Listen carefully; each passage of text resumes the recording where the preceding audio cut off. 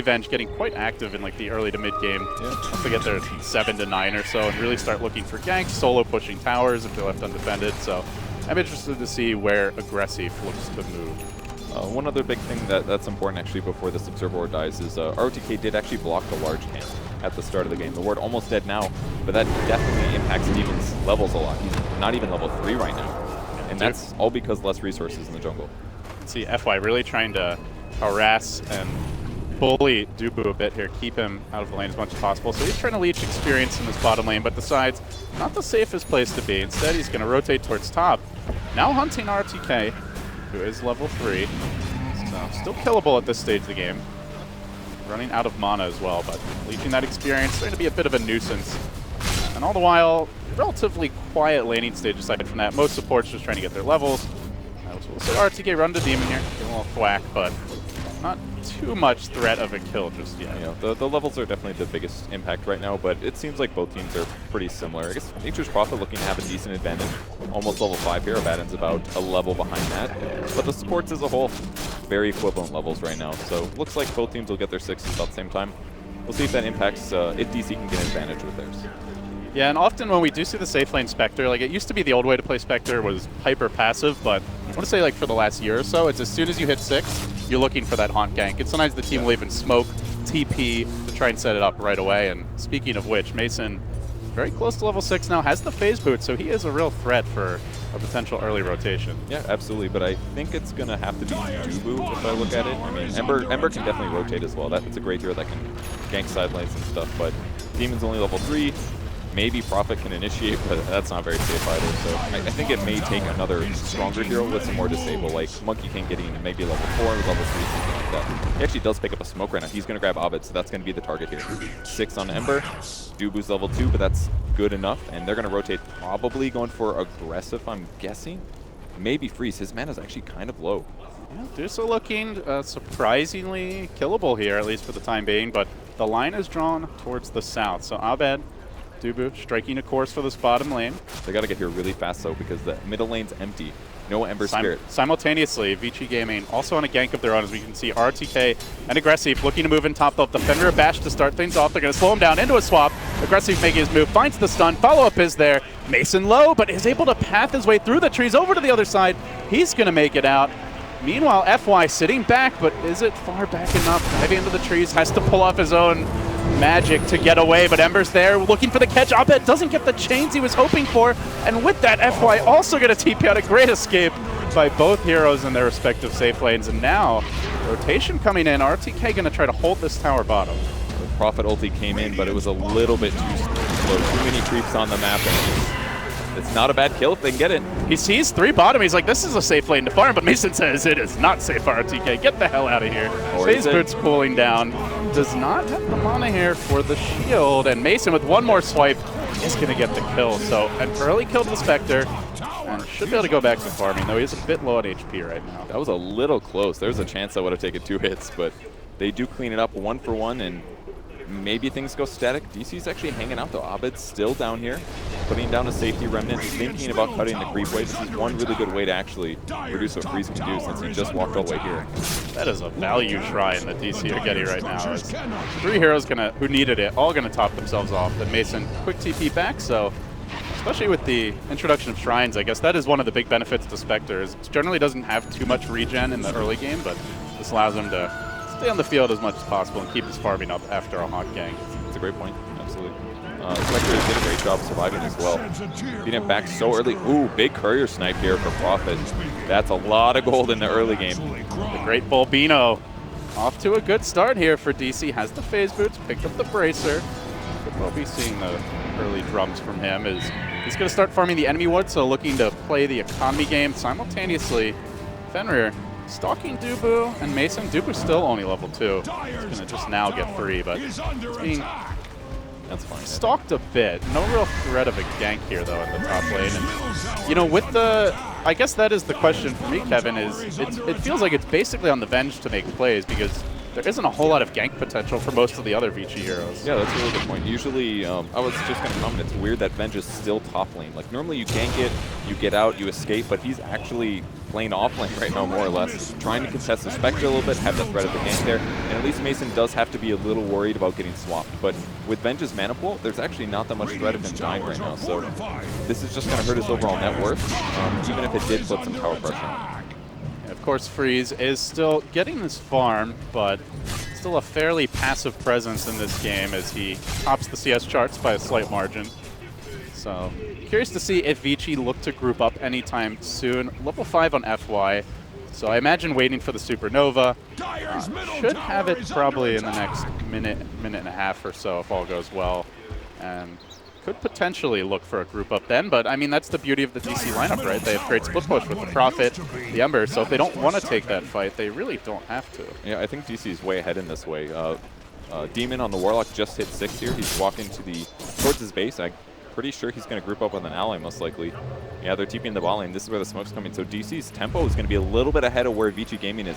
Because Phoenix, I don't think he's going to hit 6 in time. He's only 5.5 right now. This is the hero to kill. If they can kill him, quite possibly take the tower afterwards. Yeah, this is moving on to FY. FY gonna dive away. Now the bash coming onto Bulba. Fenrir might end up getting caused. The Nature's Wrath bounces through. Fenrir will be the sacrificial lamb. Boundless Strike to secure that kill. With that, DC gonna start muscling up on this bottom tower. They did force the freeze rotation. Not an easy takedown, but at the same time does not want to try to hold this tower by himself. So he rotates, doesn't get much done, misses out on some farming time. And the Phoenix gets forced away as well, so a pretty big win for DC. Even though it's only 1 kill in the support, they get a lot more farm value out of it. Very early for Bulba to go in there. I thought that he made a big mistake, but thinking about it now, they didn't have that much cash potential on the Phoenix. I think he just wanted him out of the lane, so he delays his 6 even farther. He does pick up the experience tome now, so now he's got it, but DC's already gotten a tower advantage without using Haunt. That only costs him the hero rotation and the Prophet ulti. That's almost nothing. Yeah, DC playing, I think you used the perfect word for it, very up-tempo. They already have the Phase Boots earn on Mason. He's certainly combat ready. Bulba with Phase, Drum, and now going back for the Midas. So also a hero that can get very active in these early engagements. The Warlock ult has come online for Demon. And as they see a bit of a slow level 6 for RTK, only just now got it, still trying to farm his Midas. Phoenix just getting level 6 as well. They know they can try and take these early fights, apply pressure, take advantage of Vici, who just want to farm that Deucer for late game. But now the jump comes in onto Aggressive. Great catch there by Abed. The swap out says, take my friend instead. Aggressive continuing to run, continuing to try and get away, but the rock gets dropped. Demon doing good work, not finding the kills just yet as RTK strikes first, bringing down Dubu. Demon retaliating with the FY grab, and Aggressive still trying to hunt Mason, but another dagger. Looks like he might escape. Then Abed comes back in. What a great bait by Mason. They will find an additional kill here. Looking still for RTK. Not going to get that one, but they find 2. They get the tower. Dude, what an amazing fight there for them. They pressured the lane, they used all their ultimates, but the important thing was they eventually killed that Vengeful Spirit. She was actually so tanky with the early hood and the Abaddon backing her up, but not only that, but that's a down. The Supernova's gone now. For 70 seconds, they're instantly going to go to the bot lane, bringing all their full HP heroes, most likely, possibly take another tower. They have huge tower advantage right now. Like you said, Mason is still farming his Radiance. He hasn't made a ton of progress in that engagement, but the kills are huge. Yeah, Mason coming to a lot of fights, but still when you look at net worth, only, what, 200 down on the Venge, who obviously is going to have a stronger laning presence and very much similar to his own Ember. So overall, in fine shape, as long as you're keeping the enemy team down, that's really all you care about as a Spectre. Absolutely. You'll get to late game eventually. So. For Vici, now RTK in a bit of trouble here. He's going to get jumped by Dubu, but the ult gets procced. RTK able to get away for now. The Magic Missile going to follow an Ember Spirit. Eventually stuns him, but a bit too late to find the kill. So now going with the Sun Ray onto Dubu. Can he finish him off? Doesn't quite look like it. Demon able to heal him up with the Shadow Word, and he will slink away. So DC again, heavy pressure. Are forced out of the jungle, but no kills forthcoming for Vici. Yeah, the fact that they could just keep the Warlock in the safe lane, get a lot of pulls done, faster level 6 on him, really helped in a lot of ways. Even though the Monkey King was only 3, he still feels useful. Obviously, Monkey King ultimate, amazing. But Dubu, without being 6 here, still feels like he's contributing to the game. So it's even harder for Vici Gaming to get stuff done. Like you said, it's Vengeful Spirit that has to set movements and make things happen. Yeah, and who do you want to initiate on here? Demon sitting quite far back. Monkey King not visible, and Ember, generally not an easy hero to catch and attempt to pick off. Very little lockdown for the Ember when you really look at it. They're thinking about holding this, but they don't have Warlock golems. They'll go for the 9. Abed, good effort, but now gets swamped. Aggressive. Able to follow that one up. Again, it's a swap into maybe like a tree bash, but that's really stretching it. DC will retaliate in the top lane. Some pressure, but RTK there to defend it, so taking down that tier 1 mid. Pretty nice grab for Vici, but at the very least, DC still farming all the while. Spectre hits 2,600 gold. Now the leader in net worth, Mason is, so all things considered, I think DC pretty damn happy with this first 15 minutes. Yeah, they really should be. I mean, as soon as they get Radiance up, I feel like a lot of their team fight issues might be solved. Many are getting ganked though. Fenrir is going to get caught. The smoke was broken, but that didn't seem to matter as he'll be quickly burst down. DC converging, finding the kills. They now have a BOT pickup for Abed, so the mobility ramps up. The Midas also snagged for Bulba, so. And that's so good. He can TP to the Treants as well, so pretty much all of their heroes can be global. This is a global strat. Except that poor Warlock. It's just like... He's got legs, man. Yeah. At least he's got a few to work with. Somebody's got to carry the wards, okay? Late game BOTs. That's true. It's a possibility. You never know. But once they pick up the Radiance, though, any tree armor just burn through almost instantly. Mischance for all of these right-click heroes, I mean, it's basically what? Medusa right-clicking, Venge right-clicking with some spell stuff. The Vici Gaming lineup is not looking so hot here. Like, and Medusa's going to have terrible space to farm as well. She can't just sit in the mid lane, keep killing creeps, and be fairly defensible in that position. Now she has to hit up jungles, places like that. It's just not as fast and not as safe. And definitely not safe with that tower falling bottom and the invasion play from DC. Not only do they get the kill, but more importantly, look at these wards, Kevin. Some great vision over wherever the Dusa might farm, any supports who are looking for their levels, and definitely a lineup that we talked about with their mobility. Can easily punish any hero farming on their own. So I kind of like the way Vici are farming, where they're not just on their own. You see 4 heroes in a pretty small neck of the woods, all slightly closer together, but still, yeah, it's a little scary. Whereas DC feel very free to spread the map. You've just got Abed on his own bottom lane, mid being farmed by Bulba, 3 off towards top, so they are much less afraid of any potential ganks or aggressive movements. Yeah, it's very smart for them to sit by Mason right now. Like, if he's about to get his relic, it's a very likely ganking time for their opponents. Oh, big jump in there by the Ember. He's going to force out a Phoenix Egg, and then it's a pretty dude, Abed. So see you later. So forces out a huge ultimate. Doesn't really cost him a whole lot, just a bit of mana. So basically now all Phoenix can do is reduce attack speed and do magic damage. They did find Dubu here. Ate his tree. Monkey trying to be cute, trying to be clever. As RTK looks to chase him down, they'll get the follow-up bash and the stun. So kill secured. They at long last get something going. That's definitely a good kill, but it's not the same as the enemy team. Almost every single time that DC's been getting a kill, it's a supporter or hero right next to a tower. So even if they're only dead 20 seconds, it gives them a couple seconds to pressure a tower, forces another person from VCJ to respond. Like, they just lost a hero and Bulba's still hitting his kills, just because of the way that Abed and him are playing down here. Speaking of Abed, he was having a look here for FY. He's going to force him to Icarus dive away, and now basically out of the fight, though. Freeze doing a good job of forcing Abed back. Fenrir waiting, trying to catch him out, but not quite able to swing that slow paw of his. So he will make it away, but still, again, pressure, space created, all of it for the Spectre. Now picked up the Relic, and the Radiance, I imagine, coming relatively soon. Why this BOT's on Ember is so good this game, because they have weak disable. He can basically just show up, and maybe Hugo will die here, but he can just show up, mess around with them a little bit, make them back up, make them rotate heroes over, TP back to base. He can do that every, what, 45 seconds right now? And he's not even at a big threat right-click wise. Yeah, and you have basically the same thing with the Prophet. Speaking of which, gonna find RTK, he'll TP out. As it seems he is also gonna be going for that Radiant build, but his timing pretty slow as bottom lane, a big team fight breaks out. Overgrowth, as well as the Warlock ultimate committed here. They're gonna see Fenrir going down nice and early. Now Freeze is going to try to keep the fight alive with the Stone Gaze, but ends up having to just disengage. DC forcing him out of the jungle. Mason getting involved again, and now only about 500 gold away or so from picking up the Radiance as we see top lane aggressive with the swap on Bulba. Does he have anything to follow this up with, though? Just auto attacks for the time being. No mana for a stun. Is again throwing out the Wave of Terror, but Bulba, no TP available. Now going to go for it. Doesn't quite have the mana. Aggressive. It's close, but no cigar. Yeah. Bulba's really farmed right now. His items are great. working his way towards the Orchid, built the Midas after Drum, as is pretty standard right now in Prophets, and a lot of Midases actually being built this game. I did like that Abaddon at least got his before his mana boots or whatever other boot option he wanted to grab. Usually Phase, I guess, but just helps accelerate him a little bit faster. But the rest of the team isn't fully committing that same kind of style. Vengeful Spirit, not to get Midas the same. FY looking for a potential, at least, harassment here on Mason, but Dubu's going to retaliate as he will help secure Mason's retreat. Radiance now online. Haunt pulling down in a minute, and Vici finally going to make what feels like really their first offensive move since that 0-minute smoke to try and secure a bounty rune. As they head into the Roach Pit, they will do this while Haunt's on cooldown. They also know that the Golem is out of the picture for quite some time, but that doesn't mean Abed can't threaten to go in, try and snatch that Aegis. Remnant dropped. Dubu looking for the setup here with the Boundless Drake, and RTK dropping dangerously low. They might be able to just force out this borrowed time and then really stick around in the Roach Pit is extremely dangerous. We are going to see Demon trying to set things up. Boundless Drake comes through. Roach not low enough just yet, and Abed getting forced back.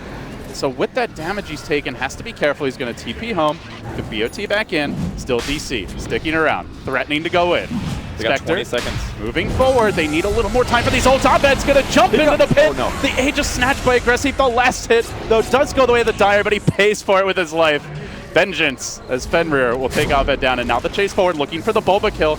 No mana on Aggressive as of yet, no stick charges either, but they don't need it. They're just able to muscle him down with auto attacks and the power of the sun. FY unleashing the Ray, a big fight for Vici. It's about a 1,500 gold swing, but with that said, by killing Roche, your team gets like 1K across the board already, so I'm not 100% sure that's worth it. They're only dead for about 30 seconds or pretty early into the game, so a small victory. But still having the Aegis is definitely something that VGJ can try to exploit, especially because Venge almost has his Shadow Blade here. This is going to be an item normally you see on Midas here, but with the Shadow Blade, he can actually try to put some tempo and pressure on the map. Yeah, I guess the one downside is you'd probably rather have the Aegis on freeze, right? So kind of being forced to just whoever can pick it up in the heat of the moment. Actually, I don't agree with that. If there's no mana drain, I think freeze is a really hard kill right now.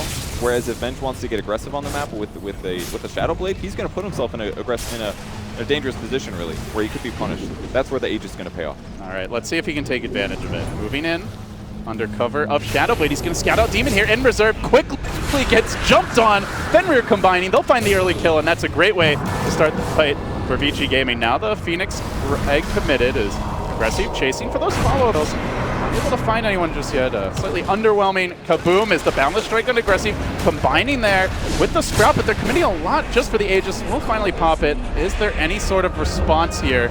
Overgrowth is cooling down, but they don't have the egg to combo with it. And Aggressive gets trapped, has to swap himself away. RTK there, trying to protect him as best he can, throwing out the shields, the heals. Now the Ray comes. FY from the back doing what he can, but it's simply not enough. He has to dive away too. And it looks like in the end they will be forced to retreat, losing 3, losing the Aegis. And it's Bulba to the rescue. Another big pick for him. Great TV by him to clean up the rest of the team. That's a guaranteed tier 2. There's creeps at the mid tower as well, so this pressure is not going to stop. And all of that advantage that Vici Gaming got was pretty much erased instantly. And that was still with killing Warlock at the start of the fight. No Golem, no Shadow Word, no Fatal Bonds. The Haunt with Radiance at this time in the game was just so hard to deal with. They were forced to use the egg almost instantly, and as a result, didn't have it a couple seconds later when they really needed it. Yeah, I mean, you look at that team fight on paper, and it's pretty dirty. Overgrowth into a Stone Gaze with the egg about to explode over your team, but in practice, FY struggling to find good egg opportunities, so maybe we'll see a defensive item pickup. Perhaps he can, you know, they can try and take a fight while the Haunt's on cooldown, but you know, the egg doesn't exactly have a short cooldown either. It's only going to be up 20 seconds before the Haunt, so barring a Haunt used offensively on its own, it's not going to be too easy to find those clean windows for a team fight. And as Spectre grabs more and more items, it's going to be things like agility items, attack speed items with some HP. He's going to be able to just jump on the egg right away, pretty much. No matter where the egg is, as long as he's not busy somewhere else and he's got Haunt ready, that egg's going to have a hard time cracking open.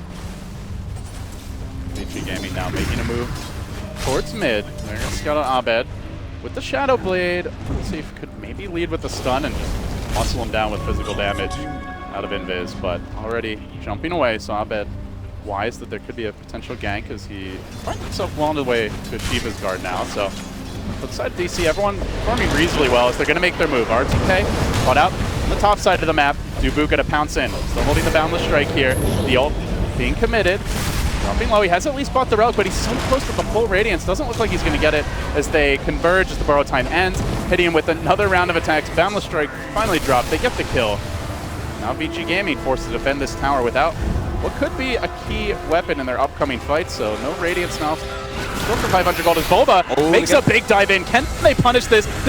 They get the sides off on FY. No AQ, so he says, killing him off quickly. And now on defense rear, can they bring down the Tram Protector? Being hounded by the Golem, not just yet. Aggressive, looking for the turnaround. They will end up finding 3, turning this fight on its head, and they do it without the Phoenix Egg required at all, with Bulba already dead. So basically, it felt like a 3v5, and they still get 3 kills of their own. Yeah, the initiation was actually great for VGJ there. The Venge was in perfect position. He got to start the fight by stunning the Ember Spirit, and they got to follow it up with an Overgrowth a bit later as well. Guaranteeing that kill made everything so much easier for VGJ. There was no huge damage dealer other than the AoE Radiance Burn kind of thing.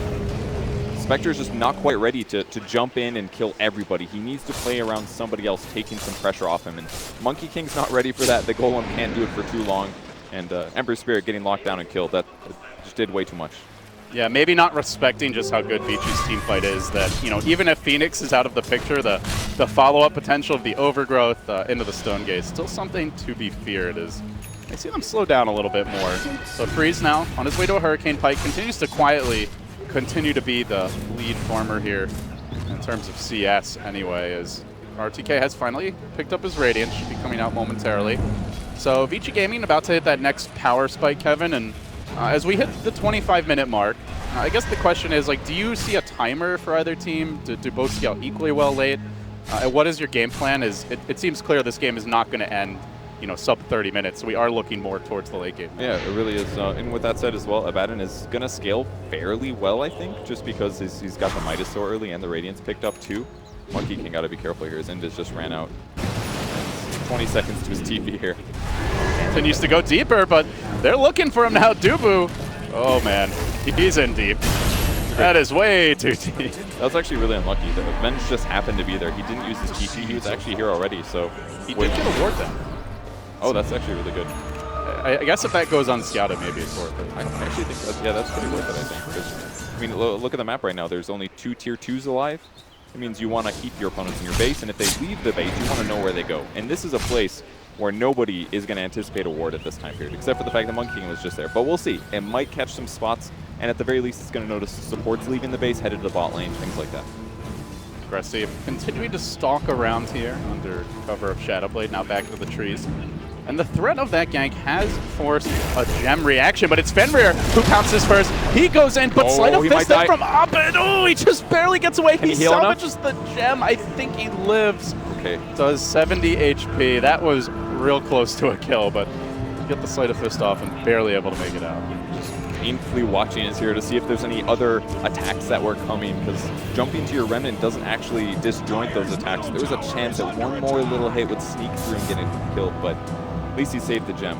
That was what lost in the last fight, and they spent the money on it. They can't lose it this early. Well, now he's got to be real careful. Like, he had the gem. Okay, now Aggressive can't sneak up on me as easily, but there's also the Blink Dagger on Fenrir, and that was, I believe, the debut, so... Yeah, it was.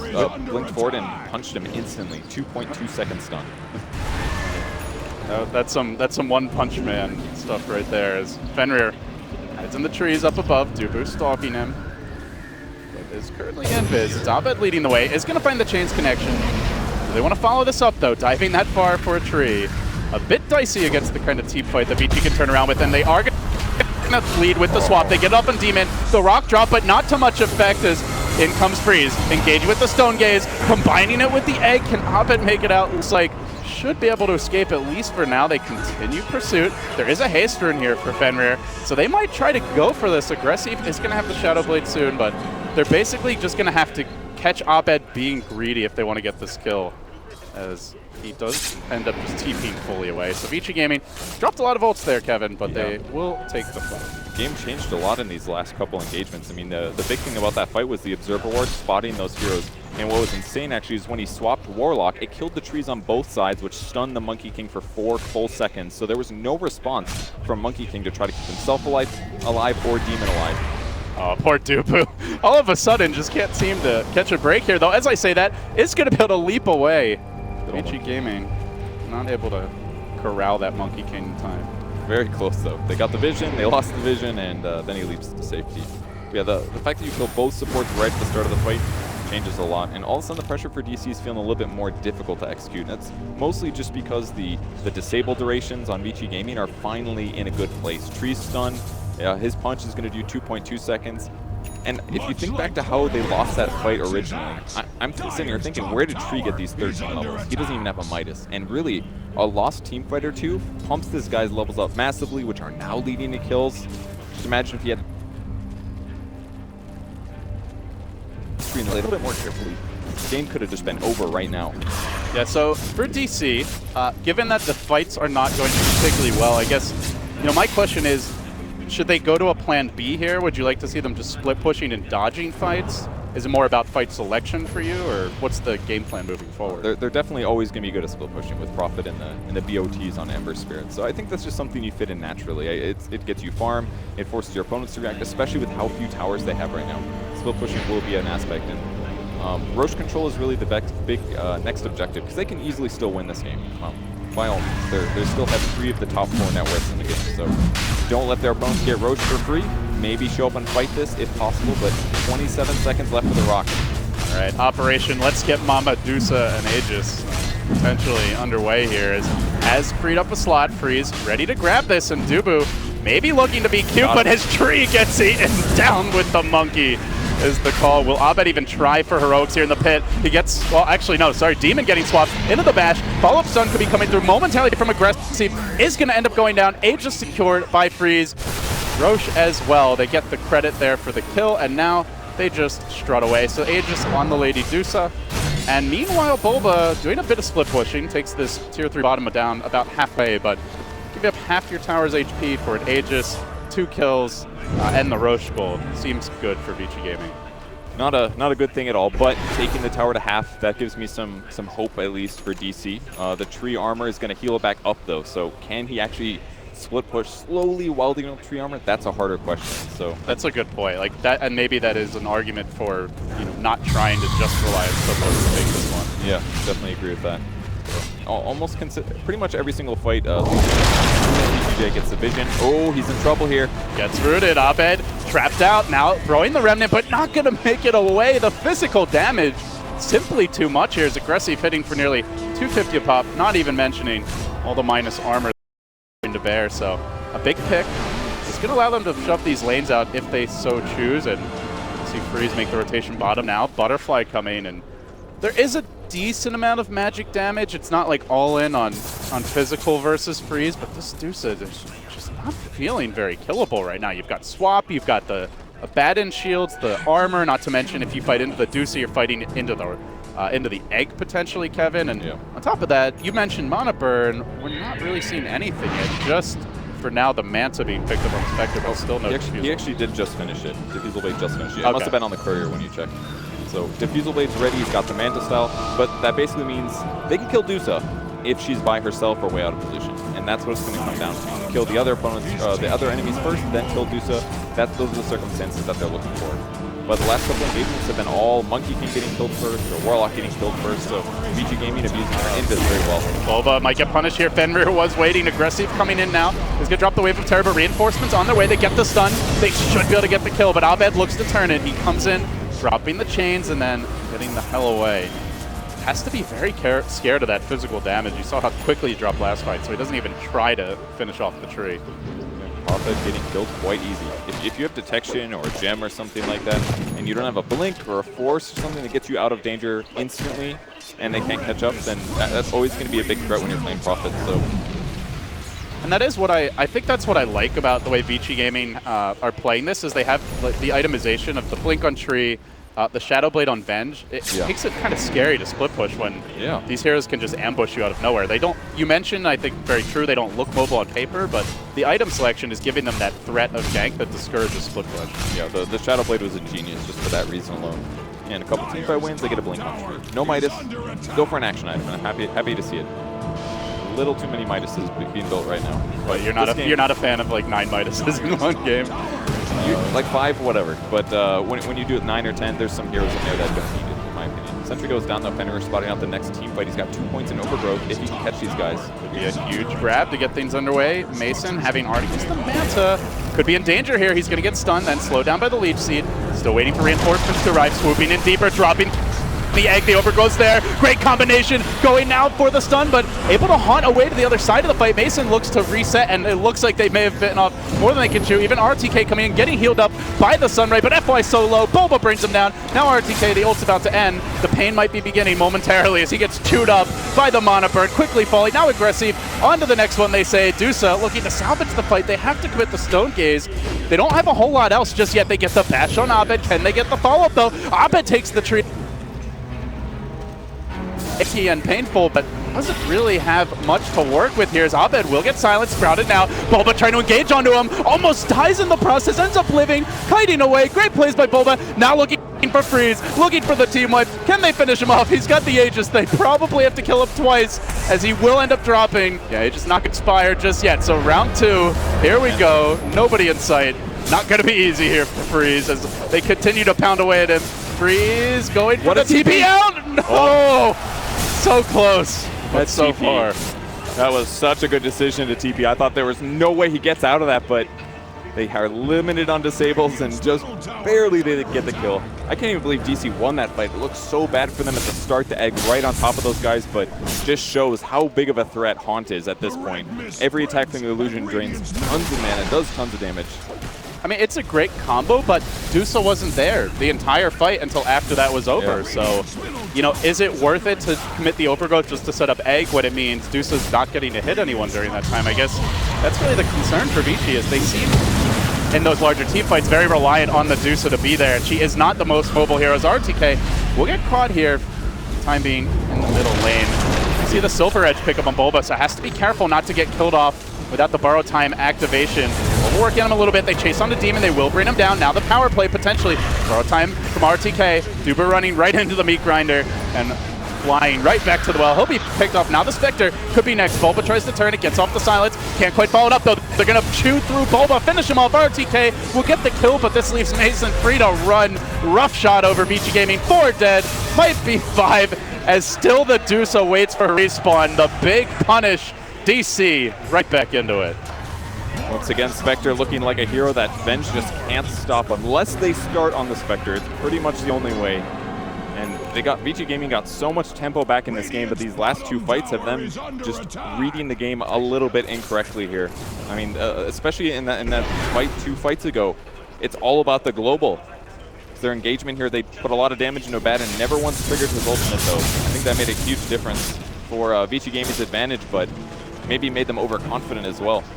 Yeah, they commit a lot here to kill off Demon, but remember, they're fighting without Dusa for 40 seconds, so, you know, even after they get that initial kill, borrow time eventually expires, they just kind of wait it out, kite, and then Mason comes rushing back in. He knows that there's not a whole lot to deal with him with the Dusa out of the picture, and he's able to take advantage. A lot of that actually was the tree getting overeager. I think he jumped straight onto the Spectre, and luckily for him, the Ember was nearby, guarantees the disable that gives you the vision. And that's very simple for Mason to just say, oh, this is an easy kill.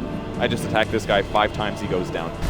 Tree just reading the team fight slightly wrong. He has to realize the threat that poses from DC's cores. Ember Spirit plus the Spectre together can kill so many people. And if they make that mistake, Prophet's going to TP in the back line.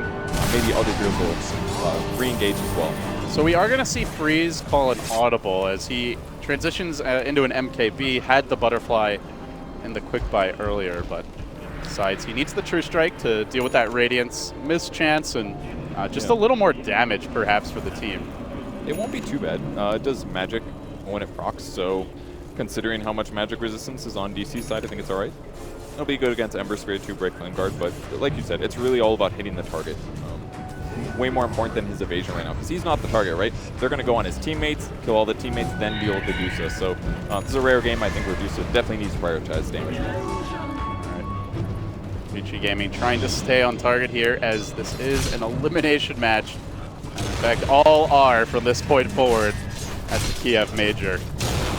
They are forced into a much more defensive posture, and you can really see it just if you just kind of ignore the middle of your screen, just look at the minimap, the way Vici are moving. Always 5 close together in the jungle, very afraid at this point with quite limited vision and with an extremely mobile DC lineup to strike out on their own, whereas DC still pretty confident, farming multiple lanes, moving around freely on his own. Dubu has been scouting out, and now DC are going to converge here, looking to take down this tier 2 top, second to last outer tower for Vici, now under siege. Not a bad time for the fight to start. Boba did actually trap himself in the base here. Tries to sprout himself out, does not work actually. He's going to have teleport soon if he wants to commit it, just to get out of this spot. But all of a sudden, it's a dangerous location. Is Fenrir coming in? I think actually hunting for the Monkey King there. Really smart by Medusa. She grabbed an illusion rune, sent him to the top lane to cut waves. These last so much longer than Manta illusions, so I made that pretty straightforward. But considering that Bobo's in the wrong place already, I think DC did the right thing. Push a little bit, but played safe. Roche is up soon though. That's going to be the next engagement. That's what the teams need to aim for. So Vici Gaming is forced to be 5 at most of these moments. DC is not, so I think it's going to be a little up to Vici Gaming to take the more forced engagement. And I like the discipline from Vici, as we do see RTK getting clipped by the scan here, but Roche actually not up yet.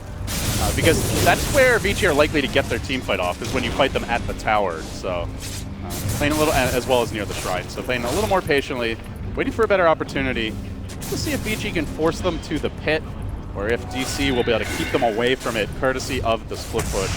It was really good ward vision down for Vici Gaming right now. Well, that said, all they have to do is press Haunt, and DC sees everybody on the enemy team, so maybe this will be all right for them for now, but they've got to keep an eye on the Roche pit. It's up. They just can't let him snake it. I have Scotty. I like this choice. You a fan of this item, or do you usually prefer Heart first?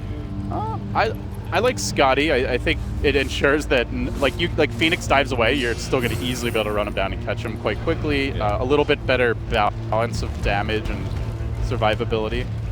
So I think it's always a solid pickup on Spectre. Yeah, me too. I really like it in combo with the Spectral Dagger cooldown perk, because normally you throw so many daggers out, you run out of mana fast. So it's a place where Scotty mana on an agility hero actually pays off, where it normally is kind of just wasted. So that slow plus always dagger being there, I think it'll be really useful this game.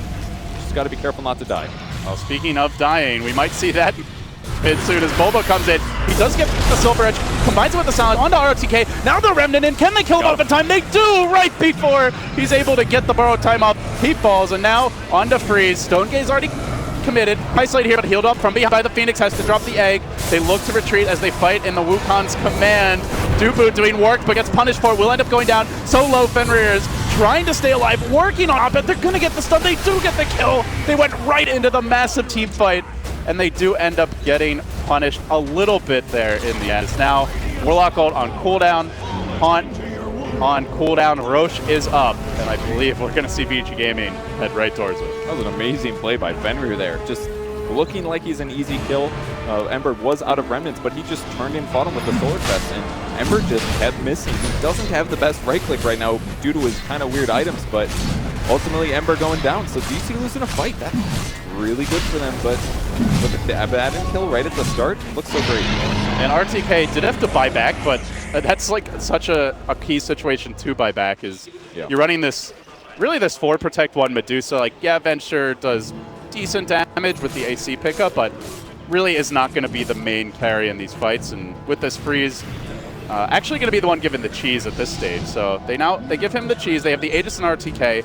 Pretty much ensures that they can't be cute and just snipe him like we saw last fight with the Silver Edge into the Silence. So guaranteed a bad and borrow time in a team fight. Yeah, they just focus them on killing somebody else instead. They could just silence the Abaddon, go on somebody else, because silence does prevent you from popping your borrowed time. Part of the reason that interaction works.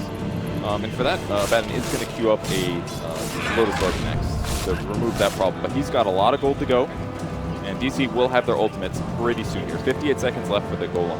And I don't even think they necessarily need that to win some fights. Only game 1 here. It's Digital Chaos and Vici Gaming Jay duke it out. DC, still actually both teams yet to threaten a tier 3, really. That bottom tower that was pressured earlier, right back to full health. So it doesn't feel like casual split push is going to work. Maybe you can rat it out, but you're really going to have to commit more than just a profit hitting a tower a few times and some treants. You'll have to stick around, and that's where Vici Gaming could punish with the Shadow Blade, the Blink Dagger on Tree. As Vici Gaming, the Siege Engine starts to roll down the mid lane. They have Aegis, they have Cheese. The split push isn't very quick from DC. top lane, still at least one more wave, potentially 2 waves before they're going to get to the tier 3. They're kind of hesitant to commit to this. The Spectre just sort of thinking about it, while Vici, no hesitation, right onto the tower.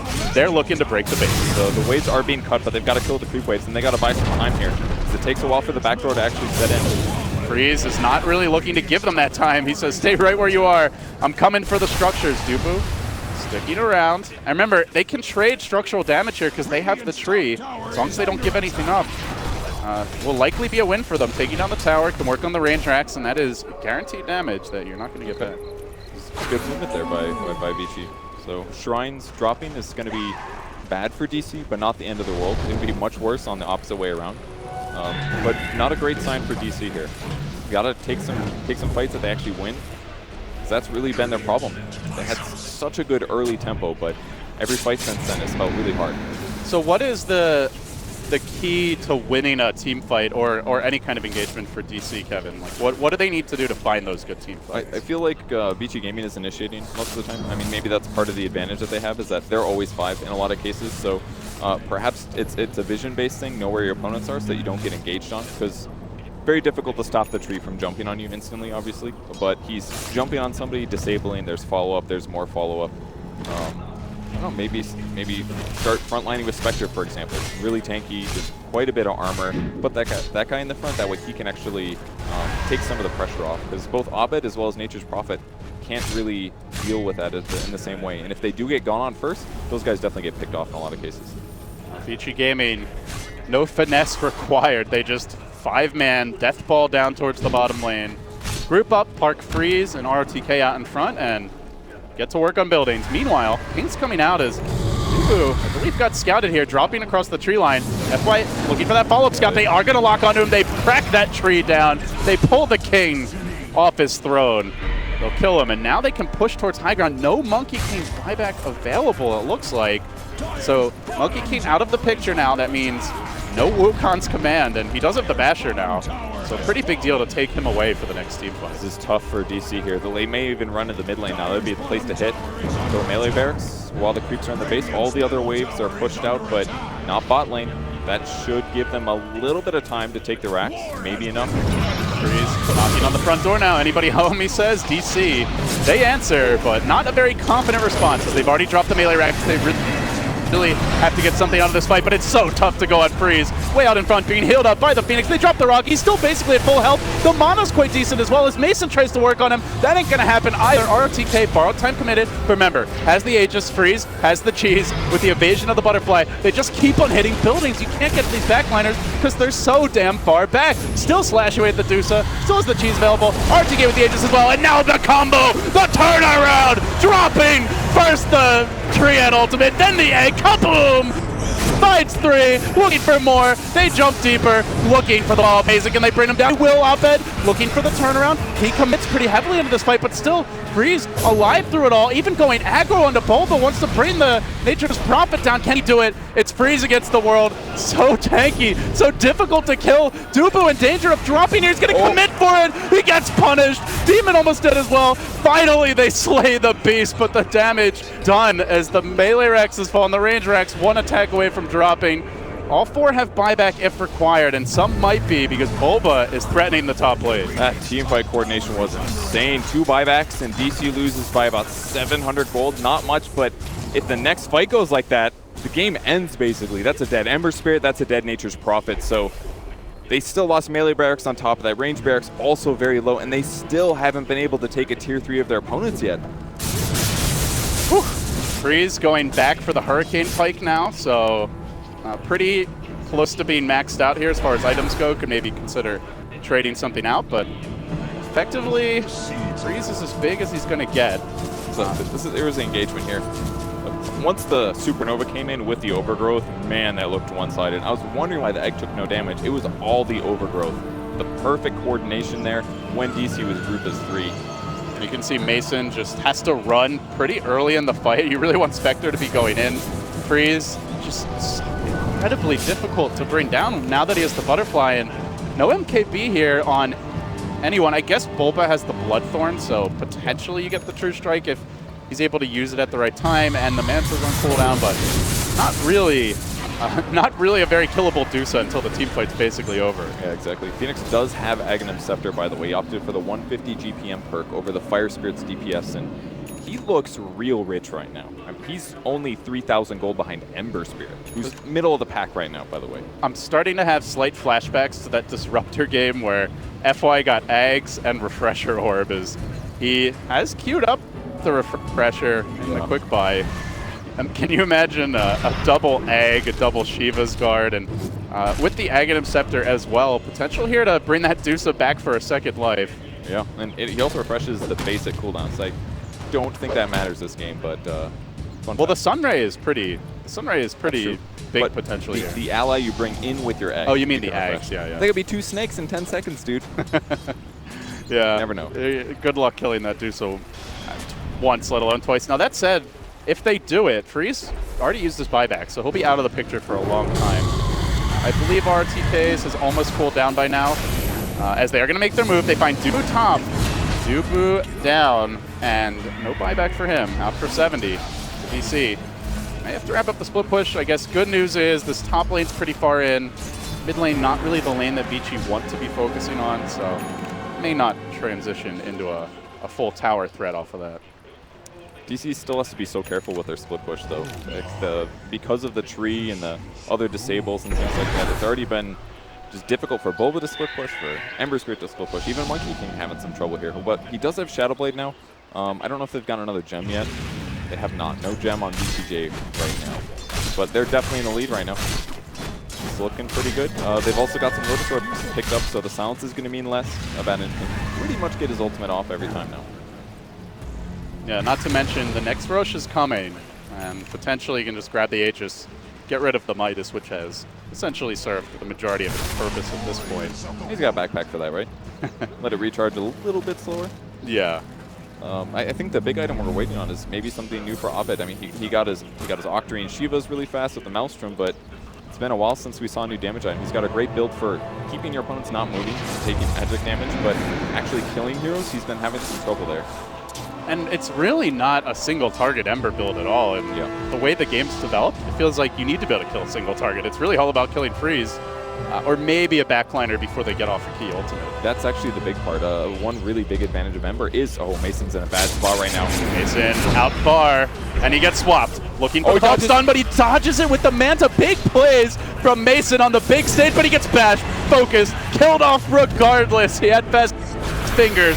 But Vici had the numbers. Now the rock getting dropped. They fight in the Wukong's command. They stand their ground, still have to borrow time, and they engage forward, dropping the egg. Now potentially the retreat is DC. The Golem standing strong. Looks like they will force them on their heels. The egg is going to drop. Freeze still alive, is able to Manta his way out of the Sprout, and then the turn. There the ultimates coming in. 1, 2, 3, looking to bring them down in a hurry. Finds not only the Spectre, the Prophet, but now looking for the Monkey as well. Abed on the run, he's low, he's not dead yet, trying to chip him down bit by bit, inch by inch. Freeze does it, gets the triple, nails DC, and now the push down mid potentially to begin, though they are quite low and may want to heal up first. Oh, they call it. GG. That's it. Man, Vici Gaming held on to such pressure from DC, winning team fight after team fight after the 30-minute mark. Because there was a pick, man. That execution was actually insane. Especially the later fights. Like I think probably for me the crispest fight was that one at the Dire Tier 3 mid where they got, what was it, like a 4-hero overgrowth combined with the egg. They held those ultimates for a while. The Dusa was patient with the cheese usage, and then they engage. They make sure they take the racks first before they go for the team fight. So even if they lose that fight, they're still already up a lane of racks. They had buybacks as well, so it wasn't a rushed push by any means. It was like the perfect time, and then on top of that, the perfect execution. Yeah, I think that's one of the best team fight tree games I've seen in a super long time. Not too surprising. I mean, Fenrir is a very good player. Beat time.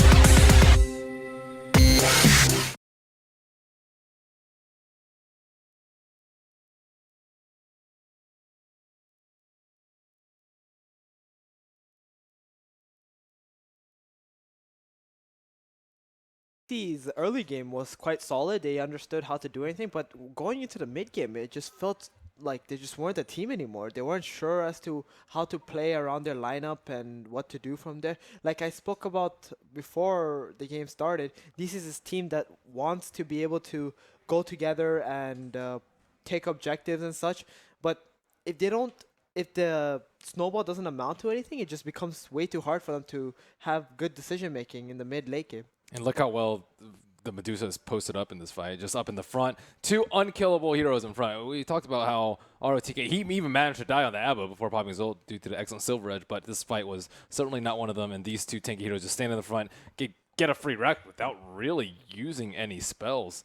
And they had to use pretty much all their buybacks, and they still lost their racks. Yep. I feel like the Vici Gaming supports this game played godly. Both Trian and Phoenix did so much in team fights. The Trian was hitting amazing overgrowth and constantly finding and initiating with this first item, Blink Dagger. We're kind of talking about like, should we go Midas, should we go Blink? But Media gets the Blink. He almost kills the Ember with a Blink Bash. He's constantly finding the Monkey King. The synergy in the team fight was there. The Sunray just healed and did so much damage as well. I feel like FY and Fenrir were the heroes this game. Aggressive also had really good swaps too, and his Shadow Blade reveal to kill Ember, I think that kept the Ember from like spiraling out of control. He was controlled very well because they were super light on. They were like, how are they gonna be able to control this Ember? But the Shadow Blade was a pretty nice solution. MVP for the game? Who would you single out? I'll go first. I thought that Treant played phenomenally. They didn't have any disables, but he was everywhere and the right place at the right time, catching people with his disable. I really didn't think they could kill anyone, but apparently you can if you're Fenrir as a Treant. Yeah. With no disables on your lineup. So, and his team fight contributions were perfect too. Their timings were in sync. Everything was I agree. amazing. Okay, so we're going to give it to Fenrir? Yeah. Okay, Fenrir MVP. It should be said as well that FY and Fenrir as a pair, we've talked about them as a legendary pair already. It's really the first time we've seen this Treant Phoenix combination work because it's been tried by other teams, particularly Chinese teams, IG notably, in the group stage a couple of times. It doesn't look very good with them playing. This is another typical example of a team where the Chinese teams do talk a lot. They do example of a team taking it from us and doing it better. Yeah.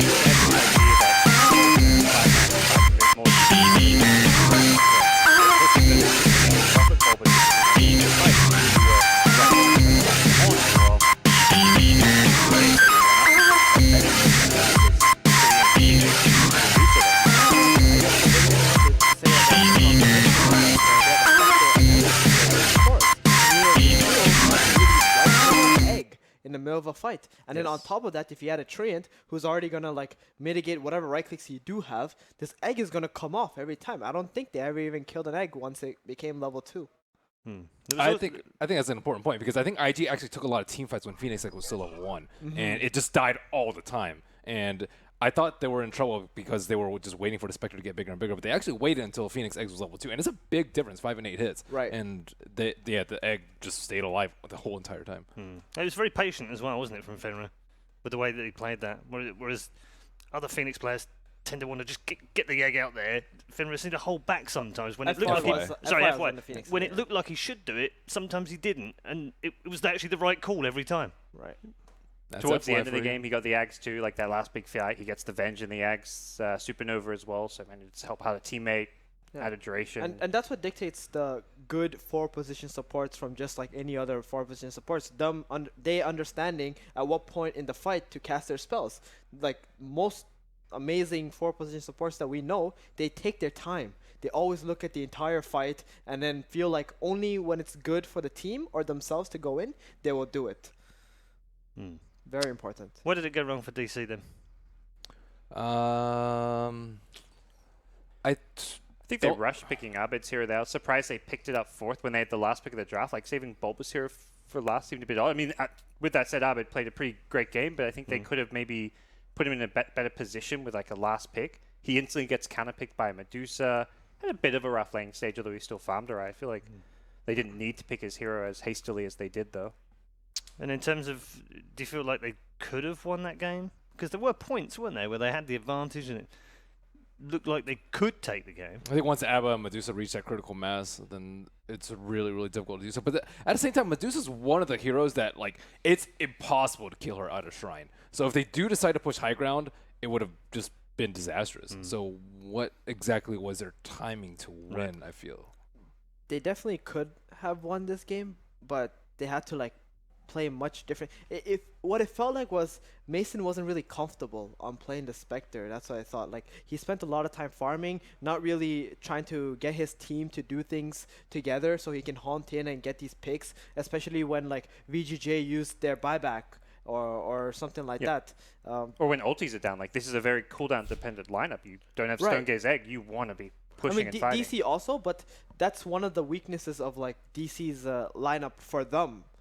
They like to play with the low cooldowns. They like to constantly keep pressuring the enemy. They like to see when the enemy's ults are down and try to pressure them. But in this game, they themselves had the big cooldown with the Haunt. So they were always trying to see like, okay, let's wait for Haunt, guys. But when Haunt came up, they didn't really understand where to be on the map in order to get the team fight that they want, since it's not really the play style that they typically play. We pulled out Freeze for a bit of criticism beforehand, saying that he didn't have necessarily the deepest pool, very experienced, but he turned up gods, didn't he?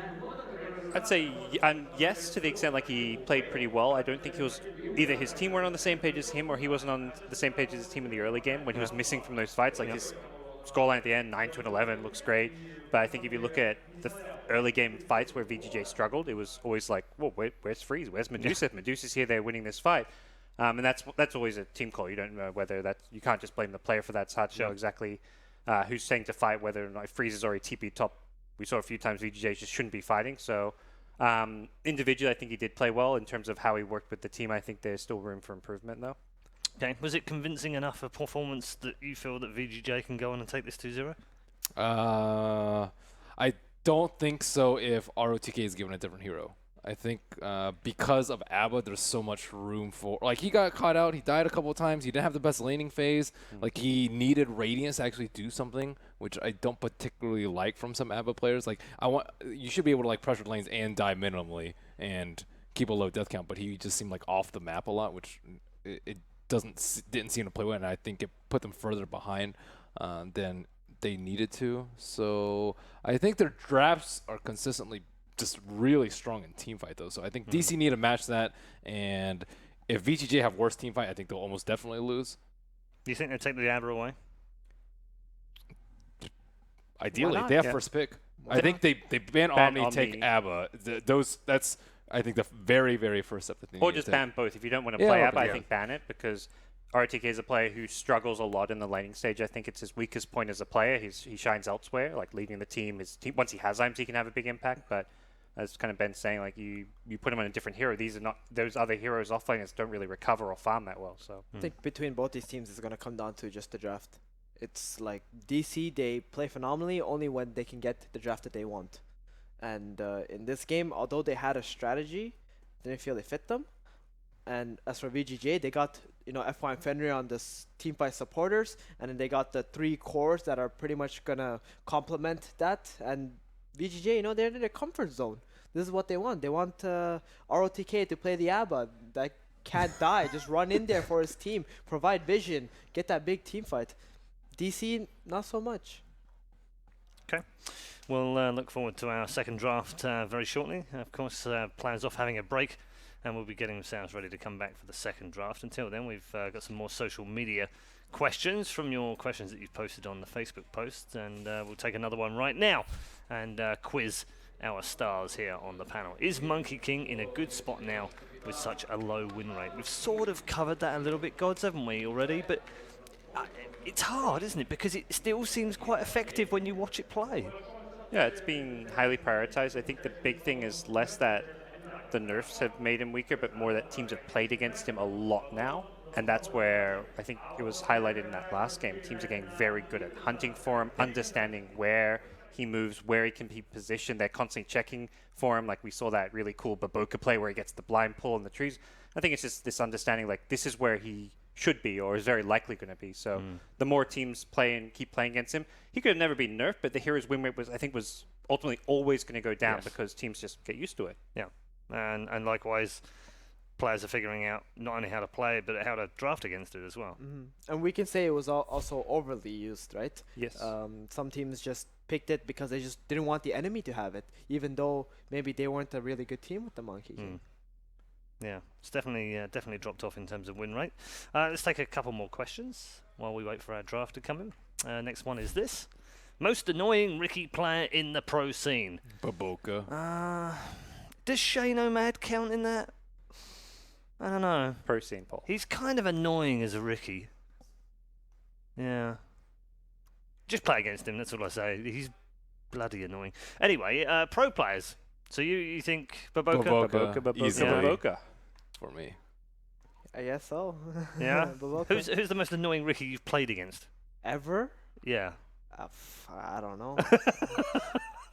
It's such a... Because it should stick in your mind, shouldn't it, when you play like a really annoying Ricky?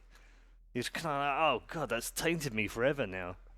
Every time I see a Weaver picked into a Ricky, I'm just like, oh to god. play against, you know? If you don't want to play against Bounty, you don't want to play against Ricky, you don't want to play against Treant ever. Right. So anybody who plays those heroes are automatically annoying. Right. So Aui's very annoying then. Yeah, totally. Anyone in particular? guy. Yeah. Anyone in particular, Ben? That stands out for you other than Baboka that you've seen play? I'm sure Pi would play pretty annoying. I'm mostly thinking about his bounty. Like I'm thinking of Yeah. all the players who snipe the most couriers. Those are the MNT, really annoying players. MNT, Pi, Baboka, the courier snipe. That's the most obnoxious bit is when your courier dies 2-3 times in a game. That I'm tilts sure you. Demon would too if he played he played it. Yeah. Demon would just be super obnoxious. Jimmy with would be that hero. obnoxious with it. Yeah. Yeah. I remember he was Nature's Prophet against me one game. He was just the most annoying thing ever. He wasn't in my lane, and he just sent Trans to like watch the rune. And when I would get closer to him, he would just deny it in front of my face. I'd just be like, I hate you. And then he would just like TP, snipe courier, just TP and get. I'm so annoying. Yeah. Yeah, Baboka's definitely been annoying in terms of sniping courier. He's got 2 in the game earlier. I think that took it to 7, I think, out of 52. That's really impressive. Which is pretty crazy. There may have been another couple since then as well. There was one in the last series, which I think had a 4 MKB on it. Oh, yeah. It was like about 8 that was Ks GH. worth. GH killed Yeah, it the was, courier yeah. as a lion. Yeah. So you've got to be really annoyed I after mean, he that. died for it, but Yeah. it was Yeah. No, well I would worth it take for that him. though, wouldn't you? Respawn timer. Yeah. Respawn Minus timer 30 for an 8K. anyways. And we saw MNT also kill a courier in the mouse series. Yep. Yeah. Buff That couriers guy is what I'm kills a hearing. lot of couriers. We need more buffs on couriers. Courier lives matter, guys. Come on. Yeah. I think the protest should start. Couriers any on the moment. menu. Players getting ready, as you can see in the booth. They are back. They are hopping into the lobby. Hopefully, we should get going in draft number 2. Just looking forward to it. Gods, what would you like DC to do here? Something a little bit different? Yeah. More I think to their putting play style? Bulba back on like the team fight tempo heroes, something where he can go around, lead some ganks, and have. I mean, Abed was playing an Ember, but it felt like he was often the one starting the fights, initiating. He had to go in, lead the way. Spectre falls with the Haunt. I think put Bulba on that role, put Abed more on the farming role. We saw him play an amazing Shadow Fiend game. Going back to the group stage, I think he's going to shine more on maybe just a more farm-centric hero. I think the Ember was actually pretty fine for him. Okay. It's just has more to do with actually Mason, in my opinion. With him playing a hero that can just rotate to a tower. Rotate to Bulba's lane, play as 4, let Abed do his thing, let him farm, let him join a team fight whenever he wishes to do so, instead of like him having to be the first one there. Because when you play with Spectre, you need the other 4 guys to go together, and the Spectre plays on his own, so he can haunt into the fight. Can't do that if you want Abed to also be farming at the same time. So let Mason play this Juggernaut or Lifestealer. Play a lot of Weavers too. Yeah, he does play a lot of weird. Vengeful Spirit, anything that can combo with Boba and the other 2 supports. DC have second pick again. They decide they'll change it up by banning Omni and Abba. Talk about Okay. this is the way That's to approach definitely the RTK. play. And now the Warlock, I think, is actually a much more powerful first pick without the Abba being in the pool. You can't remove the Fatal Bonds like, with Abba. So now Warlock taking it away from DC. Very strong play from BG. Do you have to take Treant now? Do you have to take Treant? It don't doesn't know. synergize To as well, block right? pick. With the Warlock. Like with Warlock, you want this damage on the bonds. That's actually the biggest key point. Treant doesn't really provide anything for that. So you're sort of just picking two heroes that are team fighty, but you're relying on all your cores to do all the damage for you. A Nyx Assassin, wow. Very Okay, early. that's totally out of the blue. I mean, could be support Nyx, I guess, Mm-hmm. because it's been picked early. I don't really see like what kind of interaction it has with the Warlock. Like I think they just pick the Nyx, maybe hide something, or maybe it's for future picks they think Yep. BG is gonna take, or maybe even a future pick they want. I was going to say themselves. other synergy with what they want later on. in Counters the draft. free heroes. Ember, Storm, Medusa. It owns all three of those. Oh, that's Protects. true. There we go. Protects the Invoker now too. Okay. Mm. I guess in a way that ROTK does like playing the Nyx. Yes. So you are sort of taking that away, and it also stops VG from picking Medusa again. So two very strong points for sure. And Yeah. Invoker too. And Yeah, it gives Medusa's Abed- out of the table. Abed the Invoker was ridiculous on day one in the group stage. What one hero I really like here is like Jug or Lifestealer, or two heroes I guess. Lifestealer a bit more, but it's sort of okay. There we go. We see it. Extremely powerful laner versus Nyx, and the bomb onto the Invoker with the Lifestealer. Invoker can't really do anything against Magic Community. He needs to build like 4-staff or Yules, but even then he most likely will just die under a bomb. So, second phase bans. What do you like here, Gods? Probably some of those heroes that are going to be the most troublesome partners with the Lifestealer. Be it like a Storm Spirit, Slardar, any of those other kind of... I mean, there's a lot. There's always going to be something left, but take away the ones that can be most dangerous for an Invoker. I think FY plays a really mean Slardar. Yeah, I say Slaughter for sure. No. I really like that choice for sure. I'm not sure if DC thought this one through because they just picked the Nyx and the Invoker together, who are very weak versus the Lifestealer. Not sure like if they even realize that there's a potential for it. And they're not really banning any of the bomb heroes, right? They're just banning out the bad matchups for the Invoker. So the Templar, very high win rate hero. So I see that being a very good ban, but maybe they should consider getting rid of the Slaughter, since the other real bombs, I'm not so sure if FY is going to feel as comfortable with. The other hero they may consider if they were going to continue the trend of banning mids is the SF, because like you want that secondary core and like another DPS here to go with life, so you Okay. don't want this being like a single core. Yeah. I guess on second thought, like there is Bounty and Ricky available as well, right? So maybe the... Well, no longer bounty, but Okay. Those are way easier to deal with 4-staff, I think. Right. I think with a Slardar, it's like, it's just, you can die way too quickly. nice thing about the Ricky and the bounty is they have vision heroes, so they help find the Invoker, they help set up those kills by going for those, like scouting deep into the enemy jungle. Whereas Slardar, like you have to rely on smokes a bit more and having those deep wards planted. And with a Slardar Warlock, it's maybe hard to get that vision up. I think FY's really good at playing the Slardar without items, though. I think he's one of the best Slardars that plays pre-blink, which I think is why I would fear that the most if I were Digital Chaos. Yeah. I think Shadow Fiend does sound like a pretty good option for VGJ, since it doesn't really interact with Nyx. He won't really care about the mana burn, and then if you're laning against Invoker, you have a little bit of help. It's going to be very hard for that Invoker to lane against him. And just interacts well with the Lifestealer, the way these two heroes can kind of pair up. Got Right. some good 5-man Deathbolt, take down some towers, take Roche. And VGJ would love to play a lineup like that.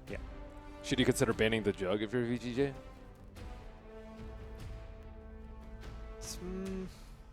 It is a rotation hero. Maybe Venge. Okay, Weaver. That was a good Couldn't they just ban. wait, don't care about the Weaver and just pick Slaughter in response, though? Doesn't Slaughter Lifesteal crush that? They can, but maybe they're worried about potential aggro tries. That could be very annoying since Lifestealer can't really contest it. But yeah, you're right. The Slaughter Lifestealer would have been good. So DC go Magnus. Puts Nyx on the support, most likely now. I mean, it's what, elimination game, right, for DC now, and this is Boba's pretty much most played offlaner in his pubs for the last 2 months, Yep. basically. So they're just like, okay, this is it, guys. We I practiced for this moment. Yeah, I want to play my mag right here. But this also tells that the Nyx is going to be support now. Yeah. And it's not a very good roaming support. I think VGJ just got pretty much any pick of their roamer, because it's very hard for a Nyx Assassin to just contest the enemy roaming hero. Yeah, or they were smart. They picked the Nyx thinking VGJ would think it was a core, so they would pick a Lifestealer so they can then counter it. Interesting they get the Monkey King. It's going to be able to contest Magnus if he goes like greedy, falls back to his jungle to try. If you can zone him, he's going to have to go back Iron Talon jungle. That's where Monkey King can punish that, sap his XP, Yeah. be a nuisance. There it is. That's the jug right there. We're talking about it. Mag jug. I mean, they've controlled the late game right now. DC, Mag Jug, Invoker. Like, I don't think you want to go late game like against this lineup. Yeah. This is looking a little bit like IG, isn't it? Yeah. Every time you see Mag jug together, you're like, okay. And I feel like VGJ want to go like the newbie approach, which is 5-man death pull down towers, get an SF, get an offlaner that can just go for like an early mech, Vlads, whatever it may be, some initiator, and then just take objectives as fast as possible. Because the later this game goes, the worse you look. Do they need to take that SF now? Or Yeah, it's going to be banned? If you want it, yes. If you want it. There's no... Like, this pick and the last pick doesn't really mean anything. Ooh, a return for the Centaur. Not favoured here, but was massively favoured at DAC. So that's one of our OTK's Yeah. special heroes. So the offlaners busting out their signature heroes here. But yeah. So do we see the SF ban now? Did DC just get rid of it? You might not really care too much about it. Like, their late game doesn't become stronger with the Shadow Fiend. But maybe it could become stronger with, let's say, Storm Spirit. Even though they have a Nyx Assassin, he can buy Lincolns, he can buy BKB, and you have like another way to get a bomb, and they don't really have that many stuns. It's They're also like a mag. support, Nick, so you've got a bigger window where you can farm before the Vendetta even comes up Right, too. right. But right now with the Shadow Fiend, I can't really imagine it really carrying them. It could be their pick, but wouldn't say it's favorable. There's quite a few options for Dubu here, Yeah. depending on who plays the And next. You'd imagine considering- that's a 4, is it? Sorry, what? Dubu? Is that yeah, is Dubu or Demon going to play the next? Dubu plays the roamers, but he plays a 5. Yeah. And Demon will just play the 4 on whatever hero that. So he has a few options here. He's got Earth Spirit, there's Ogre, Venge, Slaughter. There's plenty of options for Dubu. It's going to be a tough ban for VGJ. So they do ban the Shadow Fiend. Yeah. And like for the VGJ, if they whatever they pick in the centaur spot or the last pick, it doesn't really matter what order you take it in. It's just a matter of whether you think the enemy will ban it or not. So considering that the Shadow Fiend, they didn't take it there, most likely they didn't want it. Since centaur is like not really a pick that is Or perhaps they didn't know what they wanted from it, because obviously there's something they want, but they didn't pick it. So. Sure, they could buy time, I guess. Okay, so they ban out the Crystal Maiden, which is interesting. Lina, okay. Right. And they pretty much had already decided that. That was an insta pick. So does Dubu go for an Earth Spirit here? I think with the Nyx, it's maybe a bit weak. Like, you can't secure your safe lane too well. What would you prefer? Ooh. Versus centaur? I think it. See, this is the weird part, right? When Demon is not playing Warlock, they get really confused as to what hero they should pick for him. And now they've come down all the way to the last pick, and they're still not sure. So he's played like Dazzle, Lich. Oh, Dubu, you that's mean? not. No, Demon. Demon, yeah. I don't So mind you the imagine Venge. Demon. Okay, there's Venge. Okay, Yeah, I was going to say. So Demon plays the Nyx, Okay, so Demon will play the and next hero Dubu then. plays the Venge. Yeah. The Venge is just, it's a good save. Help out your Invoker, help out someone who gets caught by a bomb. It's a Solar Crest building hero. Like, I think this is just a pretty safe pick. Amps up all the physical damage. Pretty stable, like 5 position support. Okay, predictions. You're 4 for 4 today, Mr. Chair number 4, which is usually cursed. Yeah. You're bucking the trend. I think DC have got something ready. With they're going for the safe standard heroes. They've got the Mag Jug, and I think DC's got a really good draft for game 2. On the verge of being eliminated, bring out the big guns. We've also all seen 3-game series, so there's a trend here. I'm gonna stick with it. That's true. It's gonna be a long day, Paul. Indeed. 3-game series. Yes, we're only halfway through the day or something. DC for gods. Ben? Don't tell me my record, please. Okay. I'm going with DC. I think they have more team fight this time, and they can actually fight 5-on-5 against VGJ past 30 minutes, which is definitely going to come to. All right, 2 for DC. I'm gonna go with VGJ. I think it's very hard for DC to maneuver in fights, whereas VGJ, they have Stampede, they have Monkey giving vision. You're going to go with VGJ? Yeah. Okay. Split decision from our judges here on the panel for our second game as we head into it. It's VGJ on the verge of making the quarterfinals, or can DC level things up? Let's head back to LD and Purge.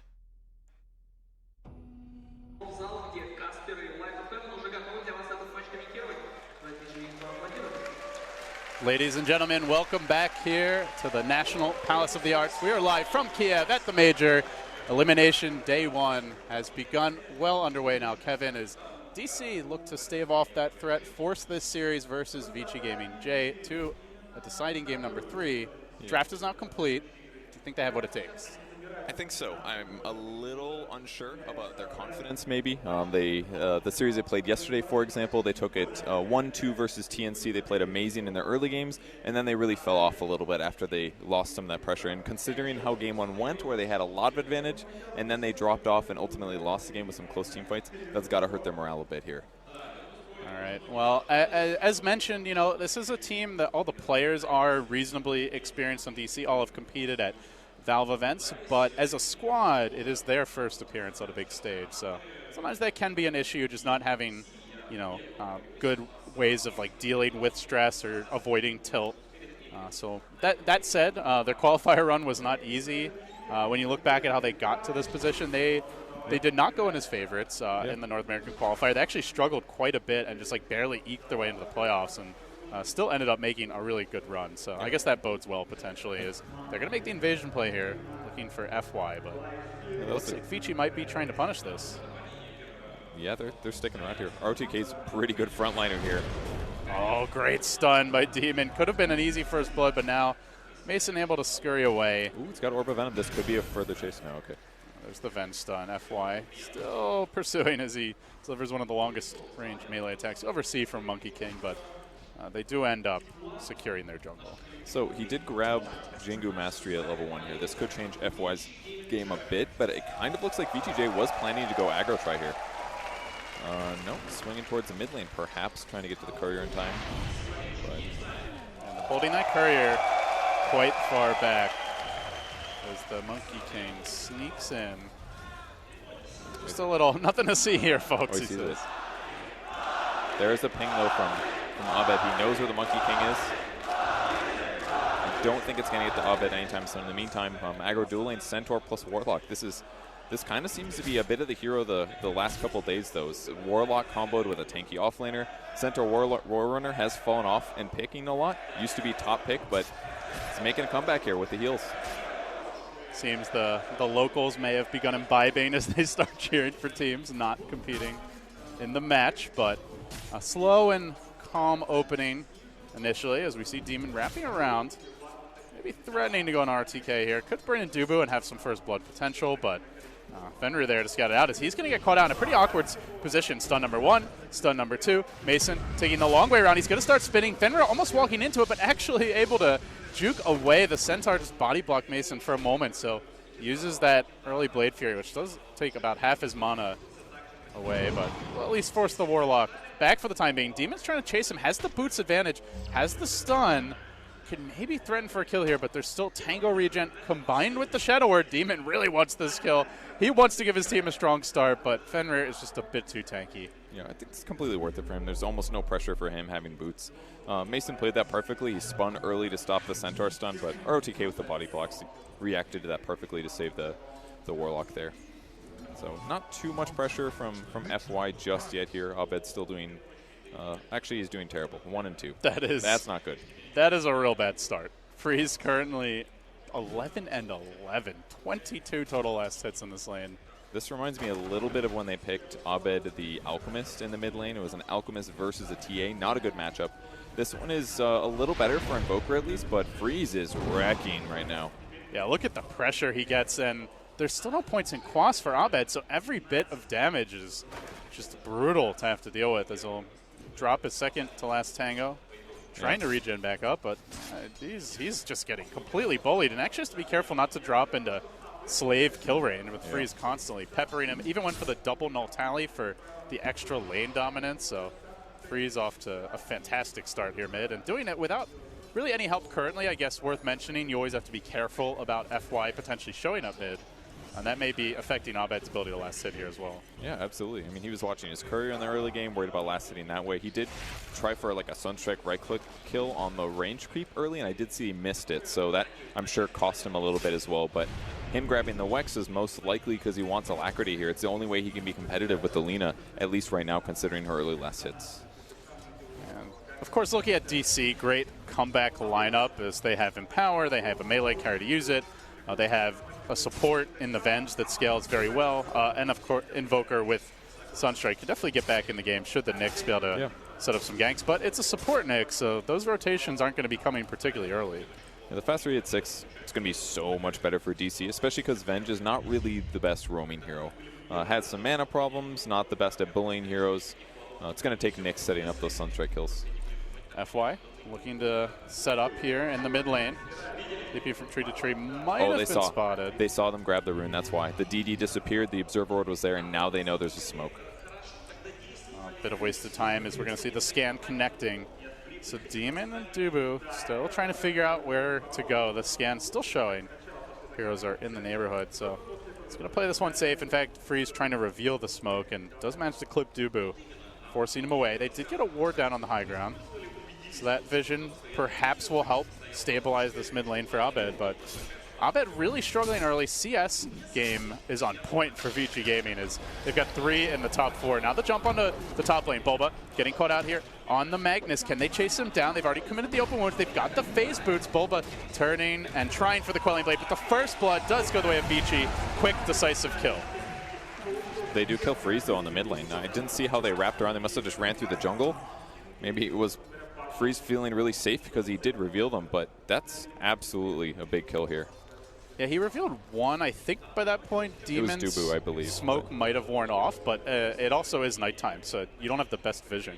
And yeah, there's actually way better wards around the mid lane for the Radiant team. The Dire team, it's spots near the rune spot where they might wrap around and gank the Warlock or the Centaur. Definitely a big target would be Warlock, but ultimately, because of that ward, Freeze ends up getting caught instead. So going to help Albert catch up a lot in the mid lane. He's actually still about 500 gold behind. Pretty big, but Invoker's a farmer. He may get there.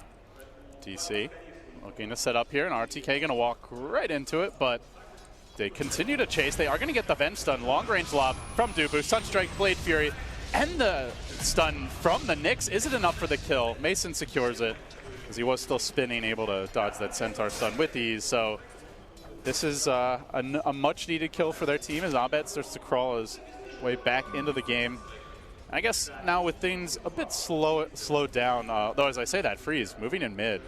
He's only level 5. He's not really that close to the Laguna, so going to need some help if he wants to go for this kill. Yeah, it'd be a hard kill. It's a little unfortunate for him, but did you take a look at Jug? This is the least cosmetic items I've literally ever seen on a Juggernaut. It's like very, very important, right? It's got little bracer things, no Arcana. I mean, this is the legendary Mason, and he's just going classic Mason. He just doesn't care. Pre-Arcana era. Old school. New stuff. Demon's still hanging out around the mid lane, ready for setup here. But will they get the D-ward? Ooh, he's going to get the Sentry too. That's huge, actually. Yeah, now to be fair, I guess it's not like the Nyx can really exploit the lack of a Sentry, as he's not close to Vendetta, but still a nice 2 for the price 1, and ensures their obs will be uncontested as Void lurks near the bottom lane, but Jug not a particularly easy kill. And Dubu sitting very far back here. So overall thoughts, Kevin, as we start to approach the tail end of the laning stage here. As I say that, they're going to make the move on Mason, but it's really not a killable target unless you get perfect chain stun, and even then I think it's still unlikely. I think they could get him pretty close with the double edge as well as the extra 100 damage from Primal Spring. They would have gotten him kind of close, especially with some Orb of Venom hits. It's a good execution, but it doesn't work out. Does cost him a lot of mana though, so I mean ROTK's having a great lane. That part's pretty obvious here. It's almost hitting level 6 while kind of in dual lane experience. So I would say as a whole, VG J is definitely winning the game right now. Yeah, and certainly the graphs reflected already up 1,500 gold with only the 1 kill advantage. So we are going to see another aggressive DC ward trying to claw their way back into it. RTK continue to leech and now does have access to Stampede, so makes it much harder to find those Sunstrike pickoffs for a hero who might get caught out of position, though. Needs the mana to activate it. They're going to give the mid lane to FY temporarily, as he's already hit 4 and change. Freeze coming back, does have the Laguna now. Might see a go on Abed sometime soon. So he'll start to work his way towards the Midas. Is catching up decently on the Invoker at 26 CS, but still not a great start overall. And the supports on DC's side are still having a little trouble finding some action. I mean, they got the D-ward mid, they got the other Lina kill, but They've been looking for kills and not doing that much else. They'll give another shot at that right now. Smoke's popped. All right. Who will they find? Dubu backing up Abed in the mid lane, and meanwhile, FY in position to reveal that smoke should they head back towards top instead. They're going to plunge into the dire jungle here, but Lina Freeze in a good position. They go for the Wave of Terror. They don't have the follow-up, and now the TP rotation is going to come in. They did commit the Stampede, but that actually allows them to set up on a Demon. Rage from Aggressive, mauling away at the Nyx Assassin. Just a couple more auto attacks will commit the Carapace for this. The Dragon Slave not timed quite right. Won't be enough for the kill there, but Aggressive able to get that one last swipe, bring him down. Pretty much perfect positioning there by Freeze when doing the Ancients there. They go high ground almost instantly. Their smoke breaks, and those guys are not going to be as fast as Alina, who's got Fiery Soul, so very difficult for them to initiate and do the chain stun. But if they would have gotten the first stun off, absolutely kill possibility with the Sunstrike. So it was kind of a good attempt for DC, maybe not the right path to take, maybe a difficult gank to get in the first place. So DC, we are seeing Bulba go for the extra points in Empower, which has become like the de facto Magnus build as of late. Grabbed the Iron Talent earlier. Is going to be going for the Blink Dagger first. So I guess, Kevin, thoughts on how DC get their way back into this game? Is there something in particular they're waiting on? And if so, what is it? Yeah, I think the Blink is absolutely an aspect of that. A lot of times we do see Midases picked up on Magnuses, sometimes after Blink, sometimes before. So I think the Blink is a great way to start that. A lot of Magnuses have been really crucial for that. RP the good hero, skewer them to you, get the Omni Slash off. That's a kill on a tower usually. So I think that's what they're aiming for. Little pressure pushes like this are really effective as well. These two supports are both very good pre-6, so this should be set. Mason getting a little low though. This is getting dangerous. A little scary as the jump comes in. Monkey King pouncing together with Aggressive on the Demon. Looking for the Carapace timing here. Aggressive able to finish him off though. Gets the kill. And the rest of the team forced to retreat. So tower still held bottom lane. All the while Abed is getting a little me time working towards the Midas. Pretty close at that. But still, in general, it does feel like Vici Gaming are a lot more confident in their movements around the map. Yeah, all these Lifestealer rotations have been so effective. If it was any other hero, it would be difficult to kill the next assassin. But using Rage, stopping the Spike Carapace reflection, it's making Demon a target, which is good, but he's consistently getting killed because of it. So DC's making their opponents move, but it's not providing good trades for them. Here comes the Fenrir Hate Parade as 4 heroes make the move towards this top lane. They're going to drop a ward behind the tower. I'm not sure if we got a glimpse of Fenrir. I think he was already behind the trees, but reinforcements start to arrive. So see FY come in, already has the Wukong's command available. The Rock isn't quite ready yet, and he is going to get scouted by Dubu. So he's able to jump a little bit farther away. They begin to cut this wave. No sign of a full defense of this tower. Just Abed sitting mid, but as I say that, reinforcements coming in. RTK is going to be the first man in. Has the hood already. Omni Slash doesn't care about that. Sunstrike won't too much either. RTK able to just barely squirm away. Gets the heal and will end up retreating successfully. So pretty big commitment there. Not able to find the kill. Not able to quite find the tower as Freeze will deny it.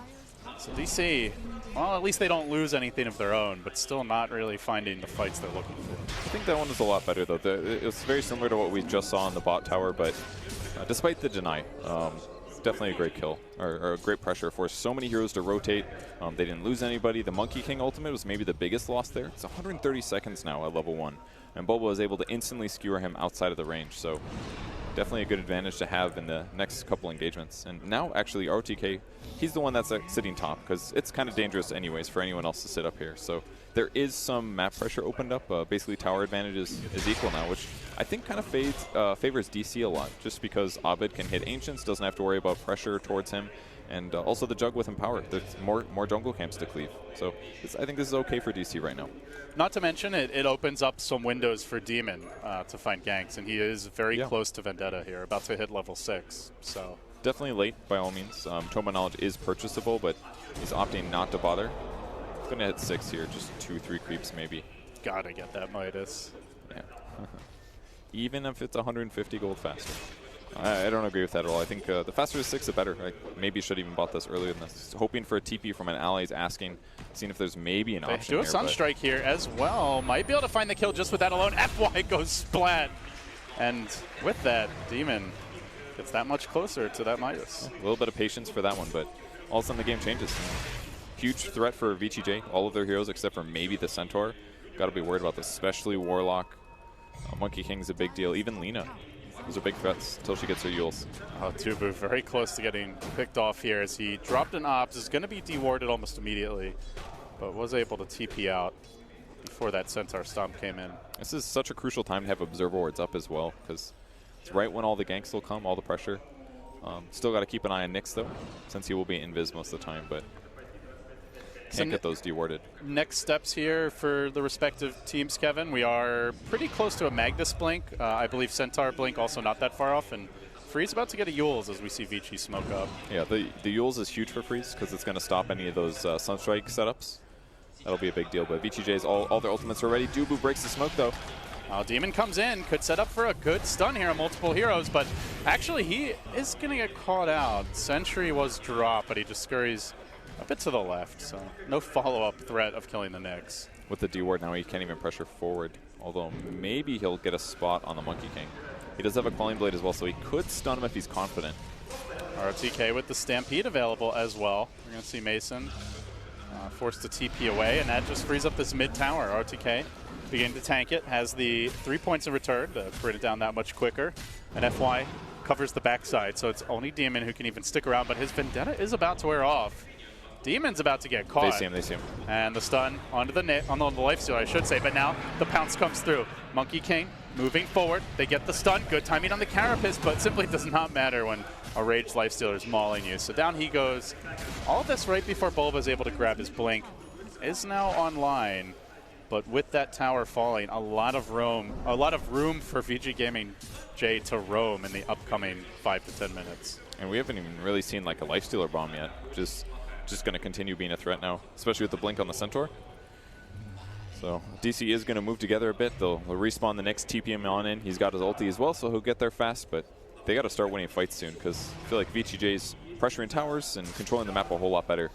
Kind of a reversal of Game 1 where it was early VGJ playing very passively as Dubu going to get caught out here on the top lane. Quick jump into a Centaur stomp. The follow-ups there from Aggressive. Another kill for this very active squad. Go bottom, though. You're going to see a Sunstrike, though, and Abed with Demon continue to be the tandem getting things done for DC. They'll find that kill on the south side. That'll make up for things a little bit, but you know, if Demon wasn't dead, it wouldn't have been Dubu getting initiated on. It would have been Demon scouting to spot the Centaur. So their push getting completely shut down there was another reaction of Demon's mistake on the mid lane. So things are adding up pretty quick, and they got to keep pressuring. But it's so hard for them right now. Their gimmies are killing the split pushing Monkey King, who feels a little bit safe, but that's not going to win you the game by itself. You got to start killing the Lina, maybe the Warlock. And you can maybe pray for a lifestealer kill too, but good luck on that one. Yeah, unless if they commit like RP or swap into Omni and there's nothing to infest, maybe, but it's, like you said, good luck. You need things to really combine just right to find that opportunity. Still a little surprised they did go for Magnus, though. It's a hero that they barely touched during the group stage, actually. I remember Conrad even remarked at one point that it was a hero they just ignored, always playing like Legion Commander, different offlane heroes for Bulba instead. And compared to other mags, we haven't seen an RP kill yet. And almost every other mag player I've seen has been getting RP kills from the moment he hit 6. Still nothing from him. And they definitely have like the setup for it and the follow-up with the vent swap to initiate now online. His Demon's going to get caught out here at the North River. Stampede coming through, does manage the Carapace, gets the 2-hero stun into the Roche pit, trying to TP away, going for the suicide instead. Yeah, Roche will take him down, so a nice save by Demon. Ends up falling, but doesn't end up giving up the kill. Yeah, 30 seconds dead. Stampede's on cooldown for 74. It was all right, considering. Could have been another death here. Monkey King's just been doing such a good job getting vision, though. Great aggressive wards, kind of weird spots, spotting where the heroes are, whether or not they're sitting behind the Juggernaut. It's putting him in a good spot, and it's maybe one of the rare times we don't see a Jug way ahead of his opponents due to Empower. It's farming well, though. It's getting pretty close to Lifestealer, considering no Midas. Yeah, Lifestealer have been doing a little bit more through the actual combat against enemy heroes. They're going to start to clear an Ancient stack here. Freeze coming in for the assist. And Ancient's now down, wondering when Vici goes for that next round of aggression. I mean, they might as well do it soon, right? Lifestealer looks so farmed compared to Juggernaut. Juggernaut's probably, yeah, he's just about at Manta. Empower will make up for a lot of this disadvantage, but The Sanj, Midas, Armlet. Lifesteal is going to kill all these heroes really fast. None of them really have that much armor. In fact, like Invoker, for example, this guy's going to get shredded by a Lifestealer if he finds him. Yeah, He's got eggs, though. And, you know, speaking of the need to get aggressive here, Abed has quietly gotten himself back into relevance and finds himself with an Ags complete, third in net worth as Who's Vici on the back Gaming line? make their move. They've got the initiation potential here from RTK. Who's he going to get? He gets caught by the wave of terror. He runs right into a tornado. Good reaction play by Abed. the RP. Now the RP. That's on two, but the counterplay comes through from Fenrir, dropping the rock, blocking Bulba in place. Now forced to turn tail and run. They'll lose Dubu. Can they get out cleanly from there? Mason has the Omni, eats the Laguna, does go down. Tasered from behind as Freeze halts him in his tracks. Now the Sunstrike on top of where his corpse is about to lie. Abed gets put 6 feet under by Aggressive. 3 down in the end. He got the 2-hero RP, but the Warlock ult was the trump card. Yeah, I don't think he had anything like Meteor ready. If it was, it would have been amazing. Either way, Tornado reaction, the Wave of Terror to interrupt the Blink for Centaur, it made the fight so much better for DC, but the Golem did just enough to disable their ability to continue pressuring. And the RP really was kind of just felt life-saving, not so much it's time to fight. So DC doesn't get what they want out of that one, losing 3 heroes and the important Invoker. That's not good. I believe the 2 heroes they caught in the RP were what, the Lifestealer and the Centaur. So like it's not like these are easy kills by any means. Like Lifestealers with Armlet over 2k HP, lots of armor.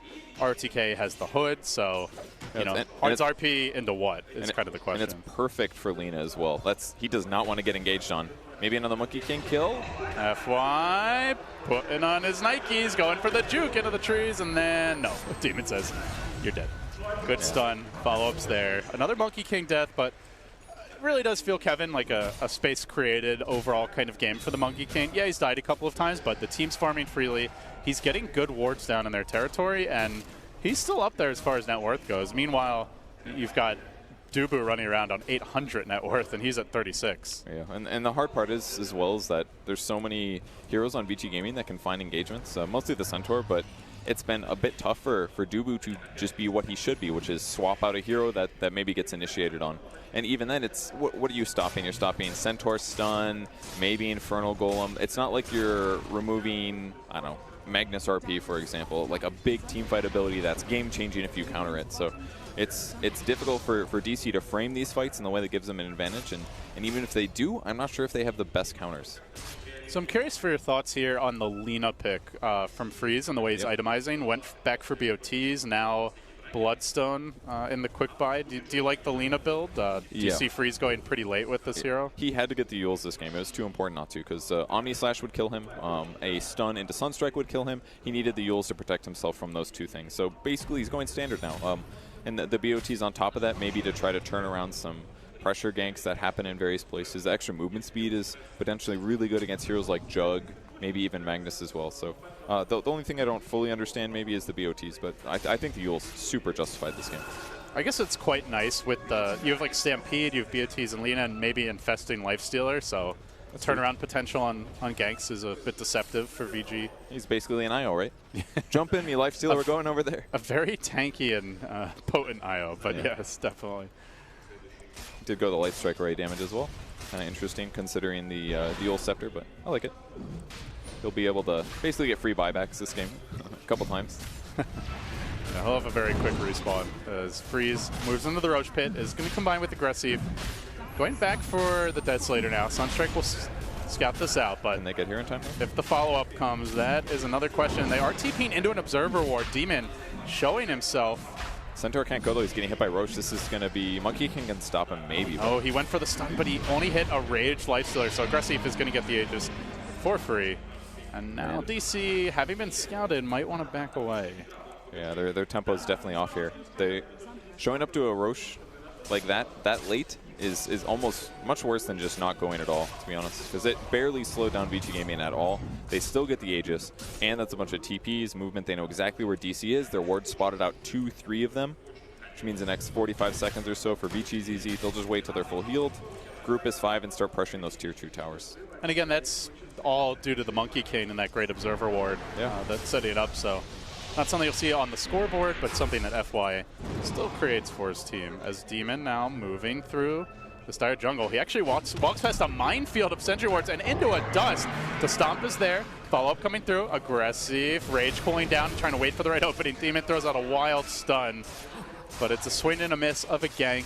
Maybe forcing it too much now, Kevin, is he's just desperate to set up these kills, but gets punished. Yeah, this is the first one the first kind of pressuring he did without a Monkey King being in a aggressive pushing position. So he even anticipates the ward on the high ground, but it's not actually what happened. Just all these sentries are very smart by Vici Gaming. This is where the Nyx is going to go looking for cores, because that is the safest place for Vici Gaming's heroes to farm.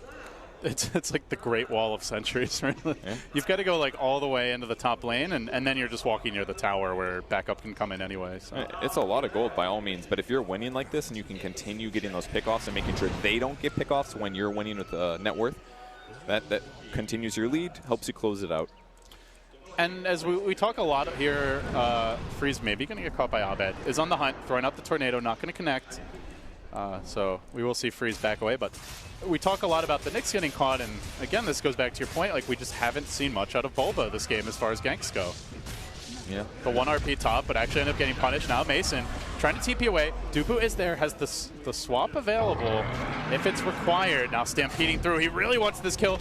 Swapping mid-stampede, so still able to get on top of him is RTK. Now the follow-up coming through, the Boundless Strike. Laguna, they throw the kitchen sink at Mason, and it is enough to take down the big man. Now Freeze looking for Dubu here in the trees. Finds him with the Yules, throws him up in the air, drops him back down into the stun. Waits for the Bloodstone. I'll take one more charge, thank you. Up to 13 now. Have a good day, sir. Yeah. Still no big RPs.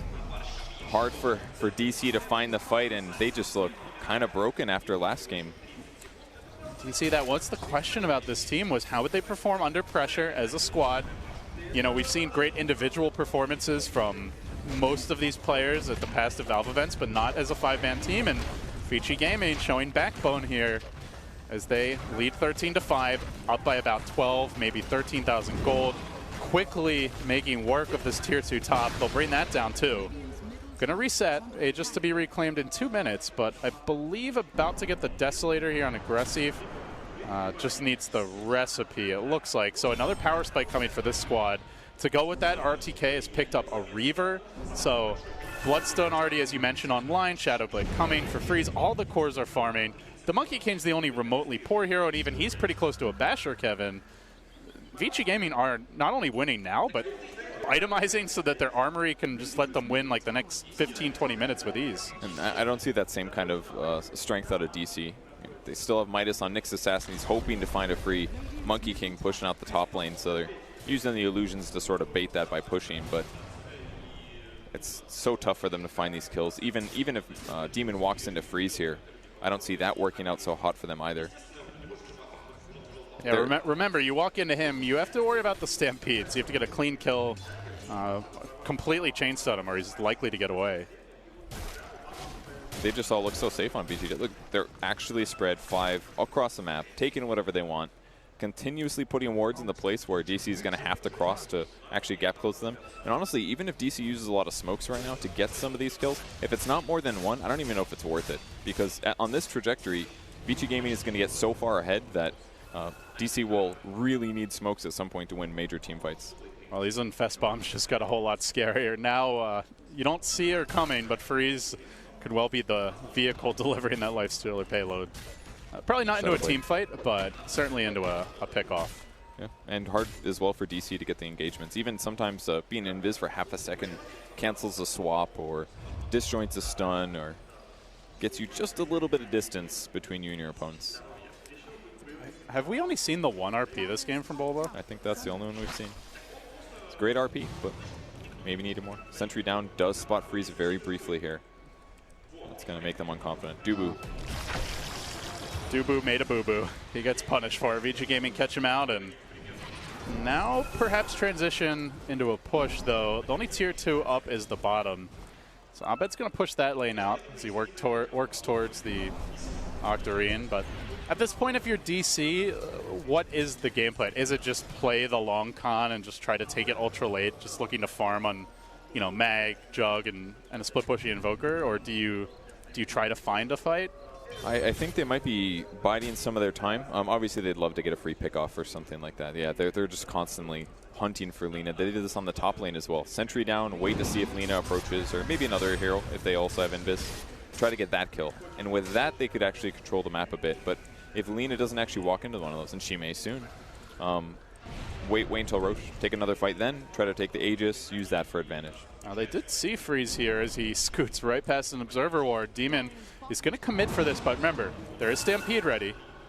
And he's safely tucked behind the tower. In fact, the rotation's coming. FY will grab an Invis rune. They want to pounce on Freeze. It could end up being a trap. They're going to get the stun. Follow-ups there. Meatball gets dropped. They get the kill quick, and now they need to get out just as quick. Aggressive coming in. Not able to finish him off in time. They do scatter, retreat successfully, but Abed getting clipped on the way out. FY there, leaping forward, getting the balance strike. It is a good tornado. What a tornado. Will he be able to get out? He will! Sick play by Abed. Makes it back towards safety, so both of DC escape, and they waste some much-needed VG time. I don't know if I've ever seen a tornado TP on 3 heroes. That was incredible. Under pressure, a potential elimination game, and a youngster, to put it mildly. Abed, still not at the age of majority, but he was cool as a cucumber there. And that kill alone gave them a big gold advantage. At least helps make up some of the stuff that VG Gaming has been attaining this whole game. Helping Demon, he's got his Blink Dagger now. A very hopeful queue up of the Ags on him. But VG Gaming pushing the bot lane out. They'll probably take this tier 2 tower. Then it's about Roche time. And then the game changes again. That'll be the next place the fight happens. But with a ward advantage that VG Gaming currently has and far more towers nearby, might be hard for DC to take it. But if they can, they could turn this game around. All they need is a big team fight win, maybe a couple more crucial ganks. They're going to spot the Lina again. Maybe they can play around this. Freeze does have the Yule Scepter, so they kind of need to stun him into the Omni. Time it properly, and they do just that. DC striking again. Some clutch kills here when they desperately need them. These little traps are paying off, and I almost wonder, like, do we have to see a gem commitment from VG, or either that, or do we just see Lina no longer going for those solo ganks? Yeah, I mean, those 2 deaths in a row really changed the tempo a lot.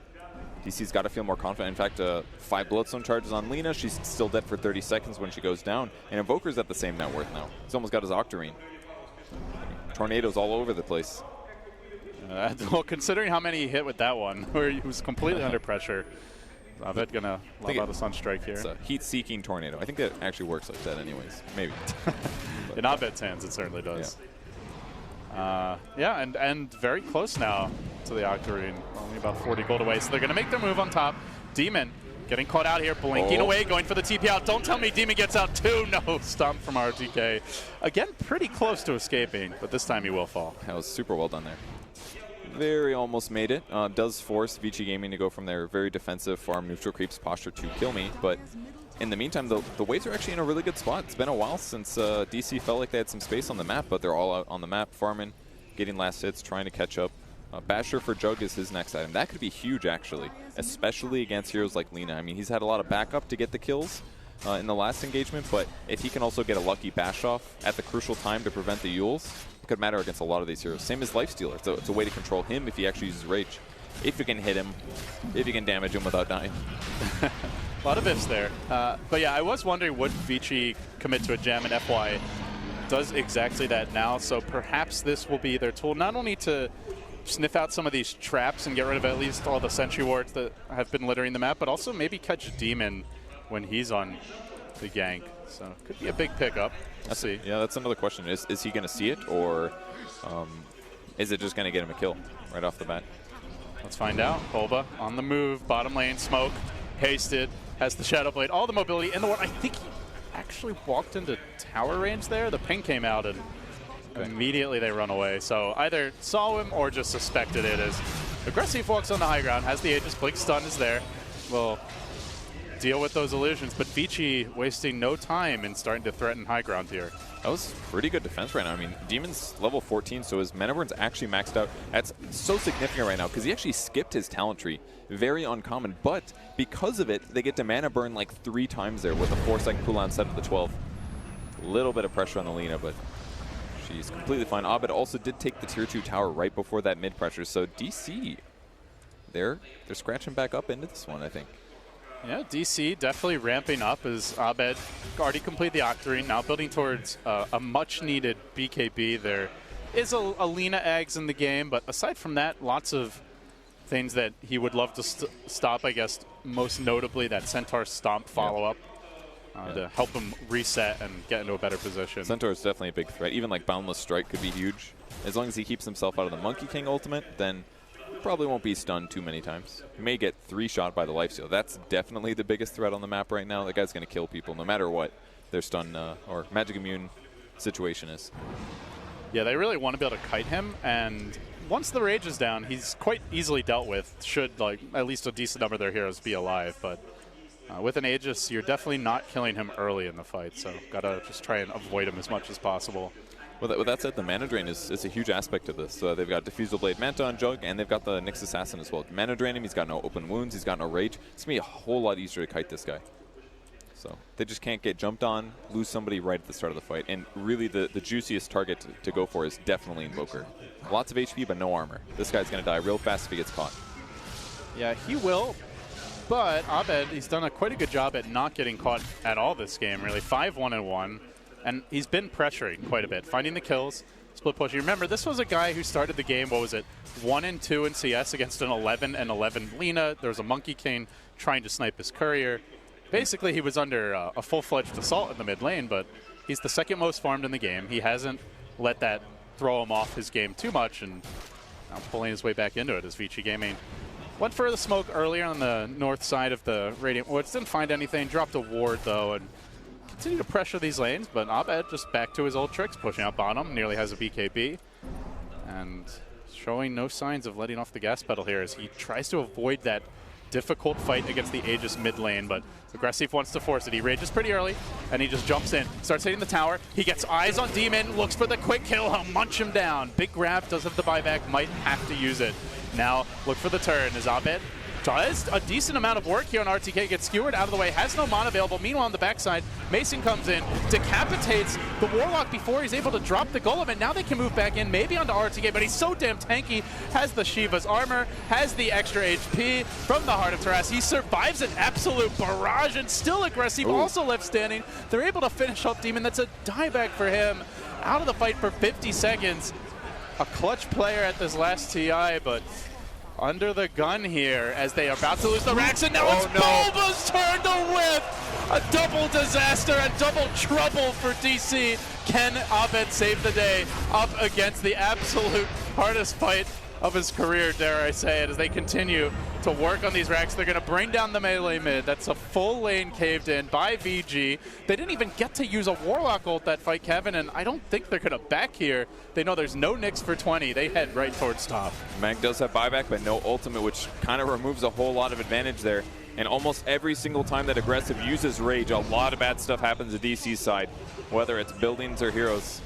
Bulba, can he at least get like a decent blink skewer? I don't know who you go for, maybe the Lina, but he's got to find some opening. As looks like they will end up backing. They're content with the first lane, so yeah. The base now very open. Shrines likely to fall momentarily, as we do see that Vici Gaming rotation.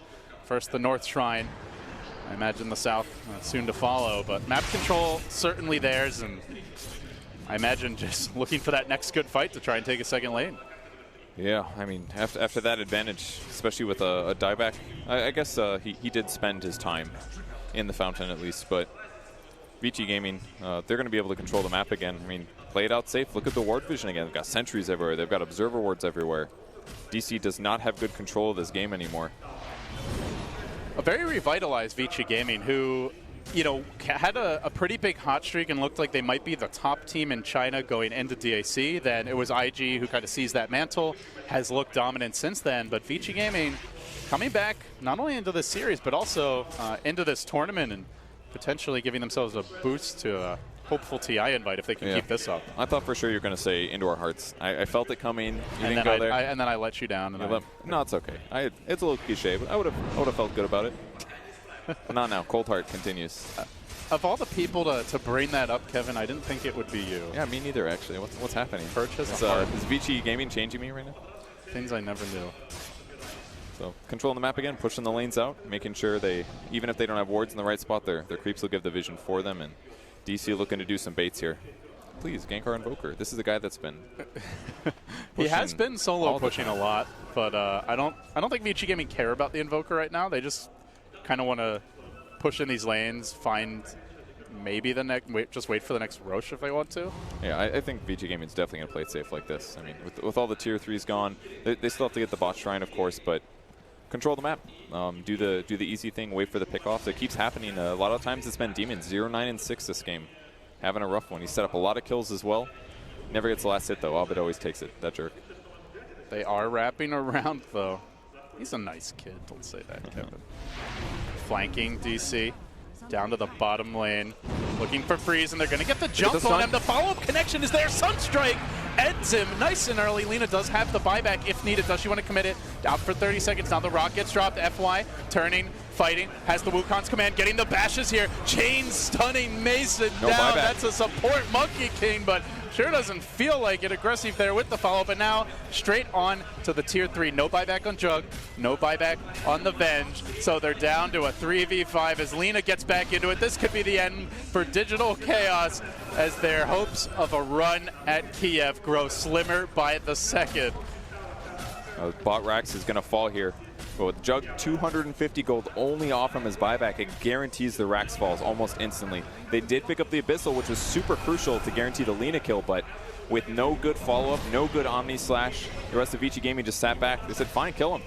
We'll wait till we're ready to get you. Meanwhile, there's a 4,000 HP Centaur just running roughshod over their base. A bulwark in the front line. They throw the Sunstrike. They throw everything at him. He doesn't care. He survives, lives to tell another tale. Demon. Aggressive now, just munching on Demon. Another death for him. The long range taser from Freeze. That's it. It looks like salt in the wound. And a final finishing blow as Vici Gaming KO Digital Chaos, knock them out of the Kiev Major and advance themselves into the top 8. Vici Gaming, definitely one of the teams that had a hard road in the group stage, only going 2-2, but they looked real good in this match, considering that DC looked like the impressive team during the groups. A lot of expectations for them to at least win their first match, but they fell short. It looked so good during game 1, big advantage. It was the reverse this game. Lots of lane disadvantages. They didn't find enough ganks in the early game. And then when they got in the late game period, they never got RPs. They never found openings. Just, they couldn't find that much to happen this game. Well, I mean, you look at this guy, the man, the myth, the legend, ROTK himself. This is a veteran team. Not only ROTK, but Aggressive, FY, Fenrir. Really, the only newcomer is Freeze, so you have that major veteran core. Like, that gives you a lot of confidence in these high-pressure situations to stay calm, you know, bring the enthusiasm and the energy, but not choke, not make careless mistakes. And honestly, they looked like a well-oiled machine here down the stretch, Kevin. And that was absolutely another aspect of what it seemed like DC did in the last game. They went for heroes that they weren't super comfortable with, perhaps, heroes that they hadn't typically drafted, and they definitely underperformed a little bit in this match. I think everybody was expecting a little bit more out of them. All right, well, DC, they get sent packing. Vici Gaming J advance now into the top 8. They will be fighting on day 3. And with that, we'll wrap it up. Get ready for our 4th and final match of the opening day here at the Kiev Major. It's back to Paul and the boys of the panel. Thanks very much, Elder. Yes, congratulations to VGJ. They become the second Chinese team through to the quarterfinals at the expense of DC, and they do it for the first time today in 2-0. Let's wrap things up with our panel. Gods, we'll start with you. Pretty good display in the end by VGJ coming through that second game that looked much easier than the first one. Yeah, there was maybe felt less assured in the mid game, but their early game was heavily dominated. They won the lanes. It just felt like DC couldn't get much done with this kind of awkward support duo. The Nyx with the Venge. Their only real hopes was mid game, like getting some Nyx ganks happening with the Sunstrikes. Like Abed was involved in like all the kills for the team almost, and I mean, it kind of came down to this Abed versus the World Snare in the late game. Bulbous couldn't really find any openings to get RPs off because they lost complete control of the map as well, and just great execution from VGJ. Yeah, disappointing way to go out, Ben, after what looked like a promising group stage.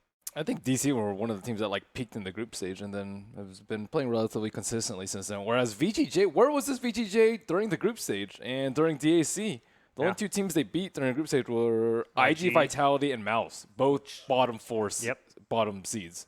And DAC was not impressive by any stretch. But yeah, this series, I think they played and drafted amazingly well. They played together as a team and made it look easy. Yeah, disappointing for DC. Obviously, you played these guys obviously in the North American qualifier. They came through a very strong qualifier in that region as well. And then they come here and they knock Newbie 2-0, Liquid 2-1 in the group stage, and then can't get through a team which finished 10th in the groups.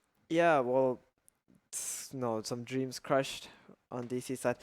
The biggest thing is when they play TNC and they sort of like started losing their identity slowly, and maybe they started like blaming some aspects that weren't really needed to be fixed. They just like lost track of who they actually are. Yeah. Like if I can sit here and tell you that no, these heroes don't fit them and these heroes don't fit them, then there's definitely something going wrong. Because when I watched them play Newbie and when I watched them play Liquid, I saw the strength. Even when the first game they played against TNC, you saw the power of DC. But in this series, I think not. And as for BGJ, like I personally believe that DC just sort of gave them the win. So in a way, like they overthought things. For example, in the second game, they probably felt like in the first game they couldn't take it to the late game, so they overthought the late game. They took Jug, Mag, Invoker, and then they picked a Venge carry, a really greedy carry to try and top it off. But they already had a Nyx, who's a weak carry. A weak support.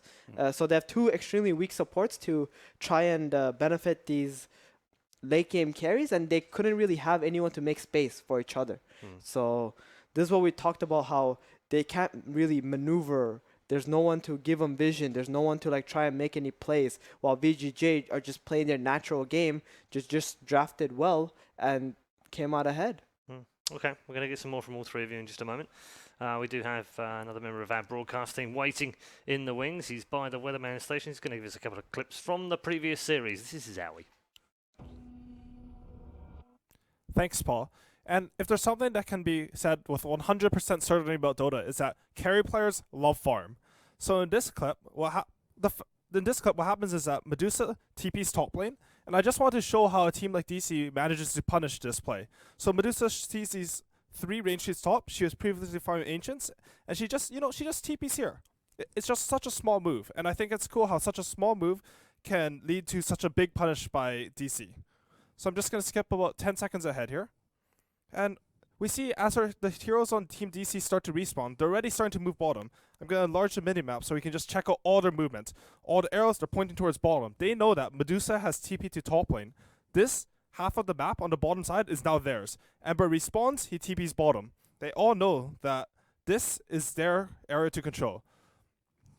So this is something that Boba is actually really good at. He'll know that this TP is something that he can use to get an advantage. The enemy team made a small mistake, he's going to punish them. So VGJ actually start this fight extremely well. They take out the Warlock, they stun him, the Venge uses his newly acquired Lothars, they get the Phoenix Egg down. This fight's looking great for them. But DC knows something, a piece of information that's very crucial to their fight. They know that the top net worth team fighter on the enemy team cannot come to the fight. This Medusa has already used her TP. Something that people used to do, they would take timers for Enigma Black Hole cooldowns, or take timers for Tide Ravages. But in my opinion, in the early mid-game, the most important timer is actually your teleport scroll. And we see here, DC, they've lost their Warlock, but they reset the fight again. They bring their heroes up this way, they retreat with the Ember Spectre, the Monkey King goes up here, and he actually ends up looping around so he can cut off the Venge. And this is just such great play, because they know, no matter what, Medusa cannot join this fight. And we'll see how it goes here, We get Aggressives coming up. This is with Aegis, so this is a huge fight for them. Venge gets stunned, he gets sprouted, Bulba TP's in, and they kill off Aggressive's Aegis. Mason comes down here, he zones out all the enemy heroes, and all of a sudden, we have such a great fight for DC. I think the cool thing about Dota is just these small sort of things like, you use a TP top, you don't think it's anything, but at a professional level, the players are just so able to punish these big mistakes, and that's just one of the things that makes Dota so beautiful. Couldn't agree more. Beautiful Dota is what we like. Thank you very much, Owie. He'll be back, of course, tomorrow with more. We've also got Team finishing off the evening as well. The Weatherman station. Plenty more to come tonight. I know it's late for you. Thank you very much for staying with us. It's been a very long day, but it's still got one more series to come, of course. Virtus Pro, one of the top seeds, going in action against iG.Vitality in our fourth and final series. Before we get there, however, we do have an interview ready. Shiva is in Kiev right now, ready to talk to Aggressive, so let's go there right now. Thank you, Paul, here with VGJ Aggressive and Translator Jack. Hello, congratulations, first of all. 恭喜。谢谢. Now, in this first game, you were dealing with a very scary tricore from your opponent team, and it seems a really tricky position to be in. How did you deal with that high-pressure situation in team communication? 就是第一把比赛中，你们面对一个比较难打的一个逆风劣势的局势，就是对面有个3核，然后你们好像一开始就是落后于他们，然后你们是在沟通方面怎么去调整一下，然后怎么面对这样的压力和这样的情况？我们第一把的阵容是比较偏团战的，美杜莎、凤凰、大树，前期的那种小节奏会比较少。他这种英雄的话比较吃自己大招，对吧？然后前期线上小猎，就是说前期他们3核可能会比我们更肥，但是我们这个阵容呢就是团战，可能经济少一点也没事，就是我们都非常有自信，可以不用急，就是和平跟他发育，然后我们等关键装备就能跟他们打，所以我们一点都不急。因为首先也因为他们3核里面有一个先知，这个英雄是一个大家都知道比较前期的英雄，对吧？然后他打到后面的话，他经济虽然高，但是他团战的作用其实就那么一点。但是反观我们这边美杜莎，其实对位对面火猫的话，然后我 VS 搭配他，然后加上我们那个就是比较肥的哑巴盾的话，出辉耀的也能，我们也是3核，但是我们3核只要经济不落后对面太多的话，那个团战肯定是我们好打，因为我们的双酱油大树凤凰比对面的双酱油厉害，打到后期会更有用。We weren't really in a rush because we had more of a team fight lineup.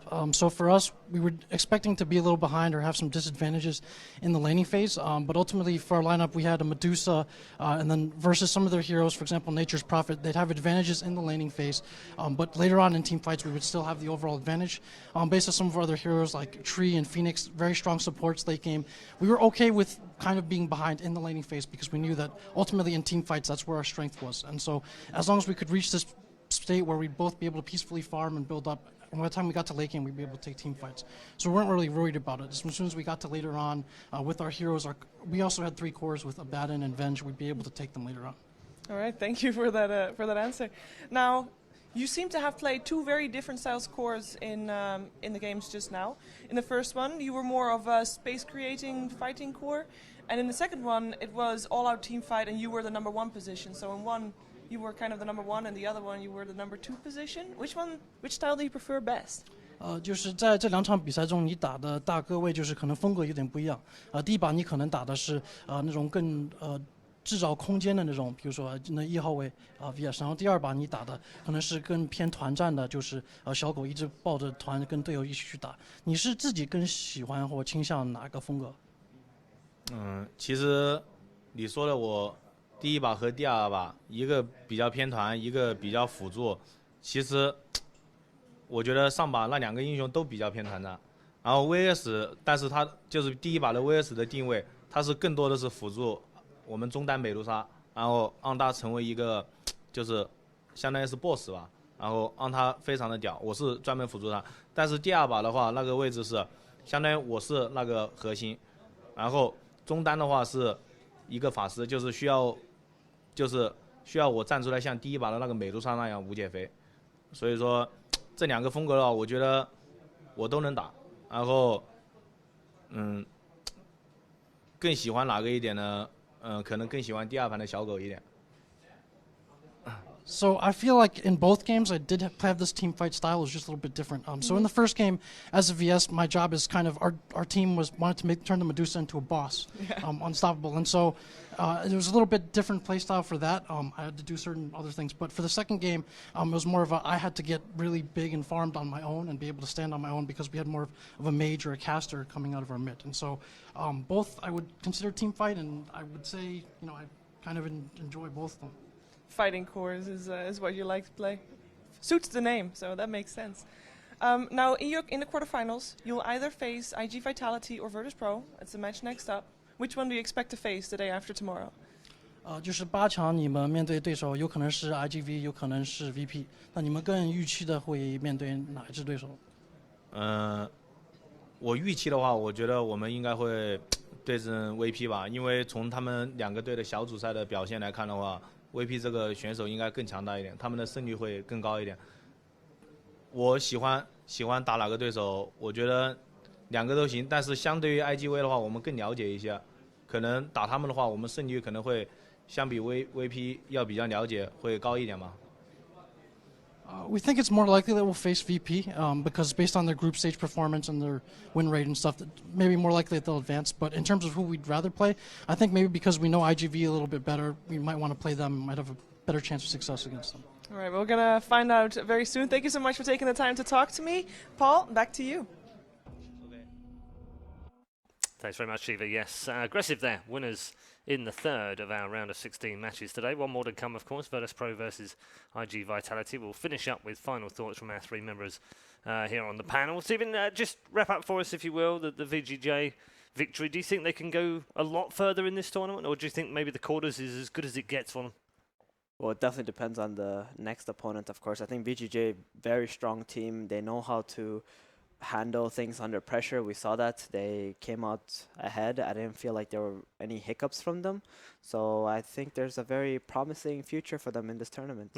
Okay. Ben, similar question, but this side on the DC side, where do they go from here? Obviously, TI is in the back of their mind as to wanting it, but they're going to have to go through the qualifiers. There's no doubt about that. Same advice as I gave to the earlier team. Don't disband. Okay.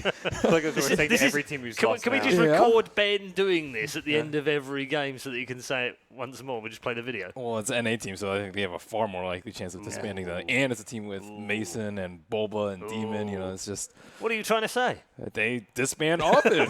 That's what, he was on a different team for TI. Demon was on a team for TI. I bet was on a different team for TI. Like, okay. Right. Do I need to go on? All right. It's fair. It's fair. But from VGJ, that was the first time I actually seen an aggressive smile. He was smiling at the beginning of the interview. He seemed happy about his victory. And I think they finally played well, I would say. Played the way they wanted to play as well. Yeah, and a lot of other teams in the group stage, or a lot of their other games, it just did not go very well. I'm sure owner Mr. Jeremy Lin's very happy right now. God's, your final thoughts on the match?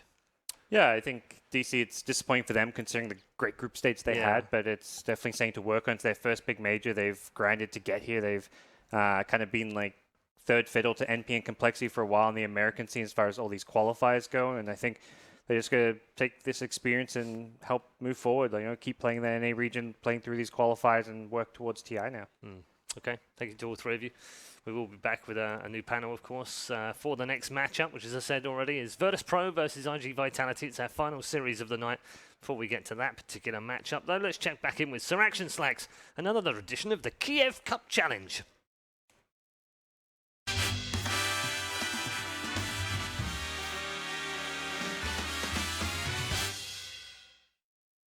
Teamwork can make or break a team, especially in Dota.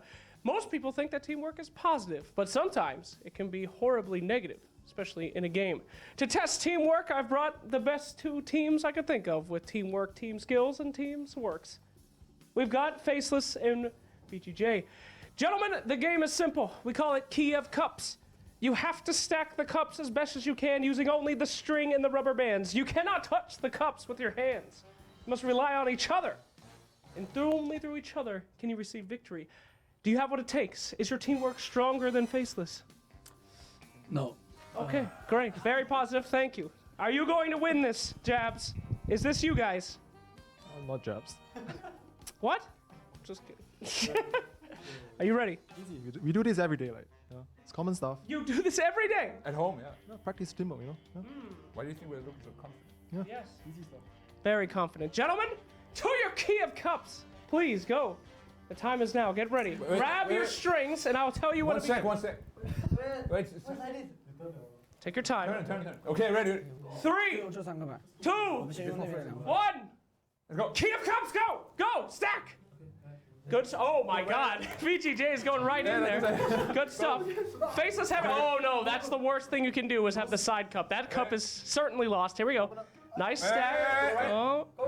Oh, very good. Very good teamwork right here. Oh my god. There we go. Touch number. VGJ, nice stack there. A little bit behind. Wait, this one isn't. There's another line. Ah! Wait, up. This one, up. Uh-oh. They got one more cup on VGJ. You guys gotta hurry. You guys have gotta hurry. Go. Jabs, you careful. Release. Wait, release. No. Ah! Push your first. You do. Release. Wait, no. Yeah. Okay. Oh! Round one. Round one goes to VGJ. How is so fast? Easy. Round one, VGJ. It's a best of 3 as always. How is so fast? So, here we go. Now you guys, we're doing it again. However, you will have one handicap now. You have the side cup. You must use the side cup, all right? Okay. Round 2. Gentlemen, 3, 2, Pull those away first. 1. Kiev Cups, go! Okay. Very good. Oh, moving him away. That's nice. There we go. Very That one close. needs to go before.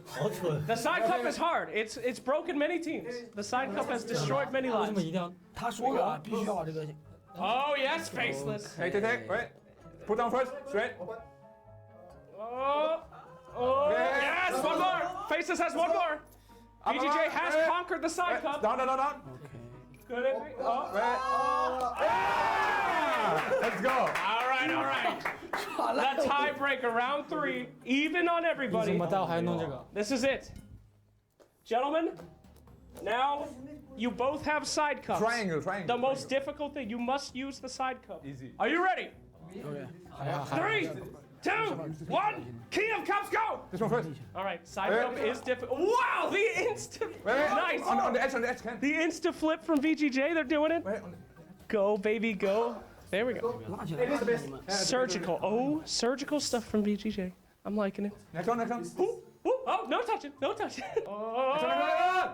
they gotta hurry. The cups are going apart. Faceless. VGJ, I'm so sorry. The comeback. Nuts, my boy.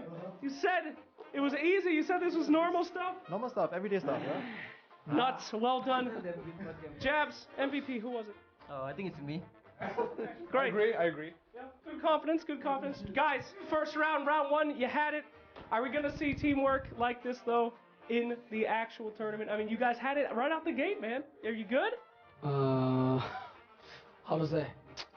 I think they are 那个叫什么作弊？ yeah, cheating. Oh, cheating! You think they're cheaters? All right, well, that's good. I'm gonna take that. All right. Well, we have seen teams come together. We've seen teams break. The Kiev Cups, the hardest challenge we could ever think of. Thank you guys for playing, and we will see you at the actual Kiev Major. Thank you.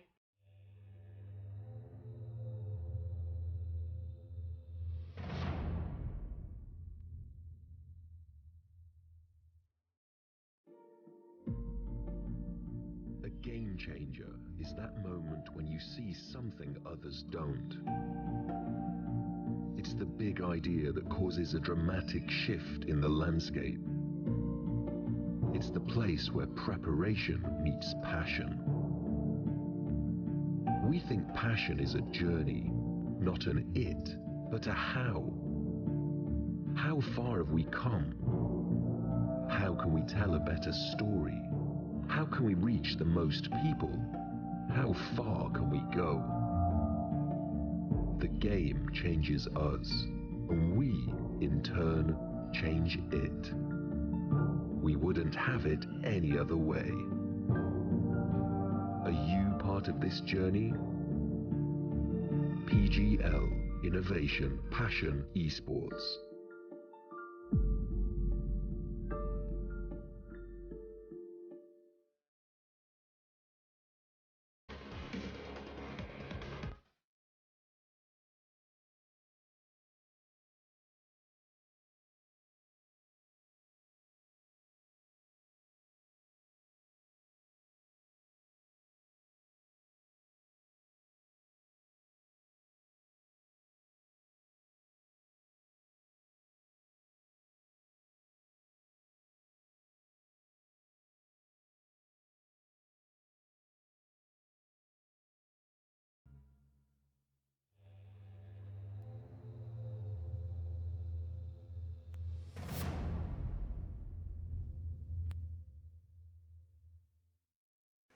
Welcome back to the Kiev Major. It is time to get hyped if you are a CIS Dota fan, because the CIS favourites are in the stadium and ready to play the final series of the night. That's right, they've left the best till last. That's as far as the home crowd are concerned, as Virtus.pro go head-to-head with iG.Vitality. We've refreshed our panel once more. Conrad has come back to join us alongside Fogt and Gods. Good afternoon, good evening. I can't remember what time zone we're in right now, but it's been a long day. Have you enjoyed it?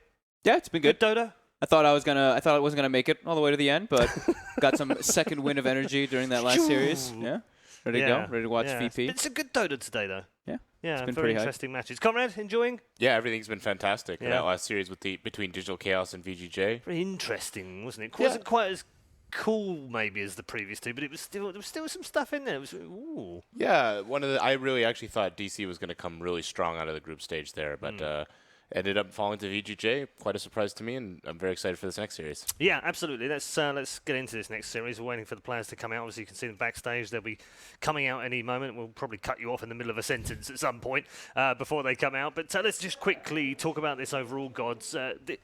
This isn't as clear-cut, perhaps, as maybe some casual fans that have just tuned in and seen the rankings might be led to believe, because on paper you look at it and you go, it's second versus 15, this should be a Virtus.pro win. iG.Vitality are so much better than that. Absolutely. They've been one of the uprising teams in China for some time. They've been winning a lot of qualifiers there. They managed to get top 4 at DAC recently. This has been a real emerging team. They've got great skill in Paparazzi, one of the 9K MMR players there, and I think it's a really tough round 1 matchup for VP. I mean, we're at a major. Every team's going to be tough, but you think you go 3-0, you get top 2, one of the top 2 seeds, you think you're going to get an easier matchup, but not the case for VP. Yeah, it could be a banana skin, this one, couldn't it?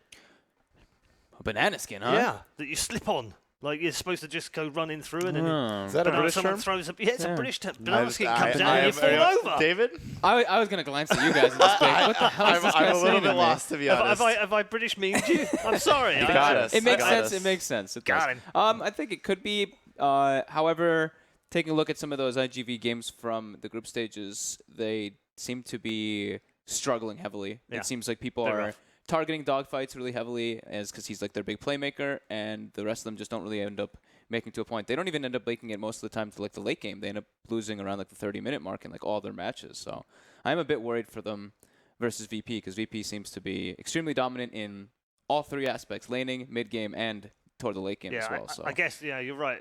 Conrad, it's a bit worrying in a way for them, is it? Because Virtus.pro, if you trust what Lil says, and I have no reason not to, at the end of 3 games, what did he say? We're not really playing our good stuff yet. We've just kind of messed around a little bit. I mean, that level of confidence is going to be pushing them forward for sure in these next few games. Okay, I'm going to have to cut you off. Sorry, Conrad. We are ready for the players in the arena, so let's head over there right now to introduce you to both teams.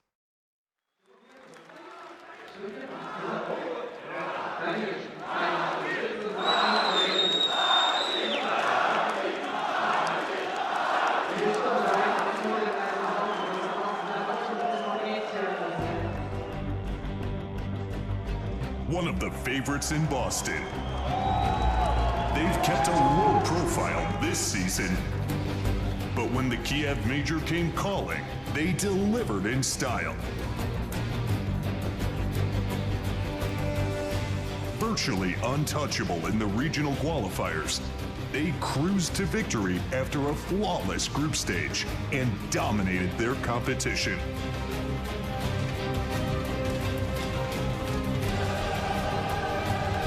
Representing their region in the first ever CIS Major.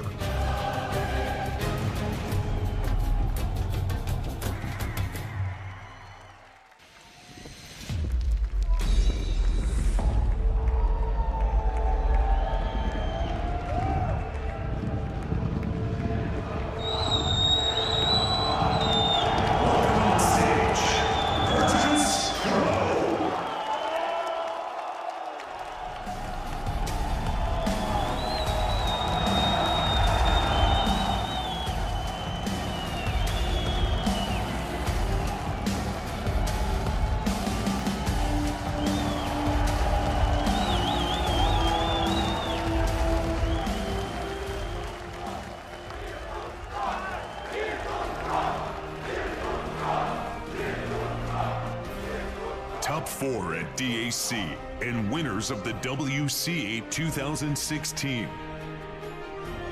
Their domestic success is unquestionable. And their run in Shanghai was a clear warning of just how dangerously talented this team is.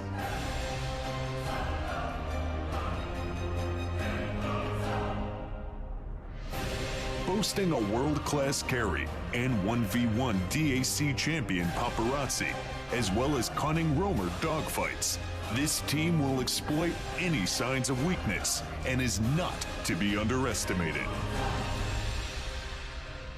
Welcome on stage, iG.Vitality.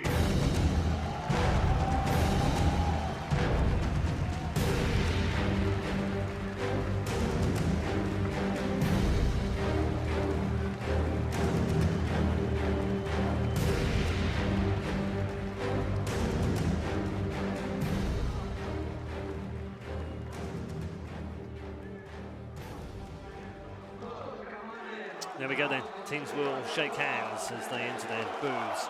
And for some, I guess motivation comes from being told, no, you're not good enough. One of those players that's been told that plenty of times in his career is Lil, who embodies plenty of things about him. Stubborn, idealist, and a perfectionist. All the wrong things then for a team player.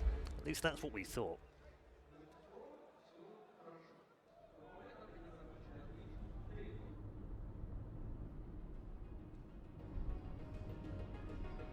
Я пришел к тому, к чему я пришел, потому что люди в меня не верили. Ты никогда не станешь сильным, ты никогда не запишешься в зал, ты никогда не получишь красный диплом. Я брал это все, накапливал и мотивировался.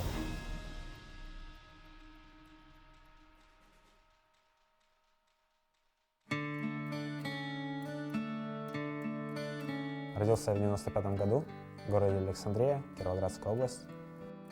Ну, изначально моя мама работала в компьютерном клубе. Когда мне было 3 года, она меня постоянно приводила в компьютерный клуб, она была там администратором. И в конце рабочего дня обычно он со своим отцом приходили меня встречать, и заодно сидели, играли на приставках. Когда мне было 8 лет, я был во 2 классе, мои родители уехали на заработки за границу, мама уехала в Москву, отец уехал в Ашхабад работать, и я вплоть до 8 класса жил с бабушкой. С раннего детства он был довольно спокойным, но он был очень упертым. То есть если он что-то для себя там решил, или если он чего-то не хочет сделать, то есть было бесполезно его заставлять. То есть он всегда старался отстаивать свою точку зрения или там то, что он хочет сделать. И когда как раз я должен был переходить в 9 класс, и мне мама сказала, что она очень хотела бы, чтобы я приехал сюда и заканчивал здесь учебу. И у меня не было как такого выбора, да и на самом деле меня там ничего не держало, то есть у меня не было каких-то супер близких друзей. Я очень много времени сидел дома, уделял время Доте. Она мне дала какую-то денежку, я ходил в клуб и рубился с пацанами в Доту, хотя я там совсем был новичком. И я играл как они и лучше. Чувствовать эту командную игру, взаимодействовать с ребятами, общаться, чтобы были какие-то друзья. Честно говоря, Илья абсолютно, на мой взгляд, не умеет производить первое впечатление. И когда я его впервые встретила, я подумала, что он не приживется на дота-сцене, особенно в СНГ. И мне казалось, что он не обладает необходимыми качествами для того, чтобы работать в команде и в коллективе. В какой-то момент он начал со мной делиться своими переживаниями, не знаю, спрашивать какого-то совета. И я поняла, что это абсолютно другой человек, нежели мне показалось изначально. Раньше у меня была цель иметь команду, которая была не просто команда, а это была бы семья, где были бы друзья, где люди слушали бы друг друга. И так получилось, что сейчас я это имею, моя мечта сбылась. Для него, я думаю, это самый важный момент, чтобы он мог доверять и верить людям, с которыми он играет в команде. То есть для него это не просто работа. Его тиммейты — это его друзья. Сам по себе я идеалист и перфекционист. Я в течение года уже занимаюсь на площадке, хожу на турники в Руси. Это очень помогает отвлечься, да и, в принципе, это полезно. основное мое жизненное кредо — это, то есть, быть лучше, чем ты есть. И я никогда, то есть, насколько я не был бы хорош в чем-то, я всегда буду стремиться быть лучше.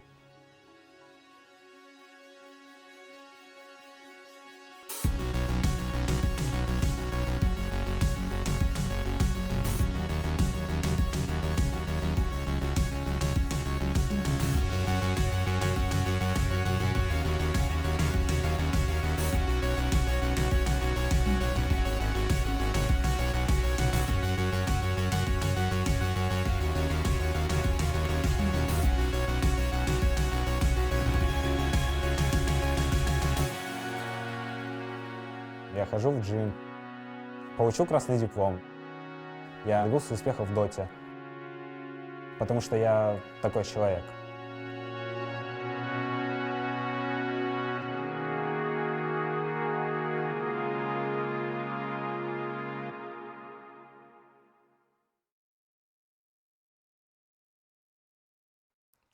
Great stuff from Lil. A familiar story to a few Dota 2 players. The struggle, of course, to get to the top, and always with a few doubters along the way. He's a bit of an enigma, I guess you could call him, in the CIS scene. Very outspoken. We've heard from him in the group stages. Gods, he had that wonderful interview where he was telling us that, yeah, we haven't really played our best stuff yet. We're not treating the groups too seriously. No teams are. We've played a few funky heroes. And yet, actually, they look really good in groups too. Yeah, VP have. He's always been a bit of a polarizing figure in the way that he's very outspoken. Often comes off just as cocky, arrogant, rude. Like he'll straight up say, like, "We're gonna be in the finals. Our next match is easy," and stuff like this. Like which maybe from the opposing teams can be a bit insulting, but the guy is just that confident in himself, his team. He said he's finally found that kind of home for himself at VP, where they're not just teammates, they're friends, they're family. And I think with the way VP's been playing at Boston, and even since then, like they have good reason to be confident and cocky. They're the best CIS team by a huge margin. Yeah, and Conrad, we need players like that, really, don't we? I know it upsets some people, and some people can get their back up with things that are said controversially. But as a scene, don't we need cool characters like this? Yeah, I mean, even as a non-trash talker, I really love Lil's presence. I think he brings a really interesting flair and a confidence that I don't think we see a lot amongst players, especially so publicly. And I think his interviews just really bring a smile to my face. You know, I like to see it when players are confident because it shows that they are ready for anything. Yeah, and he said in the piece, he said, "I'm stubborn, I'm an idealist, I'm a perfectionist." Those are all things that rub people up the wrong way, aren't they, in a team? And yet here he is with a bunch of friends, as he calls them, in his team, in a family. It's worked out really well. When you're that good and you work hard at it and strive at it, I think you back up your points. Yeah. I think he's done a pretty good job at doing that with his plays and just to the way he's progressed since, even the old VP when he's made like a lot of incredible individual plays. Got to back it up now. It's time to bring a title home for Virtus Pro, isn't it? Mm-hmm. Big team, big organisation, hungry for success, done lots of that in other games. Isn't it time for that to step up and bring one home for Dota? I put them on my bracket. I put them to win. You. I know. I think so. Lil convinced me when he sounded so confident in his interview. Honestly. Okay. How do they avoid defeat? Because that's the other problem here, isn't it? They've been in this position before. They were favourites heading into Boston in many people's eyes, and then they flunked it. So how do they pass their exams this time around? Well, one good thing is that they passed this one last time. They played each other the very first round in Boston, and it was a click 2-0. And that was a iG.V that had Burning and Q in it. So if anything, I feel like that's quite an improvement on that team. And obviously, we've seen the success of Invictus Gaming earlier today. Yeah, let's switch our attention to Invictus Gaming Vitality. Again, we said at the top of the start of this show, they shouldn't be here really, but they are. Do you feel that maybe, even though they underperformed in the groups, that maybe they weren't trying that hard? I mean, Lil said that not all the teams are taking it seriously. In fact, I think he said none of the teams are taking it seriously. I think iG.V's not in that category. I think they're a team that's going through some struggles right now. They did get 4th place at DAC, but I think if you look at how they got there, the teams they beat and the way they won, it was kind of scrappy. It was never super convincing. They had wins against like LFY. So I think even at DAC, iG.V never sold me on their ability to compete against the top tier 1 teams. I feel like I'm still waiting to see. I think iG.V have what it takes, but that ability to be competitive with the real top echelon of Dota 2, the VP right now, the EGs, the OGs, the IGs, we just haven't seen that yet on the main stage. Yeah, that's the frustrating thing for their fans, isn't it, Conrad? Because actually, when it comes to China, they do really well against the other Chinese. They won the Chinese qualifying, what is probably the most mental qualifier that we had of all of the regions. Yeah, and I mean, they were recently playing, just the other week. They got second place at DPL just under Newbie, another one of the favorites. It's a really interesting thing to see, them kind of falter here. I didn't think the 7.05 change was going to be that affected to them, but they have not been able to adapt. Yeah, indeed. Fogged, we mentioned that this could be a banana skin. As I put it, for Virtus Pro. But likewise, the other way round in a way, this is probably the worst draw for iG.Vitality. Bearing in mind all the things we've said, if they'd matched up against another Chinese team, you'd thought, actually, Exactly. might have a good chance here, because they know these guys. Matching a team from the CIS that they won't have had a chance to look at too much or play since they qualified, that's tough for them, isn't it? I think it's really hard. And also playing versus this VP who has so much versatility that they've shown, picking, like they said in the group stage, just picking 22 different heroes in 5 games. Yeah. Like, how do you really how do you really know how to ban or really what to adjust to be able to play versus this team?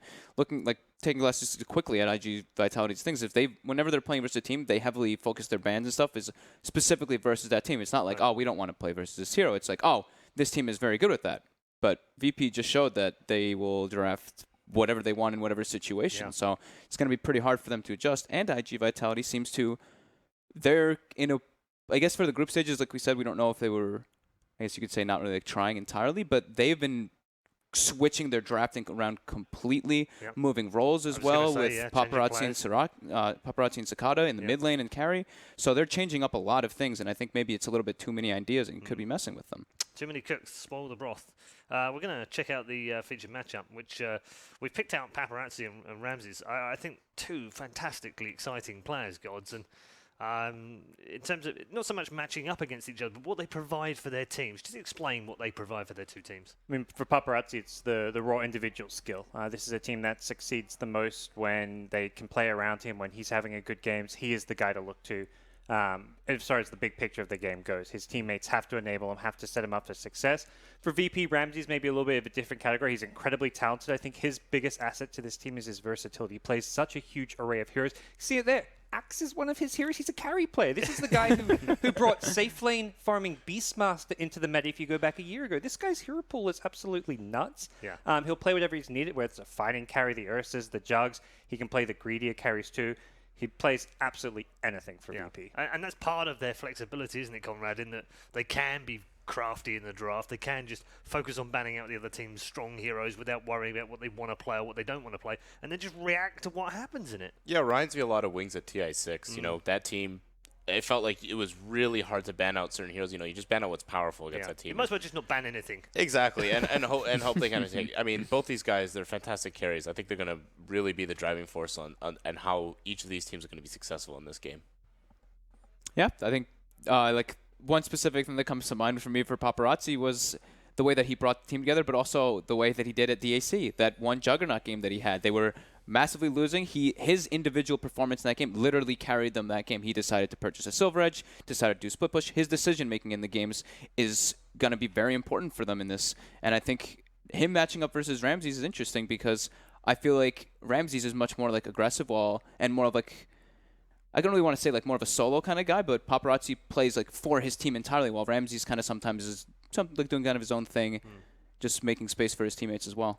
Just to back up some of the things you guys have already said, his 5 most played heroes since 7.0, Ursa, Jug, Troll, Lifestealer, Slug. Nothing crazy, too crazy in there, but since he's been here, Terrorblade, Troll, Sven, Jug, Venomancer.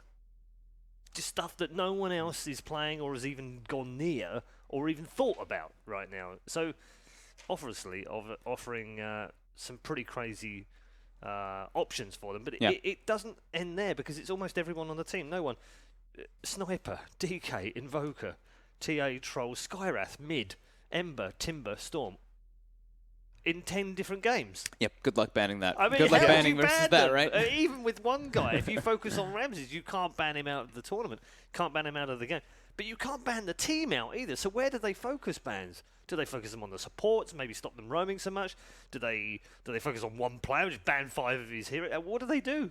I think they should focus on themselves. Honestly. I don't think there's an answer to that question of what you ban. I mean, obviously they have to ban some things, ban some meta heroes, but focus on your own drafts. Yep.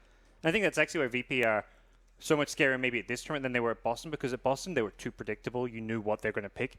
I remember being on panels and like everyone would just call every VP pick because if they ban X hero, then they're always going to pick Y hero. So I feel like VP has lost that element of predictability that they had at Boston. Probably a good strength to have as well. Before we get into our draft, we do have an interview with Paparazzi, who was with Shiva just before the round of 16 began. Let's find out what he had to say. Hi, Paparazzi from iG.Vitality. Thank you for taking the time to talk to me. Now, you made a big impression on the Western scene, especially during DAC. But thinking about DAC, you got hugged by SACC on stage. Can you tell me what that was like for you? 我被他抱起来的时候，感觉当时整个人也挺懵的吧，然后也挺绝望的。Okay, that got a lot of media attention. There were photoshops, I believe, and a lot of people were talking about it. How was it like for you dealing with the community afterwards from that? 我也不太知道，觉得我自己倒觉得无所谓吧。然后，其他粉丝这些开心就好吧。You won the 1v1 championship. You are the best solo mid in the world right now. Well-deserved title. Were you expecting to win that tournament, the 1v1? 没有吧，就是当时，反正没有遇到，就是想，然后自己尽力打吧。Now, normally you play carry, unless there's an invoker picked, and then normally you are the one playing that for your team. How do you like swapping roles between mid and carry like that? 我也不知道该怎么说，就是因为我们中单不太会使用，就是卡玩的不是很好，所以才我去玩这个卡。我觉得1号位能队伍之间能协调好，是能够换着打的吧。Now, iG.Vitality qualified as first seed coming from the Chinese qualifiers, and you beat your sister team, iG. How was that? Is there some extra pride there, beating your sister team? 我觉得当时只是个意外，我们也没有想到吧。然后我们两个队伍之间关系还是挺好的，不会把他们锤了，我们也没那么开心吧。当时也是希望他们也能够出现吧，不要因为被我们锤了而出现不了。Because you have close relations with them. I believe you were in the same building as them for your team house. 对，我们基地是在同一栋楼，然后我们在5楼，他们在31楼，这样。That's actually a very big difference between the two. A lot of floors in between. Do you do a lot of things together? 我们只有就是互相赢得了比赛，然后就会互相问这个版本什么阵容厉害，什么英雄厉害，会讨论这些吧。Do you scrim together a lot? Are they your regular practice partner? 我们两个队伍也会经常训练吧。Do you do things outside of the game with your team and perhaps also with your sister team? 应该我们都不会吧，因为我比较宅，然后基本休息都是宅在基地里面单排，然后睡觉、看动漫这些。Sorry, no other games that you play other than Dota 2? 我只玩 Dota， 其他游戏不会玩。Previous major, Boston Major. Unfortunately, of course, you had to go to the Boston Major without 2 of your members. You had to play with stand-ins due to visa issues, which was very unfortunate. Still, you looked fairly strong. How do you feel like going into this major? How do you feel as a team this time compared to then? 我们现在的队伍也状态一般吧，然后我们也希望不要被一轮游了吧，然后尽力打好自己的就行了。I hope so too for you. In Boston, obviously without 2 members, how did you deal with that as a team when you got the news that it was not going to happen with the 5 of you at that point? 我们当时因为少了2个人嘛，就去的时候也没有抱那种太夺冠这种希望吧，就希望去了能够打好一点，打好自己的就行了吧。What's the communication like within your team at the moment when, for example, you have a player in your team, Dogfights, who is known for causing a lot of issues for the enemy team? Is he, for example, very loud when he does that? Dogfight 的话，他不会，他这个人话比较少吧，然后我们队伍一般是由我们3号位iG.Vitality这样指挥然后说话的。Yeah, in July started drafting right before the qualifiers for this major. Before that, it was Super. Was that a big shift in your team, a big change? 因为之前我们当时是以舒鹏选的，然后当时队伍感觉选的阵容不是很理想吧，然后也一直输，然后就调整成iG.Vitality选人了吧。因为输多了，所以必须得做出调整。All right, and now how does the draft go? Is he the sole decider of what's happening and who's playing what, or does everybody give some input? 基本都是他做决定吧，然后我们其他队员也会给一些意见吧。All right, now this group stage so far, it hasn't been going great. So going into the main event, do you feel like you've isolated the issues that you have as a team going forward? 我们也是，可能大家状态都不是很好吧。然后输了多，大家都没，因为大家感觉是状态都不太好吧，整个队伍的状态都不太好。然后正赛的时候，我们这2天也自己会调整，然后调整，希望打正赛的时候能有一个好的状态吧。I hope so too for you, Paparazzi. I wish you all the best in the main event. Good luck, and hopefully we'll see a lot more of you. 谢谢。谢谢 Thank you.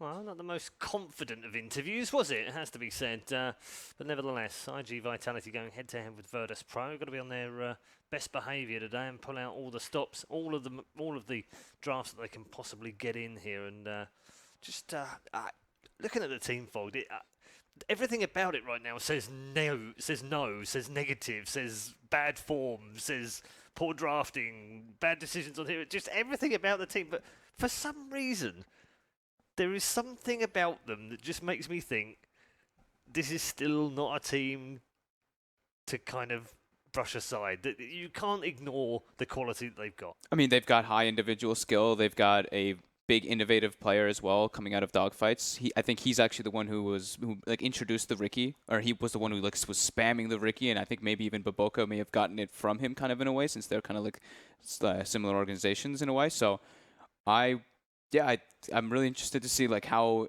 they're able to develop and if they have the confidence. I mean, listen to that interview. He didn't sound too confident, but I think they have to put a lot of confidence in July for this one just to see how he can captain and direct this team versus a team like VP right now. Okay, we're going to turn our attention to the draft race shortly.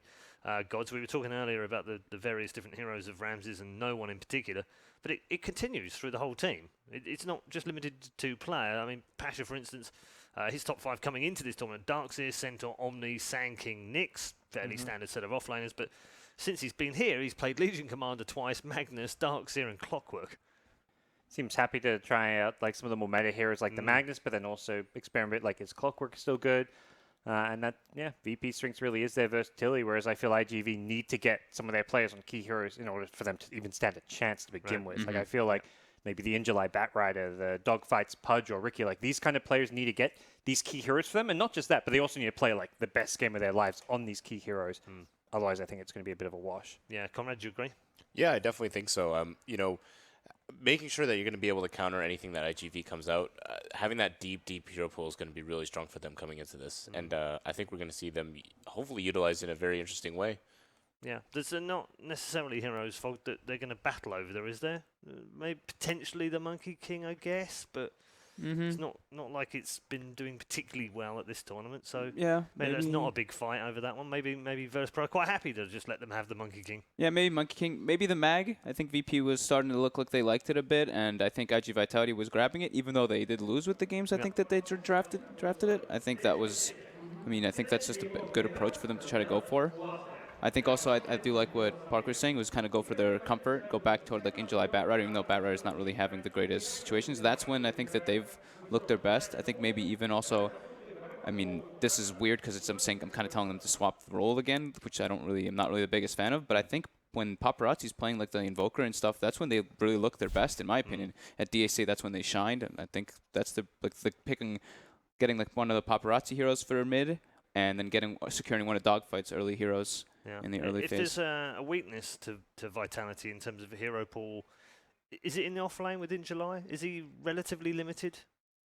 And I would in and say it's just so. in specifically in this meta, because it seems like, you know, he's played the Batrider a lot, he's played the Centaur a lot, the Darkseer a lot, Sand King, Nyx. They're all kind of 702 to 704 kind of heroes, and maybe not necessarily the kind of heroes that we're seeing in the offlane that are popularized here. Yeah, I think maybe a little bit, but I think if you have a player who's very confident on those heroes, it can really help. And I know he was always very confident in his Batrider. The one thing is also though that, and going into the main stage, I know Jack had told me that he does have a nickname in China, and it's Nervous Bro. So I don't know if maybe that's gonna actually maybe put in a little bit of a factor going being on this like the main stage in front of so many people. He does tend to get a little bit nervous from time to time. At DAC, when they won their first round match, in the post-game interview, there was like a, man, like it was like, what do you hope to achieve moving forward? And they're like, we're just happy we finally won a match on LAN. You know? They literally said this from the ground, like, we finally won a game on LAN, guys. Like, oh, whoa, okay.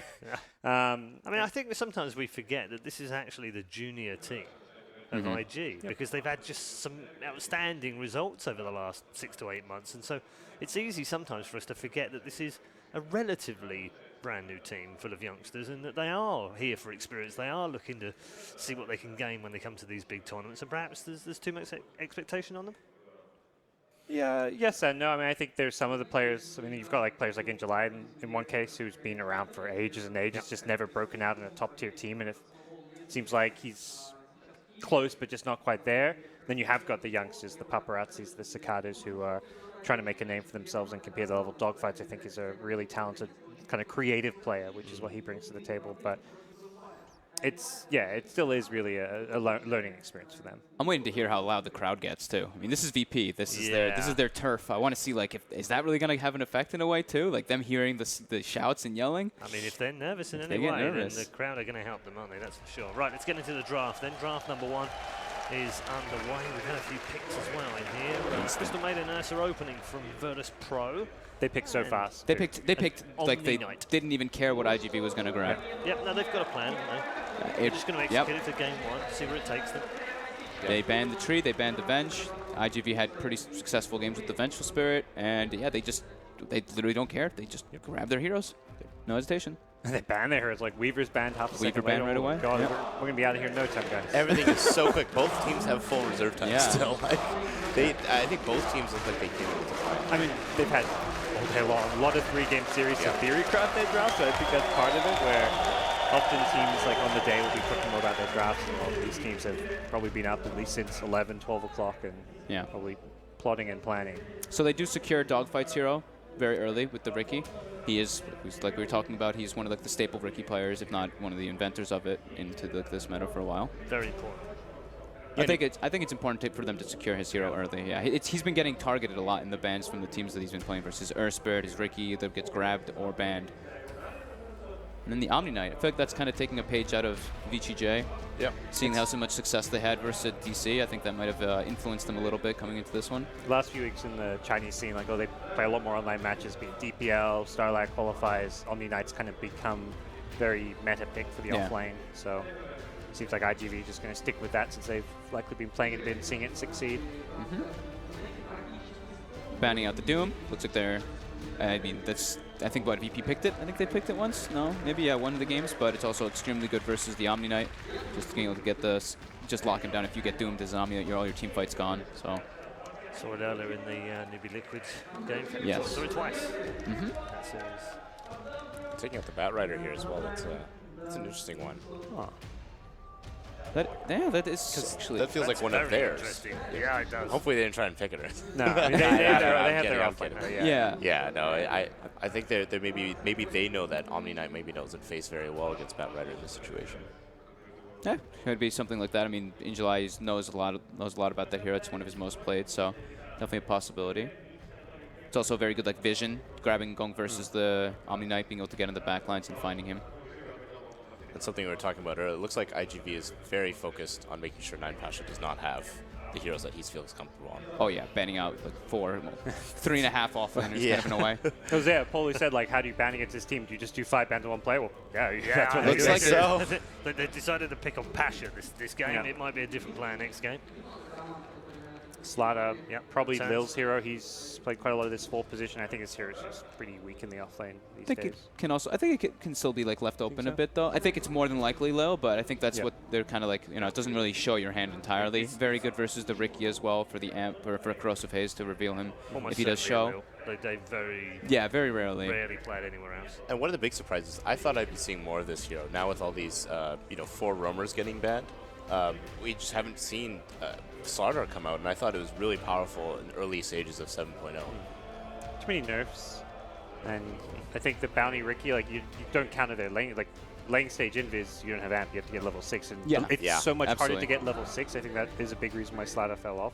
Because getting that level 6 as a roamer is quite tough. Ricky doesn't need level 6. Yeah. His level 6 ulti is not that good until late game. So. Slaughter's got a pretty high win rate, 72% actually here. So that's Hasn't been picked as huge. hasn't been getting picked too much. Yeah, it's only seven times, but still pretty substantial. Ooh. So they go for the Darkseer. So they're going their kind of combo thing that they like to do. The pressure lane as well with the Darkseer Slaughter. They see, it's a Ricky. So I think that's kind of the approach they want to take. They're like, okay, Ricky isn't really the greatest for lanes, so if we put pressure on the safe lane, he has to kind of make his attention toward us, or we're going to really pressure their safe lane super hard. And I think that's a good approach for VP as well. We talked about Paparazzi. He probably needs to have a pretty good game for iG.V. If they punish him and just like kind of shut him down in laning phase, it could really hurt iG.V. What kind of heroes can you easily run against Slaughter Darkseer here with a Ricky Warlock's spot not bad, but the Ricky doesn't offer anything. The Ember for iG.Vitality. So what are we looking for Verse Pro Rams's hero, I guess? Mid no, lane. he'll be No Ursa, one. won't he? Yeah. He'll take the Ursa. So it's a no one? Yeah, there's some team like Weehaw would play the Ursa mid against Ember, but I don't think that's VP I mean, style. Ramses was his most picked since 7.0, so it's very likely that he'll take the Ursa. So we're looking for a no one hero. There's plenty of options here because they haven't really banned against him. He'll wait and see what the last overall pick is first, so they get the 10th pick of the draft. So how well Medusa can do against Ember, that may be something they consider, but it's also a bit slower pace, which may not be something VP want. Just Skywrath mid? I mean, they already played it in the versus groups, Ember, that's why I half joke. honestly, versus Ember, that's a pretty hard lane for Ember Spirit. One thing that can hit buildings, though, I feel like Yeah, that's... more than likely. I mean, Ursa could a Deso build, but I think you need a building hitter. They're definitely going to have some trouble getting on high ground if they're going to end up picking that hero. I think the Shadow Fiend is probably the more likely. SF, Dusa, TA's actually TA's been huge this tournament. Yeah. Very big. Works But really well with the Slaughter. The lane's okay, versus Ember not great, but it's like you can still play it versus Ember. I like SF because it's mixed magic and physical. Like you can still fight into the Guardian Angel. Like exactly. You pop a GA against a TA, and TA is doing no damage during that. And they already have So- like, sorry. So no, they've also, I was going to say they played the Terrorblade a little bit, but it's more Ramses that's played that anyway. They have like the mech carrier as well. So Shadow Fiend maybe in like early on he struggles a little bit, but Darkseer if he goes for a mech early on, they have CM aura. Jug was like I guess the only real. I mean, it's not great against Slaughter Darkseer, but it's at least better than the rest. They've drafted some Spectre and stuff, but that gets pressured way too hard. Sven, actually so they go for the Sven. A few Svens, but So Sven with Repel, good versus the Corrosive Haze. But laning phase versus Darkseer is playing versus Ion Shell as Sven is actually pretty annoying in laning phase. Anyone got an 8-ball for the final pick?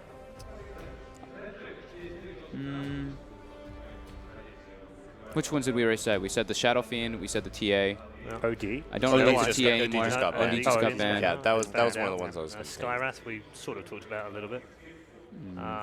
Knowing Virtus Pro, the best What part else is has it could be played? anything. No one has played at this event. Storm, Timber, Ember, Skywrath, SF. I really think this is a great Dusa game. You like Dusa? I mean, maybe it's on a VP hero. If it was, I was about to say, do you feel it fits their style very well? I think it's the one that fits. It adds a lot of elements. It gives them a base hitter. It gives them late game scaling potential as well. I mean, I really like Nothing VP's funky for game one, guys. Nothing funky. They're just going to play this nice and calmly. Right then, Mr. 100% over here. VP. This is probably one of the predictors I have to think the least about today. Could be wrong. I mean, I'd love for a close game or an upset, but I really think VP. Okay, all right, Conrad. Virtus Game Pro one? as well. Yeah. I think they got these heroes that I think they're comfortable on, and I think they're going to do very well with. VP. It was pretty easy. Look, even production had already done the logo They for know you, me. but they know you by now. They've got this. Right then, 3 clean sweeps for Virtus Pro here on the panel. They all agree, but do our commentary team agree? As we head over there once more for our final series of the night and the very first game. Good luck, CIS fans. Your Virtus Pro are here to do you proud, but iG.Vitality are no pushovers.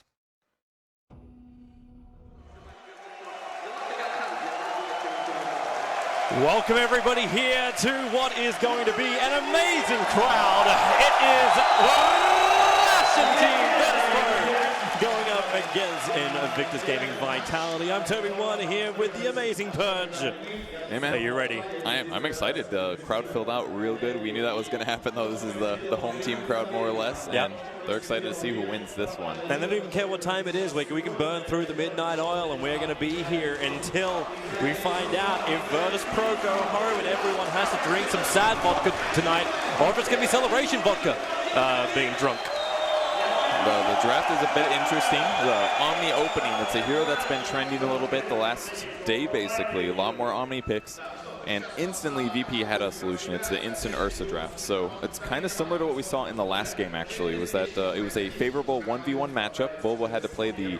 oh god, I forgot the hero already. He had to do a 1v1 Magnus versus a Lifestealer, which is a tough lane with the Monkey King. He got punished pretty heavily in the laning stage because of it. So if VP can do a similar thing with the Ursa against the Omni Knight, that's exactly what they want. So they got to scout out their lanes. They did that right now. And now they need to try to put the lanes in a place that's going to give them an easy matchup and allow their supports to do whatever they want. Well, it's the classic easy matchups too, right? Like the Darks here as well as the Slar together for Virtus Pro. No one on his SF. And then you got Ramses and Solo to go top lane. Looks to be the way it's going to fall out. But at the same time, like Ricky, the guy who's on your screen right now, Dogfights will be in charge of him. He's been the biggest disruptive force so far in the Kiev Major. And where does he really focus? Like, what is he meant to be stopping? Apart from potentially stealing a bounty rune and giving away first blood, because there is potentially dust. I mean, there's a lot of really good things that Ricky can definitely do. Split experience with whoever's jungling is one of them. Show up unexpectedly across the map. Those are really solid things, kind of similar to Monkey King does. But Ricky lately has even been scaling better as a core, actually. Well, as a support, but semi into a core. Transitioning into that semi. It doesn't take a whole lot of agility items for this guy to hit really hard, so... It's a possibility. You never know. Against an Ursa and an SF, maybe not. Maybe not this game. He also has that wonderful combination, right? I think it was AUI who was describing it as a cheap version of a Finger of Death. By having the Ricky stand next to a target, then you purify on that target. It's something you can't really prepare for unless you have the vision. And Dogfights is actually doing it to Solo. Like, this is meant to be his time to find the farm. And he frostbit Ursa. He can't even kill it off. And he has to use his second frostbite to get Ricky off his tail. Yeah, this really hurts tempo, actually. Crystal Maidens love to get a fast level 2. You can easily hit it by about 115, especially with the Hellbear camp. Just frostbite both of those. So it delays his 2, which means it delays his mana aura. That hurts Lil on the Slardar. That hurts maybe the Ursa a little bit, depending on how often he uses overpower, and certainly the mid player as well. Dogfights is doing exactly what iG.V wanted from him. I haven't even really been paying attention to the other lanes just because I'm watching how much he is shutting down this Crystal Maiden. Again, another frostbite, which isn't going to actually end in... Well, actually, the Wild Wing has less life, so it does go down, unlike the Ursa. And there's no magic resistance aura is the big thing, actually. They actually have the same life now. Hellbear Smasher has got nerfed in that way. But the magic resistance aura is definitely the big part. Either way, the experience gets split, which is... really impactful, actually. Dogfights will hit 2. Ooh, he's actually coming underneath that sentry ward. They're not going to get a kill, though. If they're smart about it, the fact that Lil kept running up, he didn't indicate the fact that he saw Dogfights. But with Frostbite and Crush, is that even enough to kill the Ricky? They don't even have Frostbite. He's still really short on mana. I mean, he is healing back up here. They're going to try to do it around the bounty. Very smart. He's just on the edge of the range, but the fact there's 2 of them here, they're going to dust up. The courier is in the neighborhood, so Dogfights tries to make a break for the tree line. He's got a little bit longer left for that dust. The Crusher's there. Dogfights, will he survive? Still going for the tree line. The dust is wearing off, and Dogfights, he's back invis. Where's the sentry ward? Solo doesn't have it. Lil goes for the blind crush, and the dust is on cooldown for another 11 seconds. Dogfights is burning so much time and resources of the VP supports. Oh, man, they just don't have enough damage. Crystal Maiden 38 on average, and Ricky's got decent base armor 4, so despite the super low speed here, just... He doing it again? Dusted searched for, they knew he was running out of there with the Iron Shell burn damage. They give Pasha the first blood here in game 1. It took some doing. They had to get a little creative, but ultimately works out. The Sentry Ward spots him on the retreat, so he knew exactly where he was on the Iron Shell. That's a whole lot better than a CM right-clicking. A lot more damage. All right, so now that the Ricky's down for a little bit, let's actually check out our other lanes. So the mid, it looks to be pretty good for no one so far. 18 for 9 up against a 7-1 Ember Spirit. This has not been Paparazzi's lane, even though he does have a good creep wave coming down to him. On bottom lane, the Darkseer up to 12 for 2. Up against the Sven, 14-7, so pretty evenly matched up there. And then Ramses, the Ursa, 17-5 against in July. But as expected, this Omni Knight's been able to get in very close, get a lot of experience, as well as CS to boot. Yeah, and now he's going to do the strong thing, which is just harass the heck out of the Ursa using Purify. He is getting really good levels considering the fact, but that's because the supports basically had to leave to deal with the Ricky. They didn't necessarily both have to be there. They get the first blood.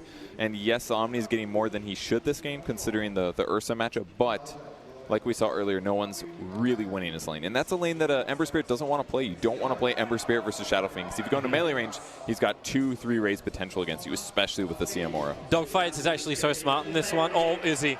The Courier is waiting him out. Now, he wants to actually get the bottle when it's empty. It's going to be a lot slower, a lot more manageable for him, but VP's already on the mark. They let the speed boost go. Courier is back to safety. And Dogfights already rotates out of the lane. I love what Solo did here, too. He started in the jungle, but he moved over in the point where Ricky could be near his position, and he jungled where his sentry was from previous, which basically guarantees that he's not going to get experience split, really. It's not going to get last hit. They're not going to set up ganks. It's a very small play, but absolutely really significant here, because faster level 3 means even more mana. Yeah, both those supports are having a great time. The fact that Ricky is still level 1, 4.5 minutes in, Dogfights can almost become like that bounty hunter kind of style where you just hunt the bounty runes. He came in range of the tower. That doesn't help you at all.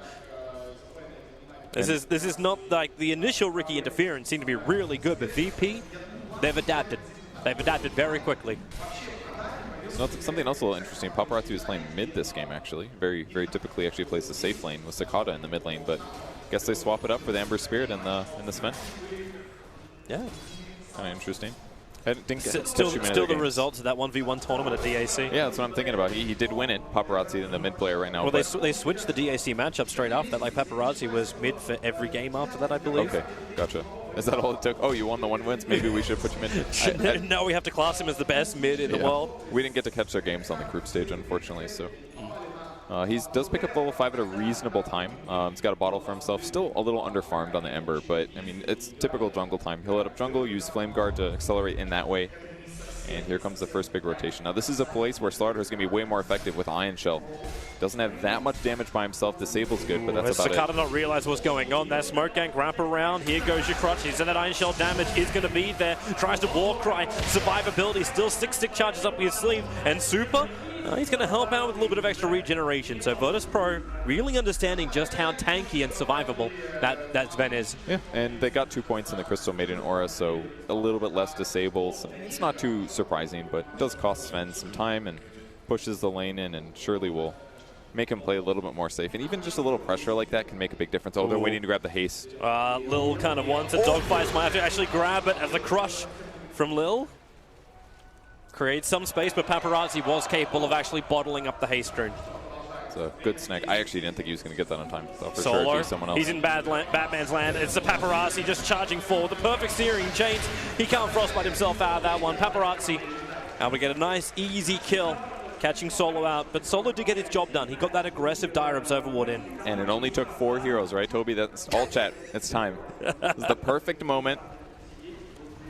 Call them idiots for being there, maybe. Definitely effective kill. He was just in the neighborhood for the rune. That was all. Yeah. It's definitely nice that when they found him, it was long after he placed the ward as well, so it wasn't as obvious. That ward's really going to help control like where the Warlock is, what level he is, things like that. Lil actually noticed that for half a second. He bumped in to Dogfights and got body blocked up for just a short fraction of a second. The ping came very quickly too. But he didn't actually notice the Observer Ward. Obviously, he can't. Dogfights got that up next to the shrine. So they're able to have a lot better vision around SF and understand when he goes to the jungle. And they should understand that too. There's already 1 stack being prepared for him. That's definitely a great place to potentially gank. Ember Spirit can It's decent mobility. As long as you don't get spotted on the way into the jungle, if Ricky knows exactly where you are, it's always going to have to be something that SF worries about. But he's really farming well right now. 53 last hits on him, 56 on the Ursa as well. So I think VP's in a great spot right now. I thought maybe the Ricky roam would accomplish a whole lot, but it's been okay. Speaking of accomplishing things, what is VP looking to accomplish? Like, you get farm on Ursa, does Roshan become the point then?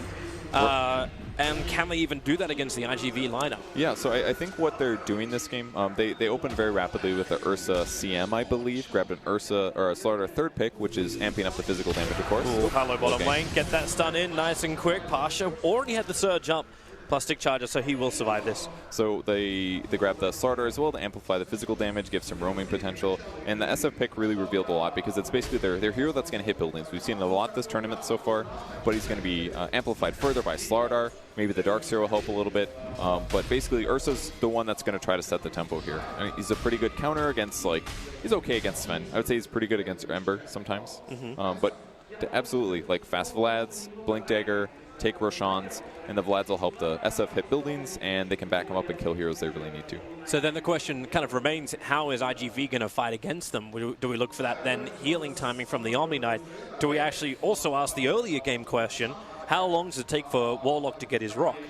Yeah, he's doing okay, though. Right now he's got his own lane. The Sven is a great carry for just hitting up the jungle. He's got Treads now, Morbid Mask, and a Quelling Blade, so Sven's very happy to hit creeps. This feels very, very reminiscent of what EG used to do with Fear. Yeah. Like, just pull him off that safe lane and then just let that critical level 6 hero get the farm. Yeah, it's a really good strategy to do. And Super should be pretty survivable in his lane, so I think it's a great opportunity. With that said, the Observer is going to spot this out, I think. They definitely saw Sven approaching the Bounty Rune. He grabbed the Bounty Rune, and now he's going to hit the jungle. So with knowing Sven is there, that should make the potential of them TPing the bot lane, jumping on Warlock, killing him, and taking the tower. That would be really beneficial. Because if they don't take this tower, actually, Warlock will get a 6 at a relatively good spot, in my opinion. And that would actually hurt the game a lot, because then they're going to be better able to take a fight against VP when they actually do go for aggressive things. It seems like a gamble. Like, if VP commit to that and they don't actually pull off the bottom tower push, then IGV are going to get the space they want. They're going to get the space as Sven to farm. You commit to the bottom as well. Like, do you want to actually more shut down that Radiant top lane? Look for the Ancient area, which you have to control, so Sven just can't flash farm with his cleave. Well, it's not really the same as it used to be. It's a lot harder to stack Ancients repeatedly. There are two camps, just because obviously. of the timing now? Yeah, it's absolutely more about his jungle, the safe lane jungle. Like, and I'd be so much more worried about the easy farm that Warlock can get. Like, if you gank somebody pre-6 and take the tower right after, their jungle safety is so much less. And even sitting in lane as a Warlock, it feels less safe. So if they are successful in killing a Warlock, taking a safe lane tier 1 tower, opens up the whole jungle. Ursa is a big threat in other places on the lane. Maybe like Slardar plus another hero is as well. So I feel like that would open up the map decently. Heroes like Ember Spirit who have to hit jungle camps, play semi-safe in lane. Those heroes are all under threat in that way. If they do get an early pressure off and take the safe lane. And I wouldn't be too surprised to see them do a possible rotation. I mean, SF already has really good levels here, or he could spend some time mid, doesn't necessarily have to come with. Paparazzi's actually up on the top lane at the moment. Ricky's going to come and join him. Ursa is still in jungle, so maybe there's Lil, who is that primary target. In July is playing very aggressively already, so it's not going to be that odd. It is an Omni Knight with 2 points up in the Degen aura, so it's not unusual for him to actually approach into Lil. And when you get something like that, Dogfights can just blink up, put the smoke screen down, but they don't want to fight just yet. They're getting aggressive. If you can just get the secondary nuke out, In July wins this, or they can just do that. Spirit jump forward, they ensure it's Paparazzi who finds the kill. That was perfect timing on the smoke screen to interrupt any possibility of forcing out another Fire Remnant. That would have been the best case scenario for Lil, really. I don't think he survives that anyway, so. And it's IGV to do exactly what we're talking about. So it's not the Warlock getting ganked, it's the Slaughter getting ganked, and VP having to move to react to IGV instead. Well, that said, he is sprinting to the off lane, so this would be the time to dive tower, maybe.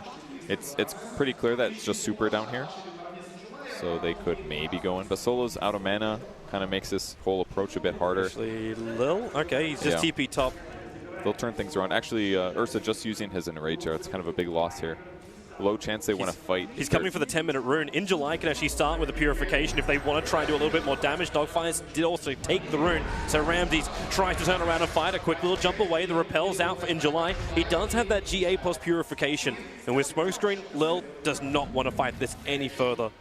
Yeah, they rotate up here because they anticipated their opponent's pressuring, so definitely better to go even. TP in towards middle lane. No one's already done the damage, so Super will cancel his TP. That's a huge kill. He did actually use the Mask of Madness. May have cost him a bit of extra life there due to Shadow Fiend already having his passive, but big kill for SF on the mid lane. And he actually went movement speed this game. I've never seen this before for SF. Movement speed over attack speed. Very interesting. VP, you can't outrun the SF now, but they make the most out of the space SF has created, so no one gets the kill on this event. Instantly, Ramsey smoked up and went inside the pit. He's here with Solo, who's almost playing like Kevin Costner right now. Like, this is the bodyguard around Roshan. But with the rage up, this is one very, very dead Roshan, and nothing that iG.V can do to stop it. Yeah, very smart to use a smoke for that. A lot of Ursus will shy away from that just because half the time your Roche gets interrupted, but not only does it get them into the pit for sure, it also makes sure that the Riki isn't nearby, so they don't have to worry about putting a sentry down. They save their money. All it costs them is a smoke. So kind of dual purpose there that really pays off. iG.V's coming again. Two-man smoke up in July. He's just walking it out. The Observer Ward, there is none. Like, there's 2 Observer Wards around the pit, but they don't actually see iG.V moving. So Paparazzi, if he wants to commit, which he will, Spirit's forward. The Searing Chain is holding Lil in position. Another Spirit in. Paparazzi really wants to be the man to get this kill. But iG.V, they're happy to take a fight if Virtus.pro will oblige. I think VP is fine with that as well. They're not really ready to fight just yet. So they'll iG.V are going to make a fight on bottom. Pasha's actually going to be in a lot of trouble. Dogfights is already on top of him. Body blocks him while Pasha is trying to surge away. It's wasted so much time of that surge. It's only level 2. Now Lil, what can he do? In through the tree lines. A quick crush, keeping Injulai out. With that purification, it would have been a guaranteed kill over on Pasha. But now Pasha is able to search for a second time and escape on the bottom lane. And Darkseer would have killed Riki like 2 times over there with that Ion Shell damage. It's very impactful, but nice rotation from Lil just in time to help keep him alive. He's going to be rushing Fast Midas on Injulai, not too unexpected considering what people have been buying lately. Sakata going average build too. Tread's Mask of Madness getting popular, SNY afterwards, so he's worried about mobility. And that's, I think, why the Shadow Fiend picked up the mobility talent as well, the 15 movement speed, because there are pretty weak disables on iG.V. We just saw it against the Darkseer. They can just walk away sometimes. Ramsey's beaten down that top tower with the Aegis Immortal behind him. He wants to force the buildings, obviously not the team fights. Going into Warlock is not really his desire, but he may not have a choice. iG.V are bringing the numbers up. The only person they don't have here just yet is Riki, but Ramsey's just surged in to the middle of iG.V. They want him to fight, but now you're on top of the Radiant Shrine. Ursa Purification, there goes the Aegis Immortal. Nothing huge had to be committed for that until now. God's Strength is up. He's actually silenced, and the rock will fall with a fatal Bolt. Guardian Angel will actually have to protect them for a little bit longer, but VP, they are way too strong, muscling their way over iG.Vitality. Shrine or no Shrine, and never even got triggered. Virtus.pro just slapped iG.V down. That was insane movement from Ramses there. I thought that was the dumbest thing I had ever seen, and it just forced them all to group up. It looked like the most obvious kill. The VP had to run around a very inefficient way, but by the time he stayed alive, he gets his ultimate off, which guaranteed that the damage he took in that first burst was heavily reduced, and it bought his team time to get the Requiem off, get the slow, the minus armor on the important heroes, and they win a huge team fight while taking the offlane tower. And exactly what VP wanted. We can have a quick look at it again. So it starts off with this. Ramses being the ultimate bait. The bait that's meant to die, and then on the 3rd day he will rise again. Surrounded by iG.V, but in comes Pasha. The rock looked like it was going to mess them up heavily. They all just died to magic damage, basically. They got Guardian Angel off. No one had the easiest little team fight there. And maybe one crucial moment was the Riki was out of mana there. No smoke cloud to prevent the Ursa from casting a rage. If they had the smoke cloud, that very easily could have been Ursa dying and an entirely different team out. Look at that smile here. It's like, oh, that was pleasant. Easiest day of your life was the same for Solo, just freezing field. Who was it was saying earlier today? I think it was Cinder. It's just like, yeah, there's always a reason why you get the freezing field point nice and early on, especially before that level 10. He had it at 7, and Virtus.pro, the combination just hit perfectly. And it's not many teams who are able to win a fight when you get hit by such a heavy rock. In middle lane, Ember Spirit, there is the defensive one behind. Up next to his Ancient, so Paparazzi will be away. But they have to be careful now. Blink Dagger over on Ramses with Vlad's. He wants to fight. You know, Toby, that's a moment where not having Freezing Field would have got them an Ember kill. Did you know that? If he had one more point in a Frostbite, that was a dead Ember Spirit, 100%. Yeah, but We are not debating that one, Perch. He did. It was good the previous fight, but... well, the fact, Pasha, he knew something was there. They put down the sentry ward. As, well, Dogfights just felt like they knew everything VP did. Wow. Leaned towards like they did know, but there was no gem, there was no detection, and he was baited in to the tricks of the trade. I think that vacuum is for a different hero, and the only reason that they realized is because the Ricky ulti came out. Yep. But when you get vacuumed from trees as an invis hero, that seems pretty clear like they know you're there. Yep. I don't know. And they're going to start hitting the high ground buildings. Yep, this is not even 16 minutes in, and no one's the first one to attack, and you got Lil, he's hunting. This guy doesn't even have a blink dagger. He was the one that iG.V was shutting down, so you wouldn't have that jump in initiation from Aslana. VP doesn't for sure think they're going to get a Rax here. They tried to see what happens, force rotations.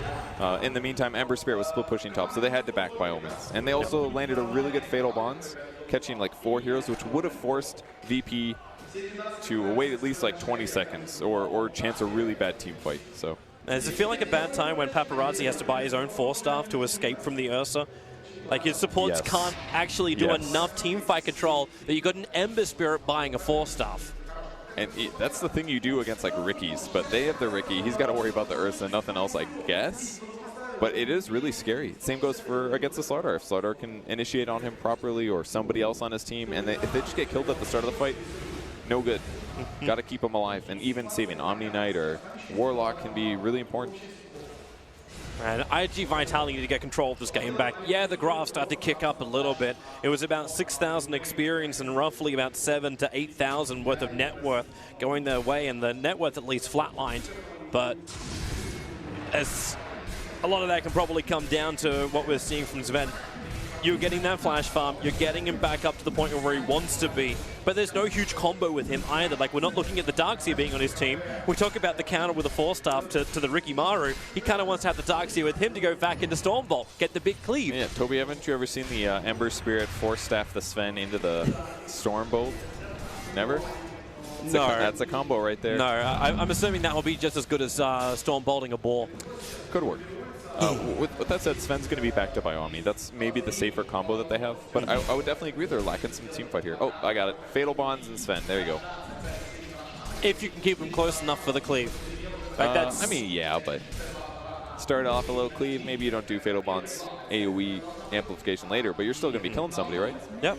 He's going to be fast. Shadow Fiend does have a BKB, though. This is pretty crucial. Real trouble right now. Sakata was trying to run himself out. Has to go for the quick stun over on the Earth. So wish you had that Force Star from the Ember Spirit to help you out there. 48 seconds on the sideline after a good movement down for the kill. Even no one's playing with Paparazzi in the mid. He hits like a truck. Yeah, he really does right now. Even the Sven using his armor skill looked absolutely squishy against Slaughter, and that's the power of Ursa. That's a hero that was very, very dominant right before this tournament, and then no team was picking Ursa all of a sudden. It's like the first time I've seen him, I think. And VP first phase it. Yeah, against an Omni Knight, in fact, not even first phase it, it was first picking it. Well, it was up with their combination. It was in response to the Omni pick. They wanted that matchup advantage. Very similar to what we saw last series. The lanes are, it's just so important, really. Yep. Get gold advantage in that way, lets your other heroes do what they want. VP slightly inefficient to the Ricky reaction, but they reacted well. And in the meantime, allows your top tier mid player no one to just wreck the other guy in a matchup advantage. I mean, they had 2 matchup advantages, the safe lane, the mid lane. Dogfight's actually got hit by the dust. VP, they're going for the spidery senses. Oh, Lil, he needs a first hit bash. Lost an attack moving, very difficult. That's very difficult without the bash skill. That is also very difficult because he went for the 4-4-0-1. Yeah, that's the build you do. Anything else sucks, basically. Yeah. Unless you're in like a 1v1 or something. Just pray to the RNG gods. Dogfits does VP spot. didn't do that for Roshan. Like, they have to wait over 2 minutes before Roshan's going to be up. And if they were able to pick that up a little bit earlier, forcing that tier 2 tower up on the top lane and then actually making plans for the high ground would have been a lot more simple for them. With that said, though, they're in such a safe place right now. Shadow Fiend's insanely outfarming this one. He's actually got 50% more net worth. What the hell is going on? Get a full Diffusal Blade under 20 minutes is well done for an Ursa. Like, it's not even just the SF being ahead. Have fun Omni Knight, I guess. Like, Guardian Angel is not going to do anything. And it counters the Ember Spirit. And it counters the Sven. You can remove Warcry. You can remove Flame Guard. It's actually so good this game. So if they're on the right targets, they're going to die. It's pretty straightforward. Even Ursa's great at killing the Inferno Golem. Like, That takes you an overpower probably, but that's a great thing to finish off at the start. And now the Roche control starts. That's a nice sentry ward, but it doesn't see up on the hill. One defensive spirit, Solo. He was actually trying to go for it. The jump forward, Paparazzi. Where's the lockdown? The smoke screen's there. Solo will fall. Roshan's still not alive just yet, but it's Lil trapped inside the pit. Will they have enough? The Rock will perfectly connect on Virtus Pro with the Feather Bots, with the Darkseer. Right from Oh my.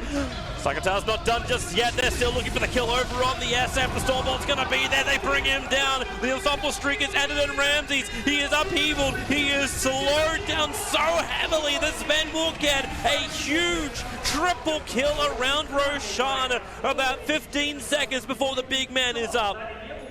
A little too confident from VP there. They drop the sentry. They're like, oh, whatever, I can ping this out, but it leads to a bad initiation where Crystal Maiden is caught out and easily killed. And it looks so good with the vacuum into the Requiem, but the important thing was Paparazzi picking up this really early Blink Dagger. No BOTs, straight into Blink, and because of that, he was able to easily stay alive until the Shadow Fiend BKB runs out.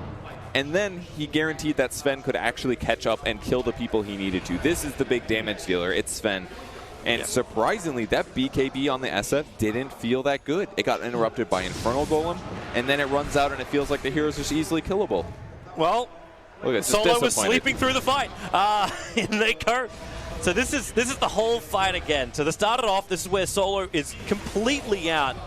Lil, no abilities off cooldown yet, so he gets killed for free as well. And it's already like a 3v5 against them. It's like Pasha almost getting cleaned up as well after the Requiem. Dog fights. Dust quick murderer on the bottom lane. For that fight, it was actually 1,500 for the Sven he earned and just over 1,000 for the Ember. So it's not even just piled into one. Like the two big cores got over 2.5k themselves. Not to mention all the experience they gained. They actually hit both 2,335 XP gain from just that fight. Skyrocket them up now. Sven to 17 and Ember close to 16. All right, are we going to see a repeat here? Well, you don't have Rock. 48 seconds down, so it's going to be difficult. No Guardian Angel. Defensive Spirit up from Paparazzi. He's looking to make that jump. Paparazzi jumps in. Roshan is killed off by the Dire. Ramses the Aegis Immortal, but with the cleave damage, Sakata is actually committed into this. In July needs to get him out. The fact 3-man wall and clutch! Lil, now is his turn with Solo dropping the ulti. VP, it's not just a badly lost team fight and Roshan gone. It's 3 heroes down without buyback. That is not good. That's what their fight should have looked like in the last one, but with no CM, no Slardar, it's just the Requiem vacuum. That one looked unstoppable, though. You can't do anything about a 2-second AoE stun with follow-up there, and they still have Roche kill, and they still have the Aegis on Ursa. Oh boy, this is Midrax. There is little to nothing that IGV can do to stop this. The tower's and then going. VP can back out if they want it, but Ursa has the Aegis. If he wants to fight, he can go for more. Absolutely. If they can get a spot, maybe a hero out of position, they will go in, but... You can see Lil twitching like a cat looking for a pigeon on the back lines. He is ready to blink in and crush anything that moves forward. But nothing will oblige, and VP will back out, claiming the first racks in under 24 minutes. That's a huge advantage. Not only the barracks, of course, one of the earliest I've seen in a while, by the way, but also the shrines, of course. And if they get a gem, a little bit more map control, very difficult for IGV to get across the map. At least they do have Ember Spear with BOTs. He can fairly safely split push and push lanes without getting killed, but at some point, the damage even of IGV is going to start falling off. The Butterfly's finished for the Shadow Fiend. At some point, Ursa will probably grab an Aghanim Scepter as well. BKB first, though. Let's watch that moment. This is one of those ones you want to almost slow down. So this is Pasha, the perfect vac wall combination. No one just raising from inside the pit. It looks almost too easy for Virtus Pro.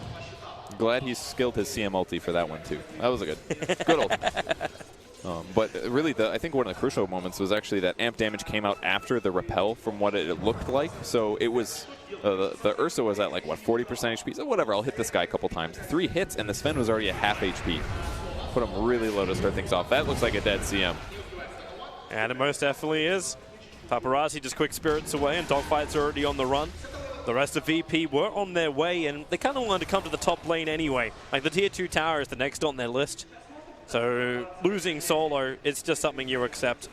Yep, as long as he's not holding the gem, not the biggest loss. That guy actually needs a 4-staff right there. Glimmer Cape could work pretty well also. Ember Spirit's Syrian Chains will give vision, but definitely will reduce a lot of the damage at least. And Dogfight's is really just trying to be so elusive on the top lane. I don't know if he's looking for something, because they left the Observer Ward behind now. But if you can keep the pressure on the top lane, like creep skipping it out, it will make VP think twice. Yes, but it's not about creep skipping, it's about spotting enemy heroes, because he's basically looking for free gimme kills. Maybe courier snipes, things like that. That's what these wards are for, because nobody really expects there to be a ward here. If the creeps aren't here, nobody expects to have vision on them, really. So if you see them walking to a certain place, maybe say, oh, I think he's going to the large camp. That kind of stuff can give you the information you might need to grab a much-needed kill to get back in the game. VP's on the hunt. They got a fresh Solar Crest over on Lil. That's their newest item for this engagement. Oh, God. Yeah. So, minus 27 armor? Yeah. That's pretty good. iG.Vitality going to have a hard time staying alive. Like, you could say they might still have a little bit of damage here and there, but if you can't stay alive, you can't inflict damage. Speaking of staying alive, Shadow Fiend picking up a Scotty now. A ton of raw HP to combo with the 35% evasion he's already walking around with. That's going to be amazing. And now, most importantly, Scotty's one of the best items you can ever have against a melee carry. So a hero like Sven, this guy's screwed if he starts getting hit, because he's got to have allies back him up, get him close to the Shadow Fiend, maybe with a Force Staff, or prevent the Shadow Fiend from attacking, just so he can't permanently slow the guy. But once he finishes this, it's looking pretty bad for IGV. They're already having damage problems, so if SF just keeps tanking up like Scotty into Satanic or something, I just don't really see how IGV gets the kill unless they're 5v1. That's why I was looking for some kind of combo to work with either the Warlock or the Sven. Sven feels very underwhelming in combination with the rest of IGV. I don't think that's necessarily the problem. I think it's more just that the Shadow Fiend has 50% more net worth than everyone. it looks like a Naga AM or something. Like, this guy is actually insane on Shadow Fiend. So definitely one of the best mids right now. You're actually putting it down to no one? You did say the matchup wasn't nice for Paparazzi. It is not nice, and no one got a solo kill, and he's amazing. It's pretty straightforward, really. This guy is a very good Shadow Fiend player. We can tick all those boxes on his resume for getting a job at VP. Oh, wait, he already has one. He'll be good. Oh, taunting as he's approaching. It's worth it, man. This guy's, that's more than he ever says in interviews right there. Do a little dance. That's how Sheep's going to get the best out of a no-one interview. Get him to dance. Courier Kill's going to get sniped up. They were waiting for that one for a while, but when that tier 3 tower is dropping, VP knows what they need. Don't need couriers on the field. What you need is to kill off those racks and have IGV so intimidated to initiate on you that you just don't think you can do it, and you dodge it. The BKB is baited out by the Stormbolt. IGV didn't really look like they were planning on going in on that. Yeah, it was a bit interesting. They do smoke. They're going for the chase, though. Yeah. Well, now you know the BKB's gone. So if SF doesn't have his BKB, potentially they can actually find some pickoffs and get themselves back in the driver's seat of this game. So Spirit out forward, Paparazzi, another Spirit up. He'll find Ramsey, but now next to the Shrine, Ramsey just breaks free with Enrage. Yep. And goes home. It's a great attempt at chasing for IGV, but VP is way too good for that one. And it was a great reaction from no one. In some ways, he did have to pop the BKB. He has to be a little worried about getting gone on, since the only safety they really have is, I guess they had a Force Staff. They probably could have saved him. Maybe a mistake there, but like the counter initiation from Darkseer would have been what they had to commit. Like a blink vac wall would be it to save him. But it's kind of dangerous like that. So the stun comes out, pop your BKB, kind of waste it, but you got a Rax at 23 minutes. You're going to kill their Shrines. Their Shrines are actually gone already. Close the game out slowly. You don't throw it away in a best of 3 single elimination. No way. Yeah, this is danger zone right here. Like, hey, I lose a game inside the Swiss system. I may not be able to rank up entirely on the top, and that did actually happen to VP. They ended up placing second out of everything. That's pretty good, though. That is definitely it's nothing to shrug your shoulders at. Not bad. Like, for IGV, we're actually second from the bottom, hence these two do match up here in the grid. But no risk. VP, no desire to choke. They're even like moving behind a little bit in the experience, but they know what's going to win them the game right now. Claim the racks, and they can just muscle their way through. Next Roshan doesn't potentially spawn up for just over a minute, so they're going to take the fight now, try and claim the racks, and get IGV into a really bad position. Either you win it now or you win it in 5 minutes. Look how safe they're playing this. They don't want to make the same mistake that DC made in game 1. Have detection. Paparazzi, he found Solar. They're not going to jump in. Force F's not foofs. Don't want to put him onto a cliff like, what was that, Bernie? Well, dogfights has to go into the tricks and then a quick jump away. So Ricky ulti's going to go down, and no one's just doing his thing. How do you kill this guy? He's got Solar Crest and Butterfly? With dreams, hopes, and prayers is kind of it.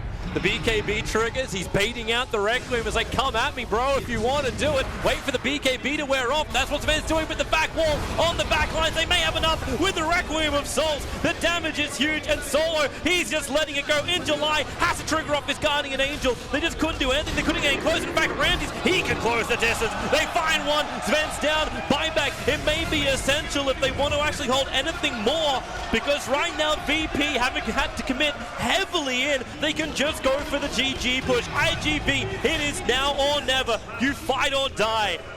But they don't even have to do the fight or die. VP back up. Oh, the cross! It just missed. But Paparazzi pitched out! The back will pull in July back into the fight too, but there's a die back on Paparazzi. In July can't run away. Dogfight is trying to help him out. Same with the upheaval. And really, Sakata, what can you do? Kill off Ramses? No, Lil's back in again. The double crush. He'll sacrifice himself for the greater good. Under the upheaval of Super, Lil will die. But VP still managed to get a dieback and 2 buybacks out from that. Those and they still took 2 lanes of racks. Just 1 buyback, actually. That was just the Ember Spirit, surprisingly, coming back. They had the Sven as well. He actually bought back to actually try and contest the fight. Sorry, yeah, it was the dieback from the Ember. Yeah. So he lost his money for his Daedalus. That's tough, man, especially after that one team fight from the earlier period where Sven just accelerated heavily. If you just would have got the Daedalus really rapidly, maybe get a lucky team fight here or there, the game could have looked so much better for iG.V, but they're firmly on the back foot. VP's stomping team fights, forcing buybacks. They're doing such a good job of retreating right when things look a little dangerous as well. That's maybe the most impressive part about them playing from ahead here. Well, they won't be able to retreat once they're inside the pit. So Roshan spawns up in just under a minute. In actually a minute, the Rock will come off cooldown for Super. So he'll have his team fight ability then. And that, for me, is where my eyes move next. Look for the Roshan control. 1 Observer Ward is already down for iG.V. But that's looking towards mid. You've still got a bloody tier 1 tower up in the mid lane for Virtus Pro. Yeah. Like, support can come so quickly if they want it. From multiple ways, too. And they're going to smoke out. This is a perfect time to fight. It's unpredictable. The lanes are pushed really well, but unfortunately the scan comes out. They know exactly where iG.V is standing. They know Roche is up. Dogfights gets the first spot here. Hello, Solo. Go for that quick jump. Where's the damage? Dogfights. It's not there yet. Sven blinks himself forward, goes for the Storm Bolt, able to actually catch out the Darkseer. But Paparazzi, now with the Spirit away, he actually already is on the defensive back into a 2-man war crush. It's going to be enough to bring down both the Sven as well as the Omnut in July. Yes, he's down, and they don't really have anything more to fight with. They've lost everything. The whole enchilada is going down the drain pipe for iG.V.